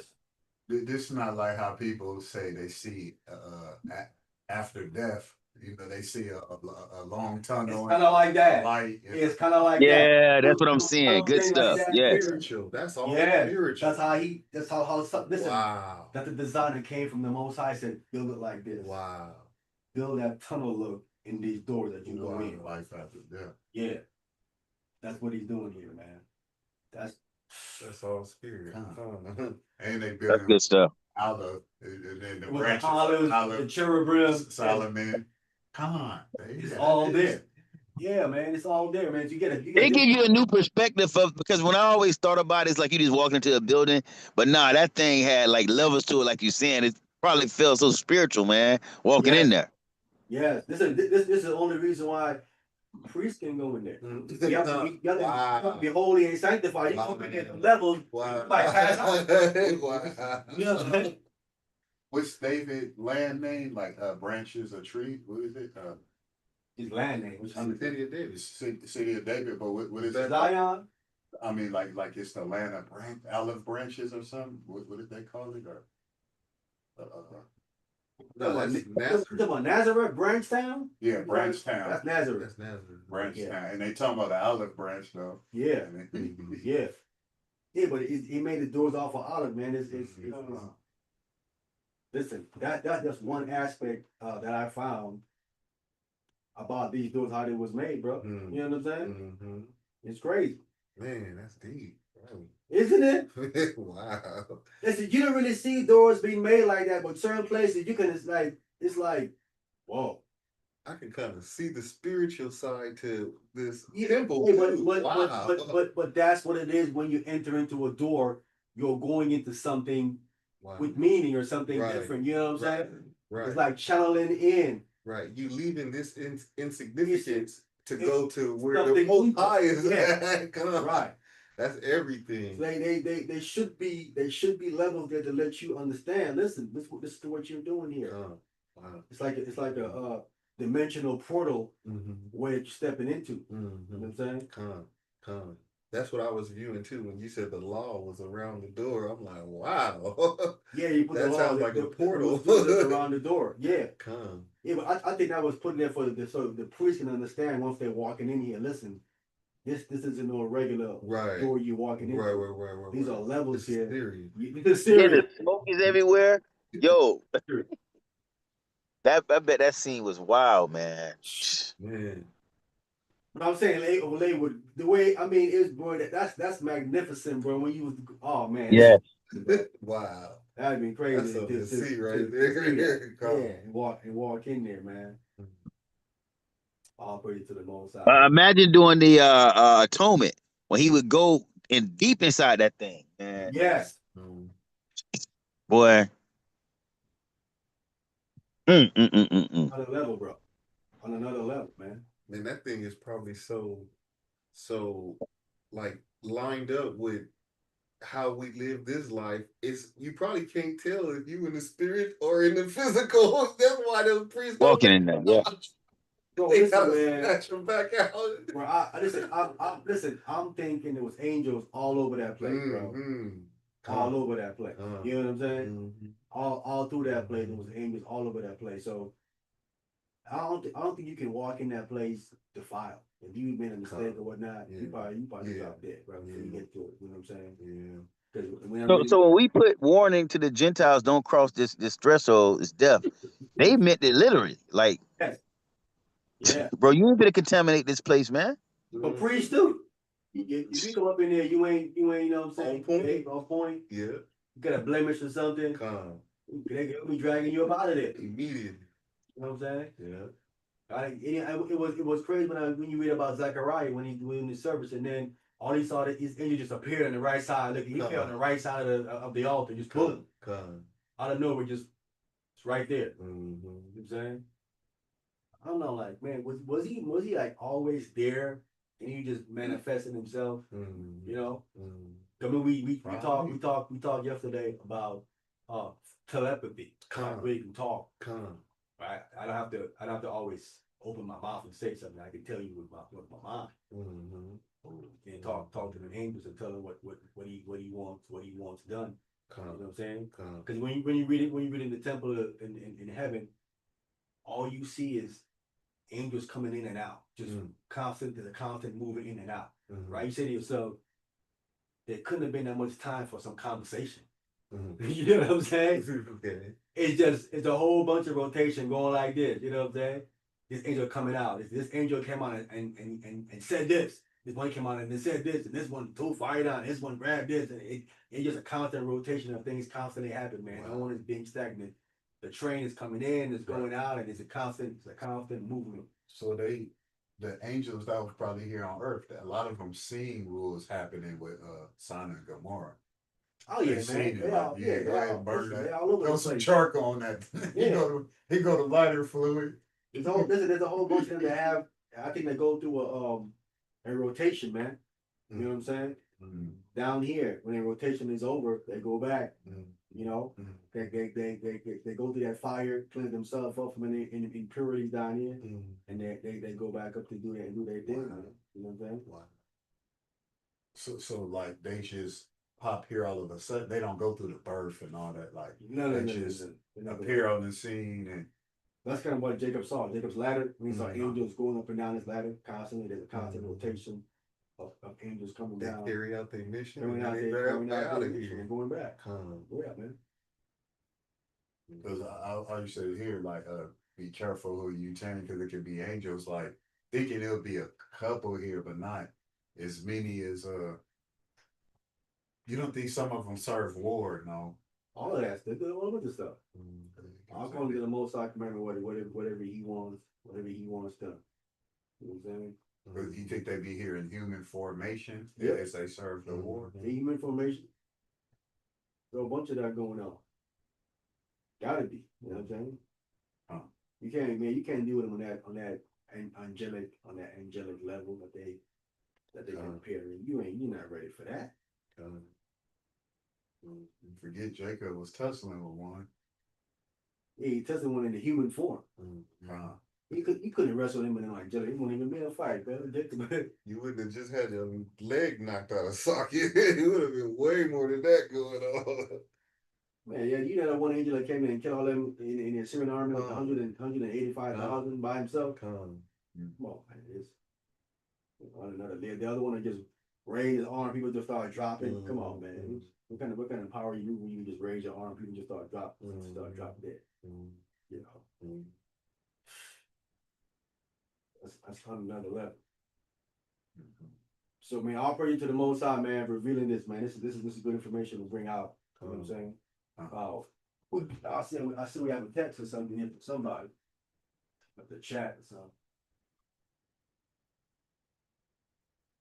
All right, bro, so you gotta make this. Bro, so you gotta make a run. All right. Silver Smith, did you find that it? No, I did not find it because I like to stay in the book, but I'll bring out some history, but I wanted to find it in the Bible as far as when we deal with the repopulation.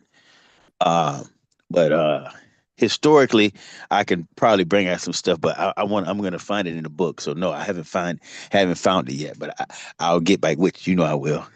You gonna find it? You mean the book, the Bible? Yeah, I want to find it in the book. I want to just bring out something. Not saying nothing wrong with it. Historical facts. Like when it got repopulated, I want to show it in the book. So that's what I was looking for. But I was driving, so I couldn't really get down into it. You know what I'm saying? But I'm gonna get it. Don't worry. Don't worry. Because it's called the Gentiles for a reason. But we're gonna pull it out. You said the last part again? I say it's called the Galilee of Gentiles because that nation was mixed. It was mixed. The people was mixed in there. I still don't believe they call it the Galilee of Gentiles because they're talking about Israelites. Wait, you Uh, think Zebulon and Naphtali was mixed with non-Israelites? no. You know what I'm saying, brother? I believe that was the region of Zebulon and that place was given to them. But there was the region was called.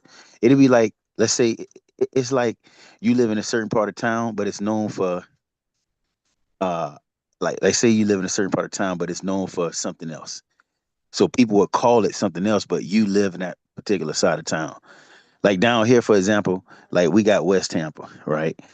Like my area where I live, we would call it West Tampa. Like it's Hillsborough County, but people would call it West Tampa. You know what I'm saying? Because of the West Tampa area. I don't know if that makes sense, but the Galilee of the Gentiles, it was known by that because of the heathens that lived in that area, but it still was Israelite territory. But it was just called the Galilee of the Gentiles because it was populated with so many Gentiles, so many heathens. That's what I'm trying to say. I got you. Like I said, you're suffering from a mistranslation. That's what's going on here. That translation got you going down a rabbit hole that is not going to lead you. That's not going to lead you anywhere. You know what I'm saying? Because the Greek word is ethnos, and ethnos, according to the Septuagint, comes from the Hebrew word goy. That's what it comes Yeah, from. but that word can go. Look, but we agree, brother. That see, we can't. We agree that word mostly in the book when it's said that definitely in the Old Testament. Would you agree in the Old Testament when it's mostly saying Gentiles, it's talking about natural born Gentiles? Yeah, I can say that. So when we get to the New Testament, that's when it gets dicey to you. No. I'm saying that. No, what I'm saying to you is that the Greek word that's there, it comes from the Hebrew word goy. You find out through the Septuagint when translators were translated Hebrew into Greek. When they found the word goy, they use ethnos. So we know the word supposed to be there is ethnos. We look at that word there in Matthew, it's ethnos, right? But go back to Goy. It is not Gentile. Gentile don't come into play until the 4th century, right? There's no Gentile in the text before the 4th century. You wouldn't see that word there in the text at all until the 4th century. So I'm saying you're suffering from a translation that comes. No, I understand that history. I understand that. So I'm But saying, no, so I'm saying, but you're sorry, bro. if you use the word ethnos, which is just simple as saying a people, a race, or a nation, right? So then it will be translated as, right, Galilee of the people, Galilee of the nation, Galilee of the race, right? That would be what we actually would be there. Right, no Gentile there. No Gentile, no, won't be no Gentile. Like a Gentile don't come on through 300 years later. Yeah, but okay, even with that understanding, brother, that still doesn't, even with that understanding, let's say you take the understanding. When I read, when it says Galilee of the nation, right? That's how we use or go it. We would just say nation, right? Galilee of the nation, right? Not with an S. Not with an S. But that's what I'm trying to, that's the problem we're having. The text got an S on it. That's what I'm telling you. That's why that's the reason then you missing what I've been saying all this time, dude. That's why I said ethnos is a compound noun. It's nation, race, or people. I said you cannot apply this to an individual. It's a compound noun. It's speaking of a nation of big, large group of people. A nation of people. That's what it's talking about. It's not speaking of any kind of individual like that. When you translate the word, they translate the word as a singular compound noun. Not nations. No, it's nation. Not peoples. No, people. Not races. No, race. That's how it's translated. The word is not translated into anything plural. It's a compound noun. It's already in plural in a compound form of people. Because you wouldn't say people isn't singular, is it? Right, no. Even though people isn't plural either. But the way that we know people isn't speaking of an individual, won't make any sense. Right. When we say race is speaking of an individual, but race is plural, is it not? It is an individual. You know what I'm saying? And nation is an individual. It's plural. It's a whole nation. That's why it's a compound noun. Okay, brother, I get it. So I get, and guess what? Everything you're saying, I agree with. I've done that history. I get that. Okay, but if are you telling me that the S should not have been on that word? Yes. Okay, so that okay, so that would be our point of contention right there. Because I don't believe they made a mistake by putting the S on that word. And the reason why I say that, because even when you get to the New Testament, right? Remember I said earlier, you would have to say they made a translational error in both texts. Remember I said that? Because if you're saying it shouldn't have been an S when you read the Isaiah 9, when you get to Matthew, it also has an S there on the word Gentiles. You see what I'm saying? So it had to be a translational error in both texts. That's why I said that earlier. Matthew have a word that's brought into the text 300 years later. If you was in the 2nd century, you would not even see that word anywhere. It would not read Gentiles in the 2nd century. It wouldn't read Gentiles in the 1st century. It wouldn't read Gentiles in the 3rd century, right? It wouldn't read none of that. You don't get that until the 4th century. So all of the people who will read Matthew that you pulled there in the 1st, 2nd, and 3rd century will never use the word Gentile. Never. Oh, okay. So let me ask you this. Okay, isn't it? My understanding was that again. That's why I went. That's why I said we got to go back, because Matthew is quoting Isaiah 9, right or wrong? He is quoting Isaiah 9. Okay, so if he's quoting Isaiah 9 and he sees an S on it, that's why when you get to Matthew, he has an S on the word Gentiles. But you're saying that the S shouldn't be there. And that's our point of contention. That would change everything. If it's an S there, then you would have to concede. And that's the whole crux of it. If you would agree there's an S there, then you would have to concede that it's talking about other nations. So, brother, this is why you understand this now. This is why I took you down to the next verse in verse 3. Because that next verse in Isaiah 9, it doesn't have an S. You remember I took you there? When the brother read it? You missing what? Let me show you in the Hebrew, brother. Cause I think you're missing what I'm saying. I understand what the goy. No, I understand. Here's why, right? Because listen, we have the listen. Correct me if I'm wrong, Trevor Smith. Is the Yes. word Elohim plural? It could be. Listen to the question one more time. Is the word Elohim plural? Yes. It is plural, but it's translated as a singular noun. Yes or no? Yes. Okay, so what I'm saying, I won't say how you don't see this. What I'm saying to you is that if I look up the word, the Hebrew word there that you have there for nations, and the word there is in plural, right? Because I'm saying it's a compound noun, singular nation, right? Even though the word there could be plural, right? It is not necessarily speaking of a plural thing, but a singular nation. Do that make sense to you? No, I get that, brother. Brother, trust me, I understand everything you're saying. This is why I then go down to verse 3 and Isaiah 9. That's why I took you down to verse 3 where it says that nation where it don't have an S. So I would ask you, is that a compound? Is that compound as well? Salakia. It would be the same thing as the first. Listen, it would probably be the exact same word, right? Where in one place they would translate it in plural, and another place as singular. So watch this. This is what I'm saying. The writer would know the difference if he's talking about plural or singular. They would know that. It's not a mistake. It ain't like that's what I keep pointing out. It can't be a mistake when they clearly use the S on the first in verse 1, and then verse 2 they don't use the S. Well, but you're saying in verse 1 it was a mistake to put the S there.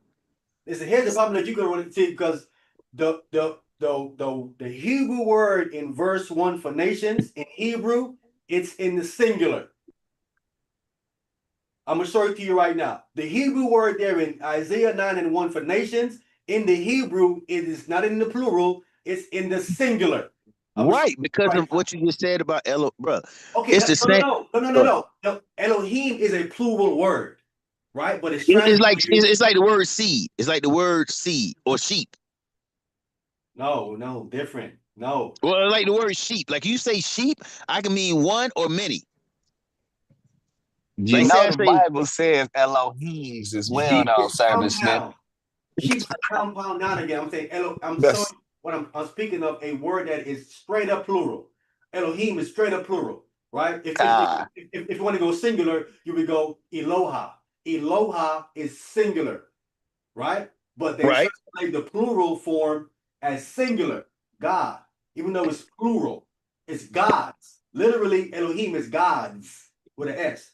But it's translated, it uses for the singular God, the Most High, God singular. But I'm saying here, the Hebrew letting us know that in Isaiah 9 and 1, where it says nations, that Hebrew word is not even plural. The Hebrew word is straight up singular. So them translating into plural is straight up wrong. Okay, the next word in verse 3. Look, the next word in verse 3, that when it says nation, is that plural or singular? Let me show it to you. Let me share my screen so I can show you.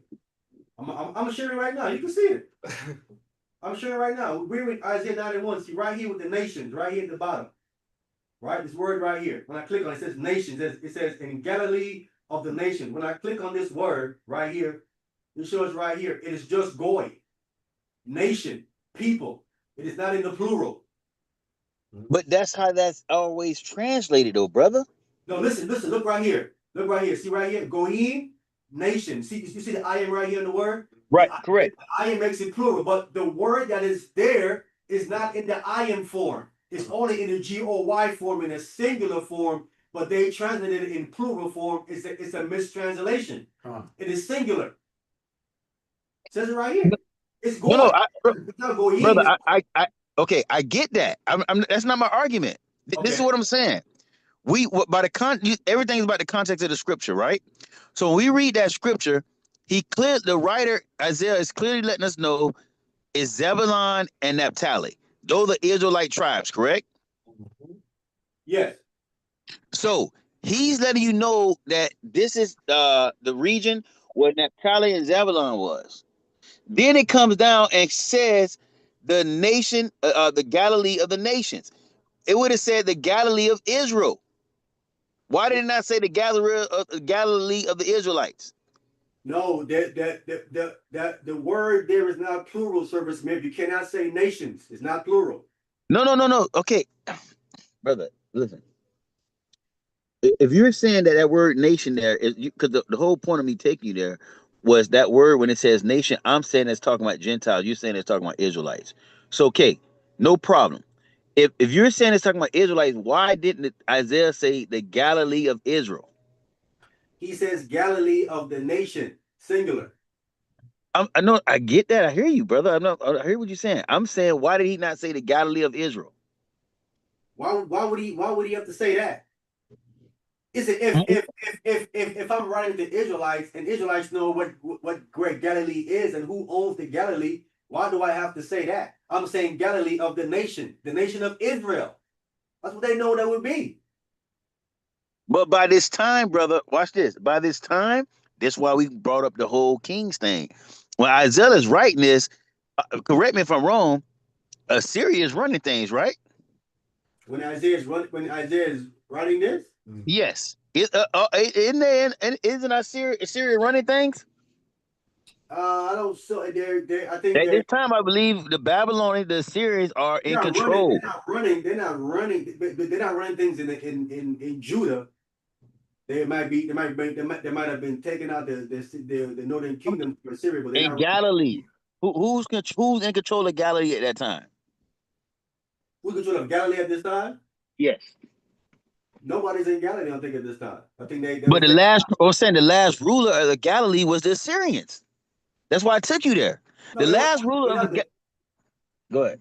They're not the ruler of the Galilee. They came and they took the people out and they went back to Assyria.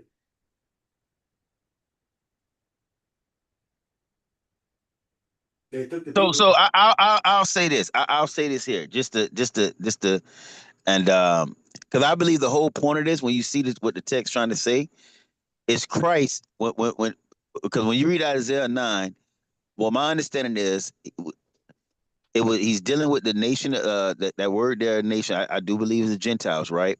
But it's trying to set us up for when Christ is coming. Because this in Isaiah, let's take, I ain't gonna take Christ out the picture, but when you read Isaiah scripture, let's say you don't know nothing about the New Testament, right? You just read Isaiah scripture. That text is talking about deliverance, right or wrong. The text is talking about deliverance from an oppression, right? No, not verse 1, is it?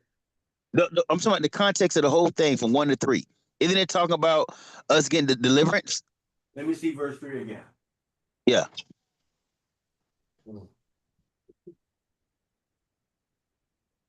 Not in verse 3 still. No. Okay. In Isaiah 9, when you read the whole thing, bro, it's talking about I think that's when the child gonna be born, the government will be upon his shoulders, and all this thing. The whole context of this is talking about the deliverance of people, how we can have somebody that's coming to get us. Because we're in darkness, we're in captivity, we're oppressed. That's why when you get to Matthew 4, he's breaking, Matthew is pulling from this whole particular Isaiah 9, because the people understand, okay, in Isaiah 9, what he's talking about, this is when our people was impressed, we were in darkness because we were oppressed. So now you get to Matthew, it's trying to let you know the oppression is about to be over because our king is here, Christ is here. That's why I say they saw light that sprung up, right? Because now you're dealing with the Romans at this time. But that's a whole nother point. But I mean, it's just, it has to, from my understanding, from what I see, bro, it cannot be talking about when it says the Galilee of the nation and the Galilee, and I get the New Testament to say the Galilee of the Gentiles. It can't be talking about those Gentile Israelites, especially when his name is Zaptali. Brother, who? Oh, okay, I'll give you that. Let me give you this. Let me go it this way. Maybe I can get some understanding this way. Okay, when it says Zephtali and what my man name, not Zabulon, those are the northern tribe, right? Yeah. So just for the sake of the argument, or you can tell me if I'm wrong, would you agree when Christ was on the earth, are you saying that Naphtali and Zabulon was present at that time when he was in Galilee? I told you I don't know. I can't say yeah or nay. Okay, well, I'm gonna wait till you can give me that, because that would definitely take take this conversation in a better direction. But As you far as don't my need, view, you listen, you don't, I'll you wait till don't, you give me that information. Go you ahead. don't need that. You don't Yeah, need yeah. that. Here's why you don't need that. Here's why you don't need that. Because Christ said he came for Israelites. So even if they wasn't in there, whoever was in there, whoever was in there that he came to would have to be an Israelite. No, the reason why that would be important, brother, because this whole this whole because we say the northern tribe is present, if we say Zebulon and the Zebulon Naphtali is present when Christ came. Now, when I read down, and I'm using this word Gentile, right? When I'm referring to again, and I'm only saying this based off what in the previous conversations, right? When we call an Israelite a Gentile, when Paul, Peter are referring to these people Gentiles who you would say are Israelites, you're saying that because they're looking at them as living like a heathen, right or wrong? No. Okay, now I'm confused, bro. Okay, so why are these people referred to as Gentile when they're Israelites? Let's go back again. Let's go back again. Because you keep switching it up on me, brother. I'm not switching up on you. I don't think you listen and paying attention. Okay, I'm gonna listen. I'm gonna get this right for this last time. Tell Okay. me why would Listen Peter, real Paul? close. Okay, listen Okay, real I'm gonna close. listen. Yes, The sir. word Gentile comes in the 4th century. There is Okay. no Gentile in the 1st century, 2nd century, or 3rd century. If he was reading, these same letters, Acts, Matthew, Mark, Luke, you would see no Gentiles in the 1st century, 2nd century, or 3rd century. So now let's deal with that. Stop bringing up the 4th century. Let's deal with the 1st century, 2nd century, and 3rd century. Hey, boy, Let's you deal don't with switch it that. up on me big But time. Hold up. you You keep must going have back got some to new info, brother. Hold on. I can prove it to you. You keep going back to the 4th Now, century. It doesn't brother, say Gentile. You in the 4th century, bro. hold on. This is the first time you bringing this stuff up. There's no problem though. It's still where But it's still we still. did I Hold not say that on. a few times before? No, today. I'm talking about previously. You never brought this stuff up, but it's no problem because you can't get around this. Okay, no. What Okay. I'm saying is, hold on. Maybe I'm misunderstanding. It's about understanding. So, what word? Let's say, in the okay, when they wrote this In scripture. the 1st, 2nd, and 3rd century, please. Okay, so when they got the Bible, I'm saying when they wrote this letter, when they writing these letters, will Paul have put Gentile there? No. What word would he have put to? So when we read, let me get an example. I want to get an example because I want to get this. I want to make this clear so I don't have to go back over this. Okay, I want to make this clear. So, and we'll go to Acts 13, and I want you to give me an example. I want to make it clear. That way, I don't have to go over this again. I want to make this clear because this is going to be very interesting. This is going to be very interesting right here. Okay. So in Acts 13, right? I'm gonna go down to verse 44, one of my favorite scriptures in Acts. We're gonna go down to verse we'll go to verse, hold on here. It's gonna be interesting. Okay, in Acts 13, verse 47. Okay, when it says, I have set thee to a light to the Gentiles, what word would Paul have used there? If it ain't Gentiles, what would he have said before the fourth century? If we're dealing with the Greek, it's ethnos.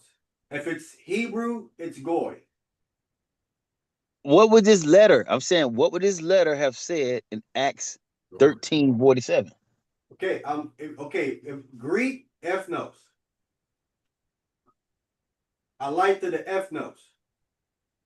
Okay, so now the ethnos, the people at this time, but all we have when he wrote this is before the 4th century, right? Yeah, ethnos, yeah. Okay, so when he wrote this letter, he would have put the word ethnos there. But you're saying the ethnos here is Israelites. I would say no. I say ethnos is a compound noun. It translates to either race, people, or nation. That's what it would be. So if we bring that Greek word into English here, he would be a light to a people, a race, or a nation. Okay, so brother, okay, I don't want to muddy the water. I want to keep it simple. When I'm reading this, if I'm reading this letter, when Paul is writing the letter, the book of Acts, the book of Acts, he would have put a light to the ethnos. That's what you're saying. Yes, So the people that's reading this letter, they will understand ethnos as who? Israelites. Why do you say that? Because of because that you cannot convert a first century non-Israelites and he can come in. These are all of the first century. If these are non-Israelites, they'd all be considered first. They all be considered first conversion people. And Torah said the first generation, the first person cannot come in. It's all the way to the fourth generation. No. We talked about that earlier, my brother. That's only in context. We got to deal with context. We can't add to the text. Context is only talking about Edom and the Egyptians. That at Deuteronomy 23, verse 8. That's only talking about Edom and the Egyptians. Wait a minute. So you saying that there's a different context for a different nation? No, what I'm saying, when I read that scripture, according to that text, is only referring, that text is only saying Edom and the Egyptians. Okay, I brother, you ain't gotta repeat yourself. I got you the first time you said it. My question to you is, are you saying it's something that is that different for another nation? What I'm asking you. When you ask me if they're different from another nation, I'm not clear on what you're asking me. Okay, if the nation is not an Edomite, it's not an Egyptians, is the criteria for the third generation changes? I'm asking you. Well, yeah, I believe that criteria here, when it says the fourth generation, is only dealing when I'm looking at the context of that scripture, I believe the fourth generation is only dealing with the people of Edom and the Egyptians. I don't believe that it's dealing, because the scripture don't say it's dealing with another nation. Okay, so what's the criteria for a nation that is not an Edomite and Egyptian? What's the criteria? They have to believe in Torah, except Yahshua. You talking about in today's time? At any time. Okay, well, they have to believe, they have to submit to our God. They have to give up their pagan ways and submit to our ways. You know what I'm saying? And they're good to go. So your conclusion is that only Edomite and the Egyptians have to wait till the fourth generation. Every other nation can come in on their first generation, correct? Well, I've said it's not my conclusion. I'm saying as far as context of this scripture. Now we go to another text, it'll be different, but the context of Deuteronomy 23, verse 8 is only dealing with the Egyptians and the Edomites. Okay, so if the other nations are not specifically addressed, correct? Right? Okay. How can you conclude what the criteria is if the text don't say? Because I go to Deuteronomy 29. What's Deuteronomy 29? Deuteronomy 29, 9 through 15. And we see that they're coming into the covenant. What? Okay, if you go to Deuteronomy 29, verse 9 through 15, it breaks it down. So those are Gentiles coming into the covenant. Those strangers there are Gentiles. Those strangers there are not Israelites. Am I right or wrong? Those strangers there, Amayan, are those Israelites or they're non-Israelites? The strangers there in Deuteronomy 29, verse 9 through 15. Who are those strangers? Brother, man, I don't know why you keep doing this to yourself, bro. No, I'm asking a serious question. Who are those strangers there? We ain't gonna deal with the word Gentile. We'll deal with the word stranger. Who are those strangers there in Deuteronomy 29, 9 through 15? Who are those strangers? Are those Israelites and non-Israelites? That's what I want to know. That's all I want to know. Who are those strangers? They're non-Israelites. Okay. They're non-Israelites. So if they're non-Israelites, don't these Israelites get to come in? Don't those non-Israelites get to come into the covenant? No, bro. Okay. Listen, can we read verse 1? Come. Deuteronomy chapter 9 from the top? Yes. Okay. Hear, O Israel, thou art to pass. Deuteronomy 29 and 1. Oh, 29. Yeah, 29. No problem. Deuteronomy chapter 29 from the top. These are the words of the covenant which the Lord commanded Moses to make with the children of Israel in the land. These are the words of the covenant which the Lord commanded Moses to make with who? The children of Israel. Where? Go ahead. In the land of Moab. Go ahead. Besides the covenant which he made with them in Horeb. So the covenant was made with Israel. Then there's another covenant again that is made. It says with them in Horeb. Two locations, right? One was made in the land of Moab, which they are now. When we read down, they're in the land of Moab now. There was the first one made within the land of Horeb when it was in the wilderness, right? But in the land of Moab, where they are right now, right? When this has been, it says right here in the first verse, this was made with the children of Israel. This is what it says right there. Okay. It does not say it's made in anybody else. Verse 1 tells you who this covenant is being made with, right in verse 1. I agree with that scripture. We got to just keep reading. Verse 2. And Moses called unto all Israel and said unto them, Ye have seen all the Lord did before your eyes in the land of Egypt unto Pharaoh and unto all his servants and unto all his land. If you want to save time, you can jump down to verse 9. I mean, if you want to save time. Okay. Jump down to verse 9. Con. Deuteronomy chapter 29, verse 9. Keep therefore the word of this covenant and do them, and ye may prosper in all that ye do. Go ahead. Verse 10. Ye stand this day, all of you, before the Lord your God, your captain of your tribes, your elders, and your officers, with all the men of Israel. Go ahead. So hold on. Let me ask you a question. So it gets all the men of Israel right there, right? Yes. Okay, go ahead. Your little ones, your wives. Stop right there. Wait a minute. Are your little ones and wives, are they Israelites? Yes, sir. Okay, I want to, because you sound like you're trying to cut off Israel in verse 10. So No. What I want to do, what I'm doing. No, I'm gonna tell you what I'm doing. It's covering all the men, and the next verse you just read is covering the women and the children. So now it's covered all Israel as a whole, all the men, the women, and the children. Correct? Yes, the man, the woman, and the children. Yeah. Okay, now keep going. And thy strangers that is in thy camp from Okay, now hold on, stop right there. Now that stranger, that can't be an Israelite. That's a non-Israelite, correct? Yeah, it's a non-Israelite. Okay, keep going. From thy hewer of the wood unto the drawers of the water, that Keep going. thou shouldst enter into covenant with the Lord thy God and unto his oath. Okay, stop right there. So the stranger is also entering into this covenant, right or wrong? No. Okay, so the same context, the brothers got finished reading. It said, all you men of Israel, your little ones and your wives, and that's a conjunction that's bringing together, and the stranger that's in your camp, do enter into this covenant, but you telling me no. Okay. Read verse 12. Come. That thou shouldst. Stop. Just the first two words. That thou. Okay, who was the thou there?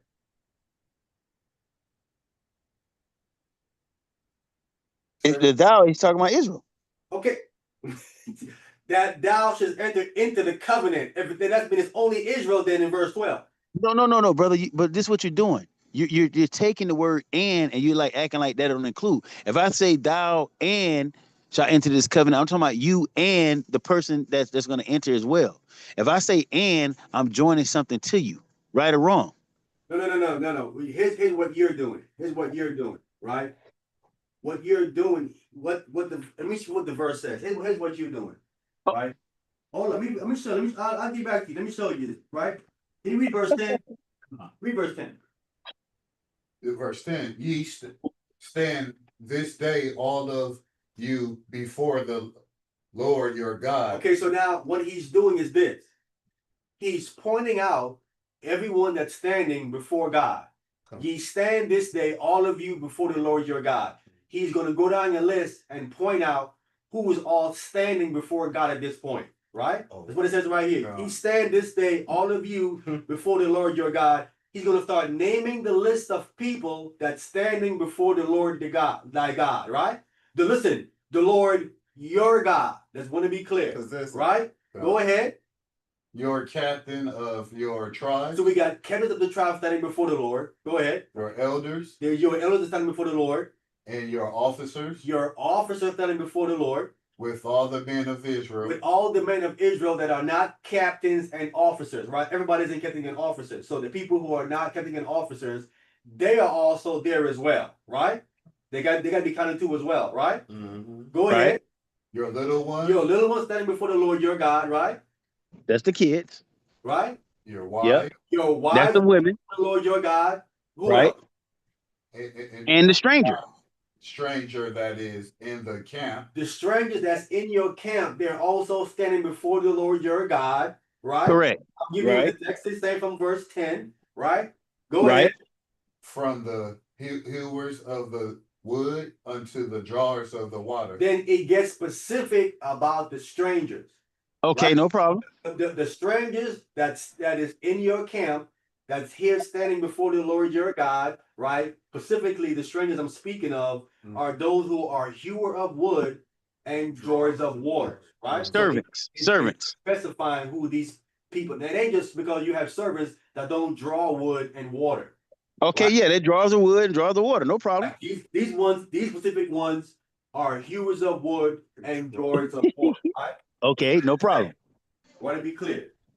We clear. The reason why I'm specifying and bringing this out because you have these servants are for the individual people in Israel who are drawing waters and wood for them, right? Because they're in their camp. So when I'm in my camp, right, my wife and my children, right, when I need water, I'm not going to send my child and my wife. I'm gonna send that stranger to go get the wood and go get the water, right? Not my wife and my child finna go get that. They finna go get that, right? Because later on, we read later on, you have people, you have strangers, hewers of wood, drawers of waters, but not for me, but for the house of the Most High. They don't come serve me and do that. They do that for the Most High, for the priest, right? So I'm showing separation there. That there are two distinctions between them. There are individual servants that do that for individual you, and some just for the house of the Most High God. Right? That's why I'm pointing it out. So we can be clear with this happening here. Right? Now I agree. Okay, now verse 12. Verse 12. That thou shouldest enter into covenant with the Lord. Now it goes back to specifically originally to verse 1, who the covenant was made with. It says that thou, talking about Israel, should enter into covenant with the Lord thy God. Right? So it's going back again to let you know. It names who are standing there, but when talking about the covenant that's being made, it goes specifically to Israel back again in verse. No, brother. No, you can't do that. Listen what you just done. And this. I don't know if you. I'm gonna say you didn't see this. Listen, read verse 9, brother. Verse 9. You can't read verse 9. Watch verse 9. Keep therefore the word of this covenant and do them, and ye may prosper in all that ye do. So he's telling so when you get down to verse 10, he already told them to keep the words of this covenant. So from verse 10 to 11 is naming all these people that must keep the words of this covenant, brother. All the men of Israel, the women, the children, and the strangers in our camp. Incorrect. That's going to be your servants. That is incorrect. All of them got to keep the words of this covenant. Right or wrong? No, that's incorrect. Okay. Because verse 10 says, ye stand this day, all of you, before the Lord your God. And he's naming who was standing before the Lord our God. If that's the case, why would verse 12 switch and say thou? Brother, because this is what I've been saying from day one. The covenant is all Israel is to make the promises, the covenant, all that's given to us. But again, if the stranger join themselves to us and they're included into this covenant, like they were right here, they're clear as day, brother. I don't know how you don't see it. He's talking. He say, and because if you're gonna take the stranger out right here, you're gonna have to take the little ones and the wives out, because when it says and, it includes them into this thing. But that's a whole nother point. It's saying and, but the context is that they're joined to this covenant. And by the time you get down to verse 15, it's gonna say not only to you that's here this day, but also to your ancestors. So that's how I know the Gentiles can get salvation in a nutshell. But that's it. That's all I got on that. I mean, that's clear as day, brother. Let's be clear. Here's why that don't make any sense. Here's why that don't make any sense. You know what I'm saying? if I have a servant that's serving me, right? And my God made a contract with me, why would that contract include my servant? If you have a servant that's working for you and you and your God made a contract with you, why would Okay. it just why would that include your servant when I can answer that. I'll answer that. So let me ask you this. finish? Here's I'm what gonna I'm answer saying. your question Hold because on, first of all, like, let me oh, finish. go ahead. Okay, I'm sorry. Go ahead. Go ahead. Why would that include the servant when your God told you, I have severed you from everybody else on the earth? See, now here you I go. separated you from everybody else on the earth, right? So that you might be mine, that you might be holy, right? He says, "For I am holy, you shall be holy," right? We read in the Torah where the Torah says, "You Israelite cannot eat something that die of itself." Brother, hold on, brother. You're going all the way around, brother. I'm not going the way around. I'm showing Yes, you are. Well, how am I going away around? I'm showing you the Because what separation happened, why this could what you're not be doing. in the covenant. Because This what- they can eat something that I cannot eat. brother, As this far as but for the listen, covenant with God, I can't eat that, but he can.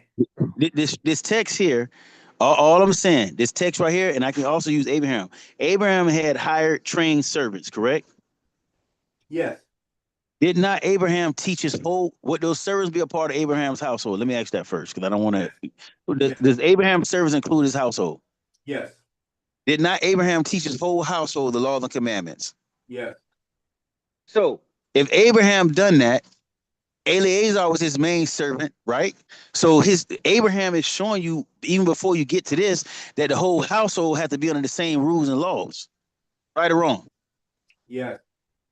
Okay, so then why is it so far-fetched when we get here to see if these strangers are going to be in your household, no matter if they're servants or not, they still got to follow the house rules, bro. They got to know the house rules. Here's my question to you then. We're going back to Abraham, correct? Right? Okay. Abraham, Right. right? Right. When God promised Abraham the land, do that land has anything to do with Abraham's servants? No. It does not. Even though the promise of the land is not to the servants, it goes to Abraham's son through sex, not to any of his servants. Correct? That Right. means they are separated from the promise of the land. Correct? No, they're going to get their own land, just not the land that Abraham has promised to, but the servants going to get their own How land. are they going to get their own land? The land is given to Abraham and his descendants. He's not given to his servants. No. Listen, okay. I don't want to convolute this. All I'm saying, bro, is that Deuteronomy 29, you cannot separate the stranger from entering into that covenant because he's talking to the stranger as well. Verse 9 proves that, brother. I'm not separating it. God said he separated Israel from everybody else. It says that before we get to this. So No. He separated them from everybody else. That means he did, if the brother. servant isn't an Israelite, God separated his people from those people. He did sever and separate those people. But when the people decide to join themselves to Israel and they submit to our God, they're locked in. That's what this text is showing you, brother. Brother, these people you seeing here did not submit themselves. These people are taken in servitude. They didn't say, I want to come serve you and be used with drawers of water. They didn't say I want to do that. They didn't volunteer to go draw wood and draw water. If you had show it to me where these people volunteered to do that. Hey, look, brother, that's not even my argument. That is your Regardless argument. of, hold on, that's what I'm saying. Whether they wanted, I don't know whether they wanted to do it or not. If they was done by force or choice, all I'm saying, regardless of whether it's done by choice or force, this scripture here, what I'm reading, it clearly says, brother, that it says your wives, your little ones, and your stranger have to keep the words of this covenant, brother. That's what it says. I can't argue with that. I'm not arguing that. You made a claim and can't prove it. You said that these people right here submitted themselves, and you can't even prove that they did that. You can't. Brother, they had to. If the text is calling them, hold on, brother. If the text is calling them hewers of wood and drawers of water, they have to know that that's their job. You know what I mean? So that's part of them coming to the covenant. They're gonna have to take their job. Wait a minute. Why would I leave my nation to go to another nation to become a hewer of wood and drawers of water? How does that make any sense? The same reason why John the Baptist decided to leave, he decided to get away from the church or the synagogue and go into the wilderness because he wanted to be close to God. He didn't want to follow the wickedness. What are you Same talking thing. about? Okay, I didn't mean, Okay, let me say it brother. this way. I'll say it this way. Listen what I'm saying. Brother, If you okay another right now, nation, bro? Wait a minute, huh? hold on a second. Are you okay right now, bro? Yeah. I'm saying this is what I'm trying to say in a nutshell, brother. It's plenty people who would decide whether to get judgment or to follow the wickedness. They would rather submit to the truth. So if that calls me to leave my family, leave my nation, to that I can serve God, I'm gonna do that. It's plenty people that do that, brother. Brother, when did John the Baptist did what you said he did? Okay, Because John the Baptist. Okay, John the Baptist is Zachariah's. John the Baptist is Zachariah, son, right? uh-huh. So John the Baptist would agree is a priest, right? He's what? He's a priest, right? Yeah. Did he ever serve inside the temple? Did he ever what? Serve inside the temple. No. Was he supposed to serve inside the temple? Yes. So why didn't he? Because Herod wanted to kill all the children 2 years and under, trying to kill the Messiah. That would have included John the Baptist. His mom had to take him and flee to the wilderness with him to save his life. Okay, that's no problem. But was he supposed to serve in that temple? Yeah, but you said that he voluntarily fled out there. He was fleeing for his life. It wasn't voluntarily he ran out there. Okay, but what I'm saying though, when he got older, do you think he know he's supposed to serve in the temple? No, Listen to what I'm saying, brother. Hold on. Listen what I'm saying. By the time John the Baptist get a grown man, Israel is the people, the other priests are serving inside the temple, right? When John the Baptist get grown, you got people serving inside the temple, Israelites, right? yeah.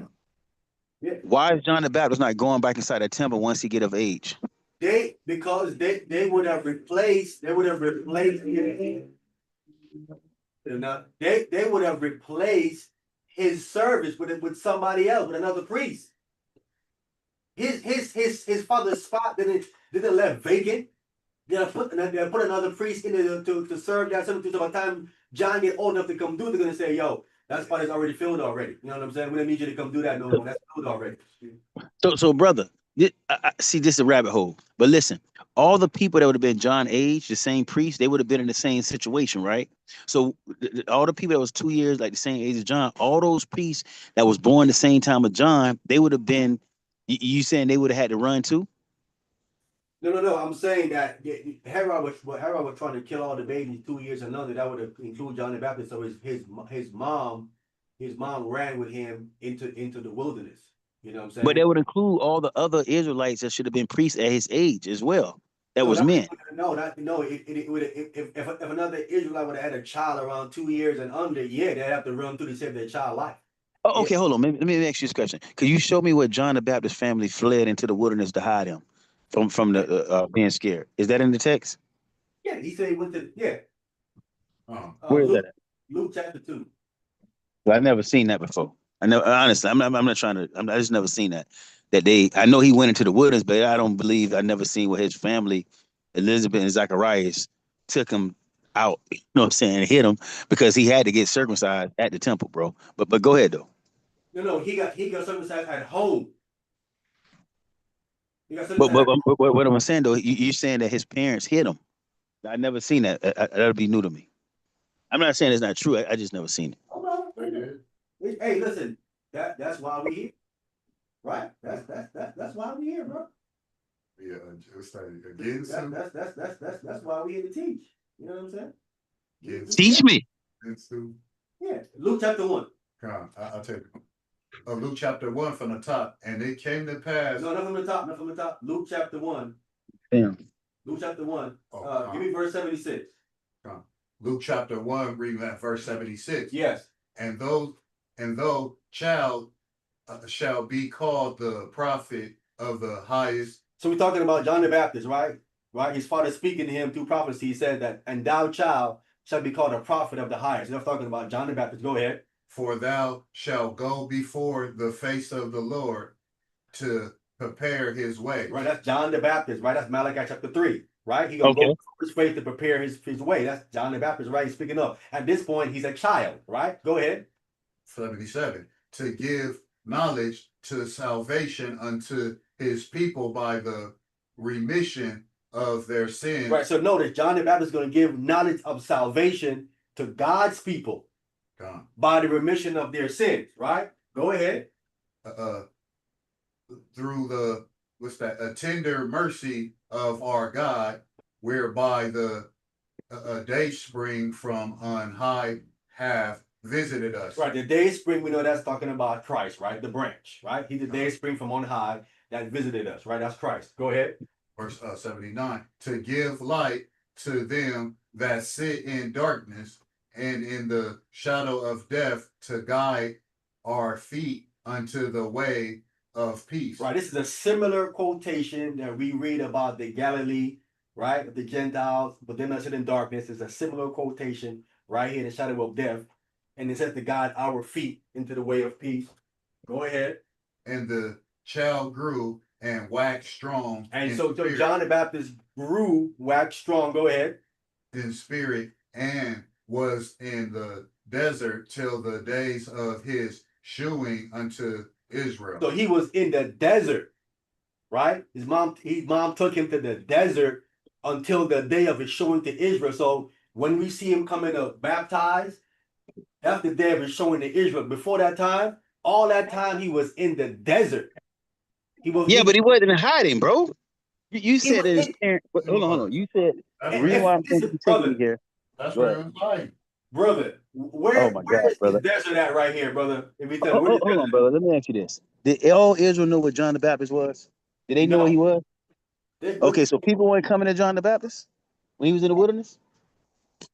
Where does it say that at? The Pharisees was coming to him. That's in in this story. They was coming to him, brother. He was baptizing people. He was showing them different stuff. They knew what John the Baptist was. Well, that was the day of his showing to Israel. Right? This he's talking about here when he right here, he's still a baby. His father prophesying he's still a baby right here. The text says the child grew and waxed strong in spirit and was where? In the deserts with an S till the day of his showing to Israel. That's why he was in deserts. Okay, maybe I must be missing something. I always thought that John the Baptist had disciples that would follow him, Didn't he have disciples? Yes, he did. After his showing to Israel, though. Yeah, but I hear you, but it still don't prove that his family went and took and hit him like you were saying. That's what I thought you were going to show me.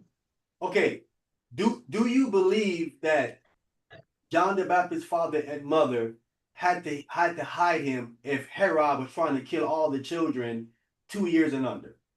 The text don't tell me that. Like when the text when Jesus said, like for example, when it said that Joseph and Mary had to flee when Joseph got the dream, the text, so I could agree it said the Messiah, but it don't say that about John.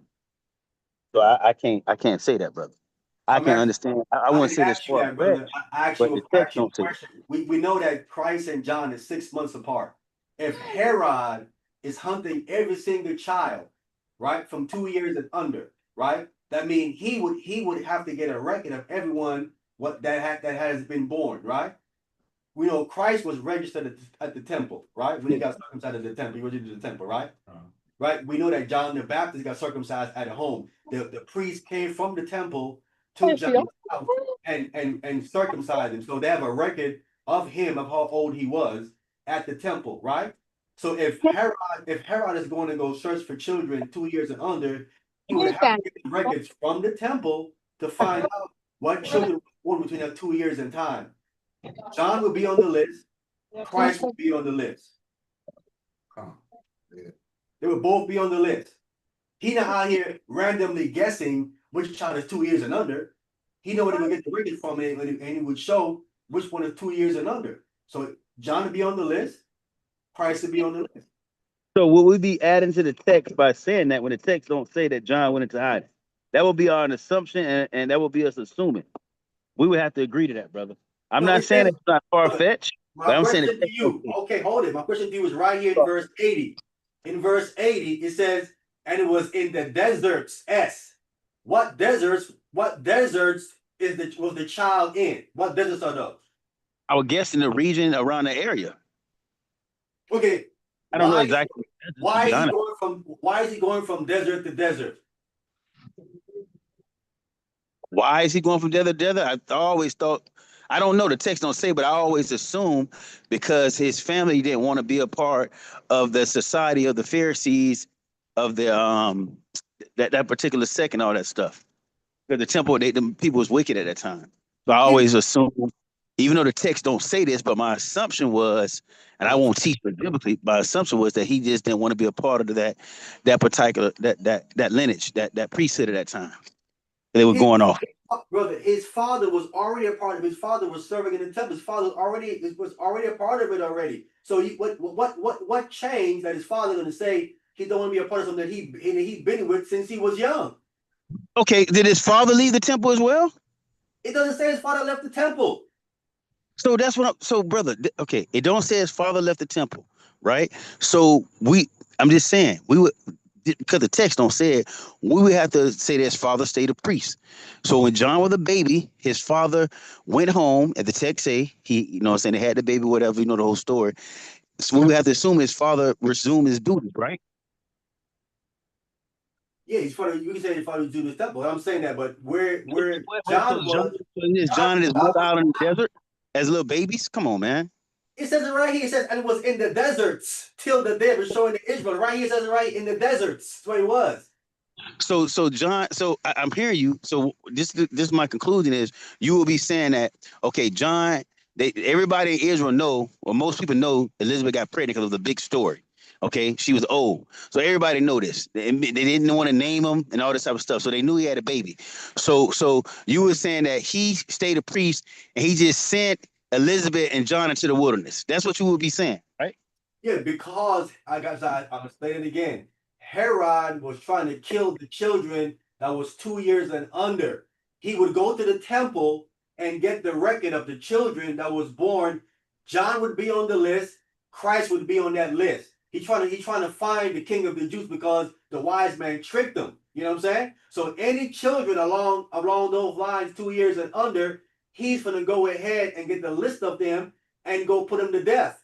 Once John's name comes up on the list, right, and they find out, obviously, John's father got to keep doing his temple service according to the Torah. He can't just run off and leave. He got to do his temple. What he would do is tell his wife, take the child into the desert, right? It says right here, they're running to try to save John's life. That's common sense. That's logical common sense to conclude. I hear you. Hey, I'm not He going would to run with him. He would. Like I said, I can put another book, but that book isn't canon. Another book tells us that they killed John's father because he wouldn't reveal where his son was. But you ain't gonna believe it because that's not part of the Bible, so you won't believe. That's why I said I'm just using the common sense in the text to let us know what happened. That would have to include John the Baptist. That's why the text says here, and was in the deserts. John didn't live in deserts. He lived in the hill country. The text says he's in the hill country. Not in deserts. He wasn't. He didn't. His father didn't live in deserts. They live in the hill country of Judea. So if now John is in deserts, is showing you he's running for his life. No, I definitely agree. According to the text, that he was isolated. He was in the desert because he had to eat locusts and wear camel hair. I get that, but this other stuff about he was hiding and all this type of stuff. I don't see it in the text, so I can't rock with it. I'm not saying it can't be true, but I'm only say what the Bible say. Not saying what you're saying that can't be true. But as far as Jesus running, not running, but when the angel came and told Mary to flee, I see that. I don't see that with John and Elizabeth. That's all I'm saying. Okay. But I'm not saying right. I'm just saying I don't see that in the text, so I wouldn't say that, doctor. How would Herod know which children was born 2 years and under? How would he know that? I guess, like you said, he would have to have some type of records or find out who had the baby. And I get what you're saying about he would have seen the records and all this type of stuff, but I don't see it in the text. You know what I'm saying? So I won't preach it as a doctrine. I won't come against you for saying it, but that's one of those things where it's like, hey, okay, if it is, it ain't. If it is, it is. It is not.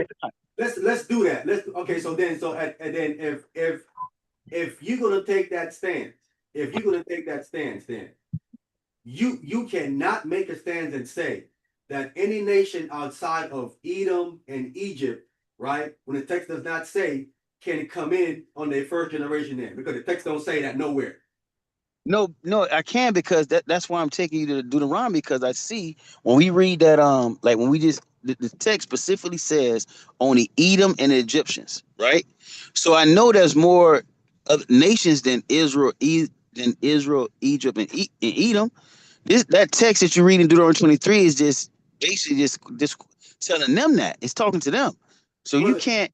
I think it would be disingenuous if you just include all the other nations in there. Why would you do that? Here's my question to you. Here's a question to you. Those that convert, right? Here's my question to you. Yes, sir. Those that convert, right?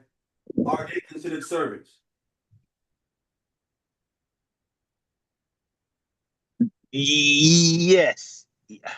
So those, wait a minute, I want to be clear. I want to be clear. So those that convert are considered hewers of wood and drawers of water, correct?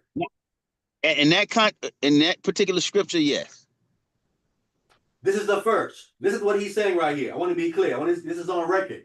What he's saying, when you decide to convert to Christ, to believe in Christ, I'm not saying that. Hewers of wood and drawers of water. No, I did not say that. You're adding that. No, I did not say that. That's why I asked you, because anyone that converts do not become a servant. No, so that's why I say in the context of the scripture we're reading Deuteronomy, yes. That's why I said that. That's why I say it's a loaded question you're asking. I don't believe that everybody. Listen, this is what you're saying, brother. You're saying that every nation outside of Edom and Egypt becomes a servant. You're saying that. I didn't say that. You're saying that. First of all, let me be clear. No, I never said that. I never said that. You went to Deuteronomy 29 to address the nations outside of Egypt and Edom, did you not? Correct. Okay, so every nation outside of Edom and Egypt would have to become hewers of wood and drawers of water. Okay, so that's why I say when you read down, right? So when we this is good. So when you read down, right? Well, first of all, let's make sure we on one accord. Do you agree those strangers coming to the covenant? Is that what you're saying? No, I'm saying what you're saying is so crazy to think that someone's going to convert and then become a hewer of wood and a drawer of water, which is ridiculous. Why is that ridiculous, bro? First of all, let me say this. I believe all of us are servants, but there's different levels. All of us will serve. We serve the Most High. It's just different. Different places you serve that. I got you, but these people are serving individuals at their tent. It said that your strangers that is in your tent in the camp. So they come in the camp to serve individuals. They're not serving them. That's why I said. That's why I pointed. I said you have servants who serve you individually in your camp, right? And you have those that serve the Most High, the temple. They're separate. That's why I was bringing it out to you back then to understand what you were saying, because you're not seeing the text is saying those servants there in Deuteronomy 29 serve individual families. Well, let me ask you this question then. Maybe you can give me some light on this. That can't be a convert. If I'm a convert, I'm serving your God, not you individual as an individual. Brother, okay, look. When we get inside the kingdom, do you think are there going to be Israelites that serving other Israelites? No. Okay, so Israelites, the priests had different people that would serve them, that were Israelites, that would do certain things for them. What you mean? The priests had other Levites that they work in tandem as Levites. Con. So let me okay. This is my this is how I see it, bro. Okay, if I come to a Gentile right now, right, and I'm talking about one that wants to submit or whatever the situation is. If I ask anybody, yo, you rather get thrown in a lake of fire, or would you rather get me some wood and some water? What do you think they would say? They would say, I don't want to go to the lake of fire. So I'll be the water, do the water and the wood thing, right? Yeah, but here's your problem that you consistently are ignoring, right, or not factoring in, right? If I'm a person that know nothing about your God or your laws whatsoever, right, and you come to me and tell me, hey, listen, man, You know what I'm saying? You want to go lake of fire, or you want to serve me? The person don't know you, your God, your laws, your Messiah, nothing about you. You come and telling him that. What do you think is this person going to say if you tell them something like that? Well, What? I wouldn't lead with Big that. We rocks, lead bro. with Christ. I would lead with Christ. I would lead with Christ and let them know they need to get. Listen, they don't care about your Christ, your Messiah, or nothing because they got their own culture to fear and believe in. You keep acting like these people are going to start fearing your God and your Messiah just because you told them to. Well, that is ridiculous. It's like someone right now. Someone told me if a so-called Chinese person told me, listen, man, you better listen to my Messiah and my God, or you're gonna go lake of fire. Am I going to believe that? I'm gonna tell you what's gonna happen. And you mark, hey, it's being recorded. You mark my words right now. You mark my words. We're gonna bring this back up when it happened. What's going on right now in this world? We see these fake Israelites, these imposters getting exposed. You see certain white people, certain other nations that are already calling them out, and on certain podcasts, definitely like Piers Morgan, these guys are now starting to question, how are these people even Jewish? You know what I'm saying? Certain people coming out, I've seen the links. Certain people come out and say, hold on, why these people are not even Jewish? They're not even like descendants of Israel. This stuff is coming out now on